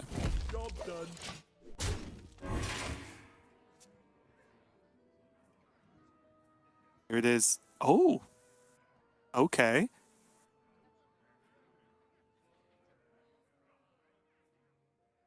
Jarla's literally got, once this clear happens, he has 2 turns to win the game, right? Which probably At never best. happens. At Yeah, best, I'm on yeah. about like off base board, right? The 2 Wax Rages, hero power, plus something the turn after. Yep.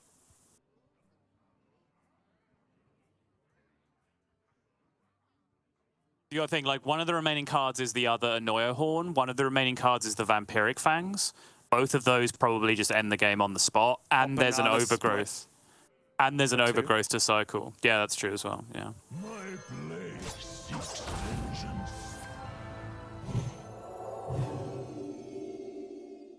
Casual 13-18 AoE clip. Yeah, Wax Rages are clutch though, right? Yeah, the If they Wax weren't Rages there, are like this insane. game probably goes to Jarla. Oh, never mind. Chomp, chomp. GG. Honestly, easiest game of SuperFake's life. I don't know what we're worried about.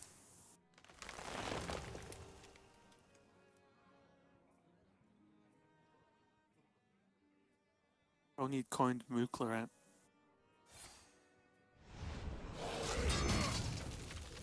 Okay, well, pretty sure now. Don't like to call it too early, but it feels like SuperFake might be onto something this game. Oh, Delinquent, not going to cut it. Squawker is Blessing of Authority. That's a concede. SuperFake gets there with the Druid. And that means it's all going to come down to game number 5, which is going to be Paladin versus Demon Hunter? Yeah, versus Lebrutes. Bit more of an awkward Lebrutes. matchup, right? Indeed, yeah. Once again, big minions coming down. There is a broom in SuperFake's build of Demon Hunter, so it's possible that if it, like exactly this kind of mid-game board is hanging around that you just saw there, like a couple of 5-attack minions, couple of 1-attack minions, that SuperFake can just have a massive brute turn, pop off, rush the brutes into the 5-attack minions, take some value trade, and that's enough to get there. However, that is a very specific pan out, and outside of that, Brute Demon Hunter does not play Immolation Aura, does not play Fell Screen Blast, it does not really play removal outside of a couple of Soul Shears at all, and it is significantly slower on average at getting to big Kazakhstan win conditions than the Druid is. So it's going to have some difficulties, but if there is one of those draws that we saw from the Paladin earlier from Jarla, where it's just a handful of 4-drops not going anywhere, then suddenly SuperFake finds himself on the cusp of the impossible, Raven, as this did not look like a winnable series from any angle, and now suddenly SuperFake is a single good brute draw away from winning it, going through to Sunday, joining Fury Hunter in the semi-finals. Now, also, this is the 3rd game in this series that Jarla's had to play Paladin. He's basically lost the 2 games that SuperFake has won.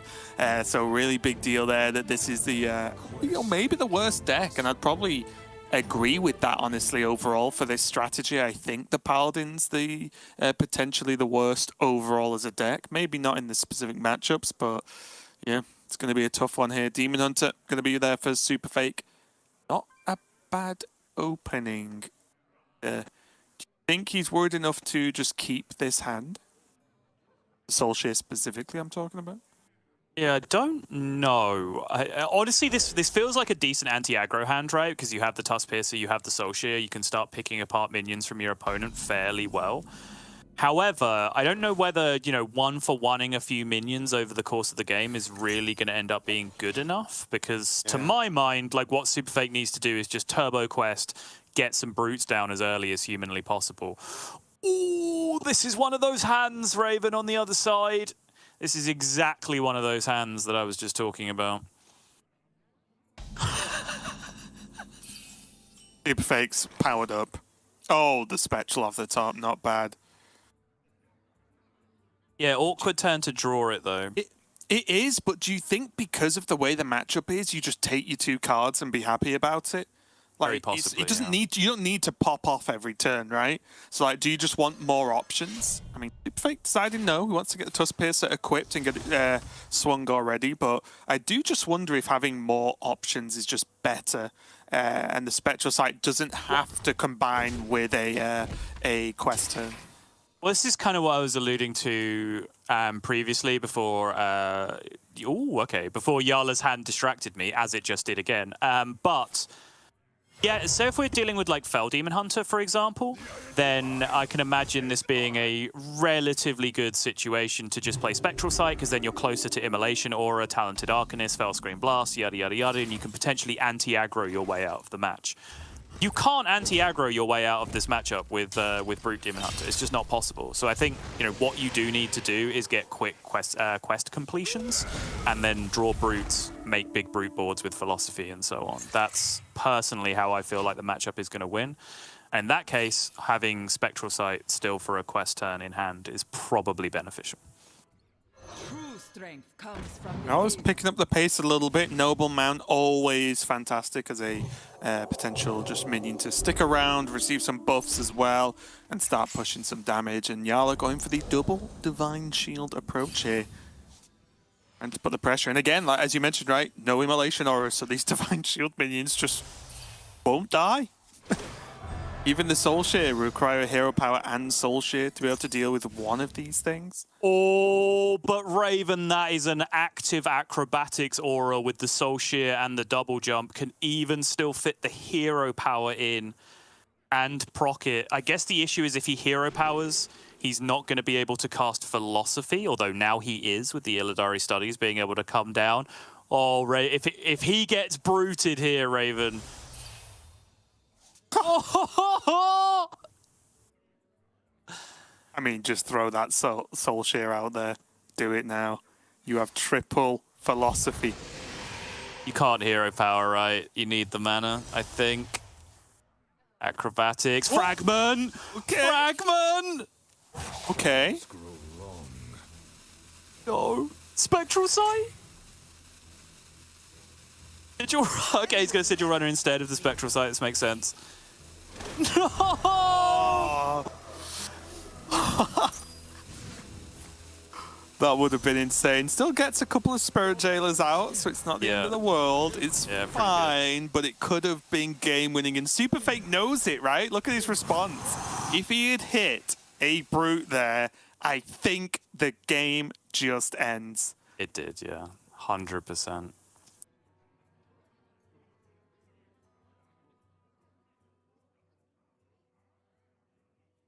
A weird turn yet again, right? Just Protector, not bad. Maybe combined with Hand of a Doll on one of these 2 minions to push more damage.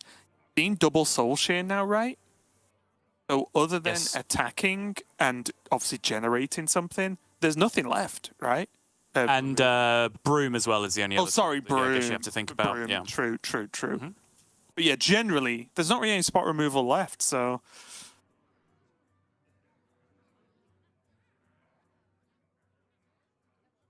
They're a weird play where you can just Akani for minion this turn, and then, like, you know your opponent doesn't have brutes in hand. There's very few other minions that are going to get played here with Sigil Runner. Like, essentially what I'm trying to do is stop Kurtrus from happening over the course of the game. That might seem a little bit ambitious. The problem is, though, SuperFake will play a spell. See that, and then throw down any minion he possibly can, right?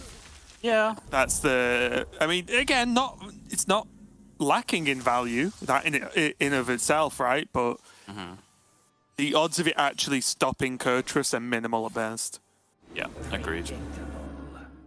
Right, gonna chuck the philosophy into the tester. Gets blocked, but now the spectral is open up. Just glide. Oh, spectral does the same. Okay, sorry, I thought he was one more away. Yeah, he's good with just the spectral.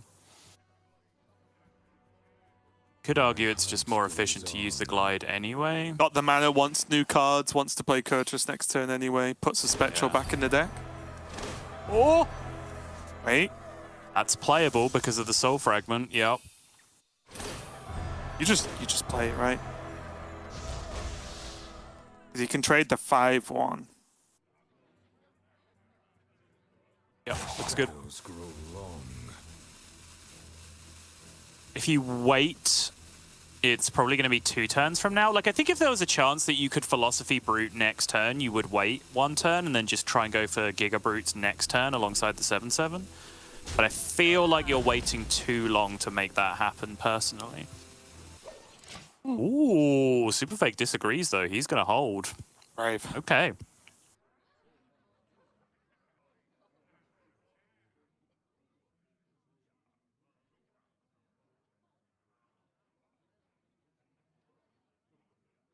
Jarla considering whether he ever holds on to Blade Master Hand of a Dial combo, but I don't think you do. I think you need pressure right now. Your opponent is looking to spend 5 mana on Kurtrus next turn. You need to be able to shut that down as hard as possible. Yeah, I agree with this. Peasant Protector. Just scrap the hero power, I think.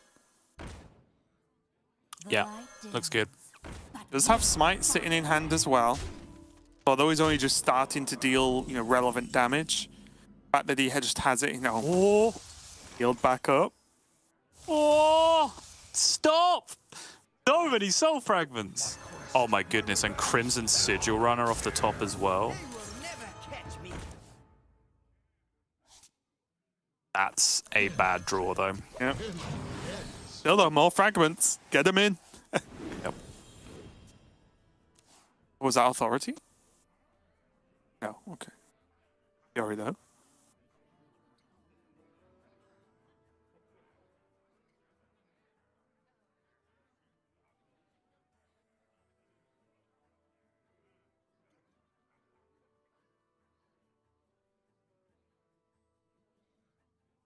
I have a suggestion.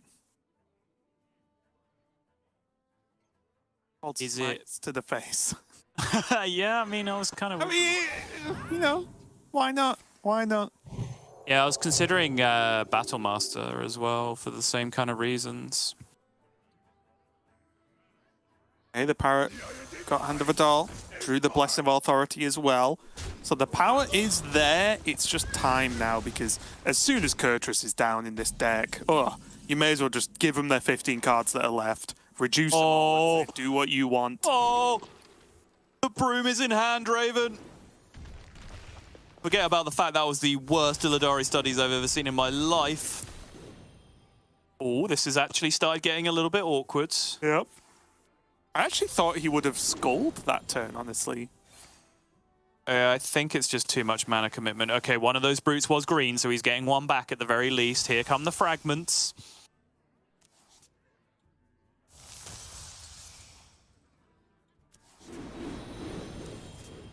Petrosite is going to go in the middle. Oh, Lion's Does have Frenzy. Lion's Frenzy, though. But if he doesn't get the broom back... The very underwhelming Lion's Frenzy. Okay, you can use the Royal Librarian, sure, that does make sense. I'll never stop searching. Oh! Spectral Sight from the right as well! He also played Tusk Piercer, then Lion's Frenzy, right? Stop searching. Yep. We'll draw 1 more card if he needs it.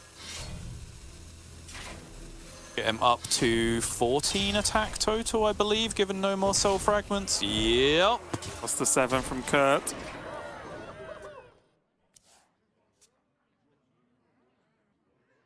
Not a great way to stop this, is there? Has SuperFake done it? He needs the other Righteous Protector, but even then, there's still the Broom left remaining in the deck, Oh. I believe, for SuperFake. He could draw into a... Oh, my brain's gone blank. Lifesteal buff. Yes. That True. could help. Either way. Although, no, actually, he only plays one copy, right? And it was jammed on curve with the Stonehearth Vindicator. He just doesn't have it left. Yeah, you're right. He only plays one. Yeah, I thought... Yeah, someone's got to make the cut for Mukla, right? Yeah. Yeah, wow, that's a big deal. And at this point, like I said, once Kurtrus comes down, you may as well let the Demon Hunter do what they want, because they can. Nothing really that I can even... Outside of Righteous, carry... Like, Carrier won't work, because it's already too expensive. Yep. Like, it has... Righteous Protector is the only out I see, and even then, there's 6 cards left remaining in the deck, and one of them is a Broom. I'm just not seeing it. I think after all the hype, SuperFake might have actually found a way out of this series. Yeah, what? He has 1 card draw guaranteed. He has... There's Broom. He'll need to get the damage. That's not card draw. Oh no! Disaster Not card Raven! draw. Wait, just play Chasm, win. That's what druids do. Try that. So now he needs to Broom into the 9/3. We'll just have a little peek. Wait. Against... Okay, get rid of Smite. Oh, I didn't hit the Battle Master! He gets rid of Smite. He can play Broom Brute. He can put the Stellina into the 9/3, Broom into the 6/1, Yep. and Brute the 5/2, I guess? Yep. But now the Broom's gone. So now Righteous Protector lives if it's drawn from Jarla. Also, does SuperFake even swing, right? Surely not. Oh, I don't think so.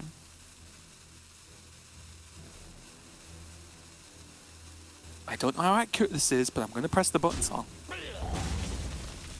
Glaive Sentinel, that's what he was really missing, right? Yep. Obviously the Kaz is in hand, ignore most of the other stuff. 2 Soul Fragments potentially as well, which makes sense. Oh, it's a Divine Shield Yeah. minion, but not the one he's looking for. Does have... What does Knight of Anointment even draw? An idea. Essing, Bubble Mount. Nothing actually good, because it doesn't draw more cards, right? Yeah. I guess Blessed of Authority, just make another massive Trog, right? And just Yes. Absolutely. say, well, there you go. Oh, yeah, okay. Maybe you could argue like Noble Mount would have been okay to do the value trade with the 5/2. Yeah, I think he was fine whichever way he hit. I think Blessing of Authority is the better option. I think the deliberation now is whether you buff Trog value trade push 5 with the Squawker, or whether you just straight up trade the Squawker to have maximum size Trog sat on the board on the other side. And I think it's buff Trog value trade because there's no removal left in your opponent's deck at this point. Yeah, I don't think they're going to Kazakhstan you and draw cards from this position, most likely. It's a face swing or it's a nothing, isn't it, to kill the Trog? So the health doesn't even necessarily overly matter, right? If they're taking that much damage, that's probably enough anyway. Yep. 5 getting pushed.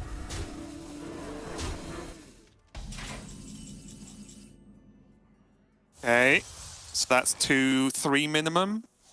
Now there's the Peddler. But Peddler now only draws a Fragment. Fragment, a Sentinel, or a Brute. Oh. So he can't draw a card that activates Kazakhstan. He can't draw a card that draws cards. Pleasure doing business. You can do this and play Kaz. Wait, you can do this, play Kaz, get the Yeah. Fragment. Yeah. That's 4. Draw the other one, that's 5. He's 1 mana and 1 damage off. He would need to hero power. Even if he drew the entire deck, he would need to hero power. My hunt goes on. Oh, this game. What a roller coaster. I don't think SuperFake can do this. Needed to put in more time watching the Bly's tapes. I think Jarla thinks he's okay. Now he's worried. I'm joking. As that's all the mana. There's the fragment. That was right, and it is just the brute. Okay. Oh, brute costs 1. Are you kidding? No, that's so disgusting. Why does it cost 1? Oh, that is the worst thing in the world. SuperFake was so close to being the impossible kid, and he just was not able to get there. Jarla's lineup went from like 90% favored to looking like he'd lost the game to Brute Demon Hunter. There was just no card draw left in the deck for that second charge of the Lion's Frenzy. So close. What a series in the end. If I was wearing a hat, Raven, I would take it off to SuperFake right now, because he made that one so much closer, so much more entertaining than it looked like it was going to be to begin with. Huge congratulations to SuperFake for everything that he's achieved so far, but it's Jarla, like I said, to me, the MVP of the Grandmasters era, and here he is again. Yeah, Jarla's made it to top 4 now, an incredible achievement, as we have weirdly enough come to expect from Jarla, I think, rightly or wrongly, whether you should ever expect that from anyone, but he does keep putting in the results, and it's incredible. But I do agree, I think SuperFake had a fantastic series this time round, especially just coming off the back of the first series of the day, where, honestly, he just got dumpstered. It wasn't even particularly his fault, but Jarla just dumpstered him, and that must be tough to come back from, right? So he came back, he played super well, and to get close enough, I didn't even think it would be remotely close. I thought I'd already be having my tea right now, because I thought it would just be 3-0 again, done. But to get that close, and basically what? Very roughly speaking, a card draw away from winning that series, roughly, right? Maybe 1.5 cards away. That's the thing, though, with Brute Demon Hunter, right, is that you could be driven mad now going back through that game, looking for 1 damage, 1 card draw, was there a gap of inefficiency, yeah. 1 moment where you just did something wrong, which meant that you drew 1 less card, soul fragment, whatever it would end up being. Sure, Bly's, if he was watching, he'll be able to tell you what it was. But I think overall the message to take away there is that, you know, Floki gave it everything and absolutely got to the point that we didn't think was even possible leading into this one, which was to bring it down to such a close matchup in the end. He's been a wonderful addition. And like you said, the first series, Jarla just swiftly and delicately deposited him in the bin, and it was just over. And then SuperFake just clawed his way out again, found himself a bunch of bananas in the meantime, refueled with potassium, and looked like he was going to be able to get there in the most improbable of circumstance. So what a performance, what a first day to playoffs, Raven. But finally, once again, congratulations to Jarla for just doing what Jarla does and being one of the very, very best players in the world. Yeah, it's been a great day 1 here. We've had pretty crazy things happening across Asia Pacific and Europe now, and I have no doubt that later on Americas is going to be the same with TJ and Lorinda, of course, so make sure to check what goes on over there, because again, there's a lot on the line. It's playoffs weekend, a lot of wins to be had, and that 1 chance for each region to put their name on that World Championship spot. But for us, we are done for the day. Thanks a lot for watching, and we'll be back tomorrow with some more European Hearthstone Grandmasters.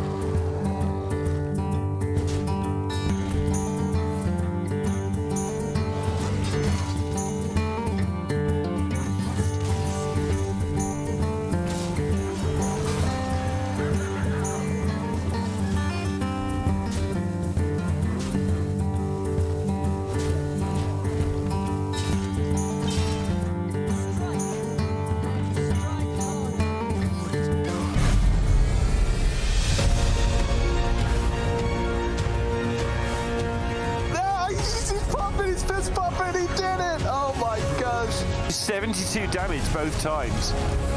And both times he left damage on the board. Oh no! Why are his cards green? Raven, why are his cards green? He got there! Oh. Sick!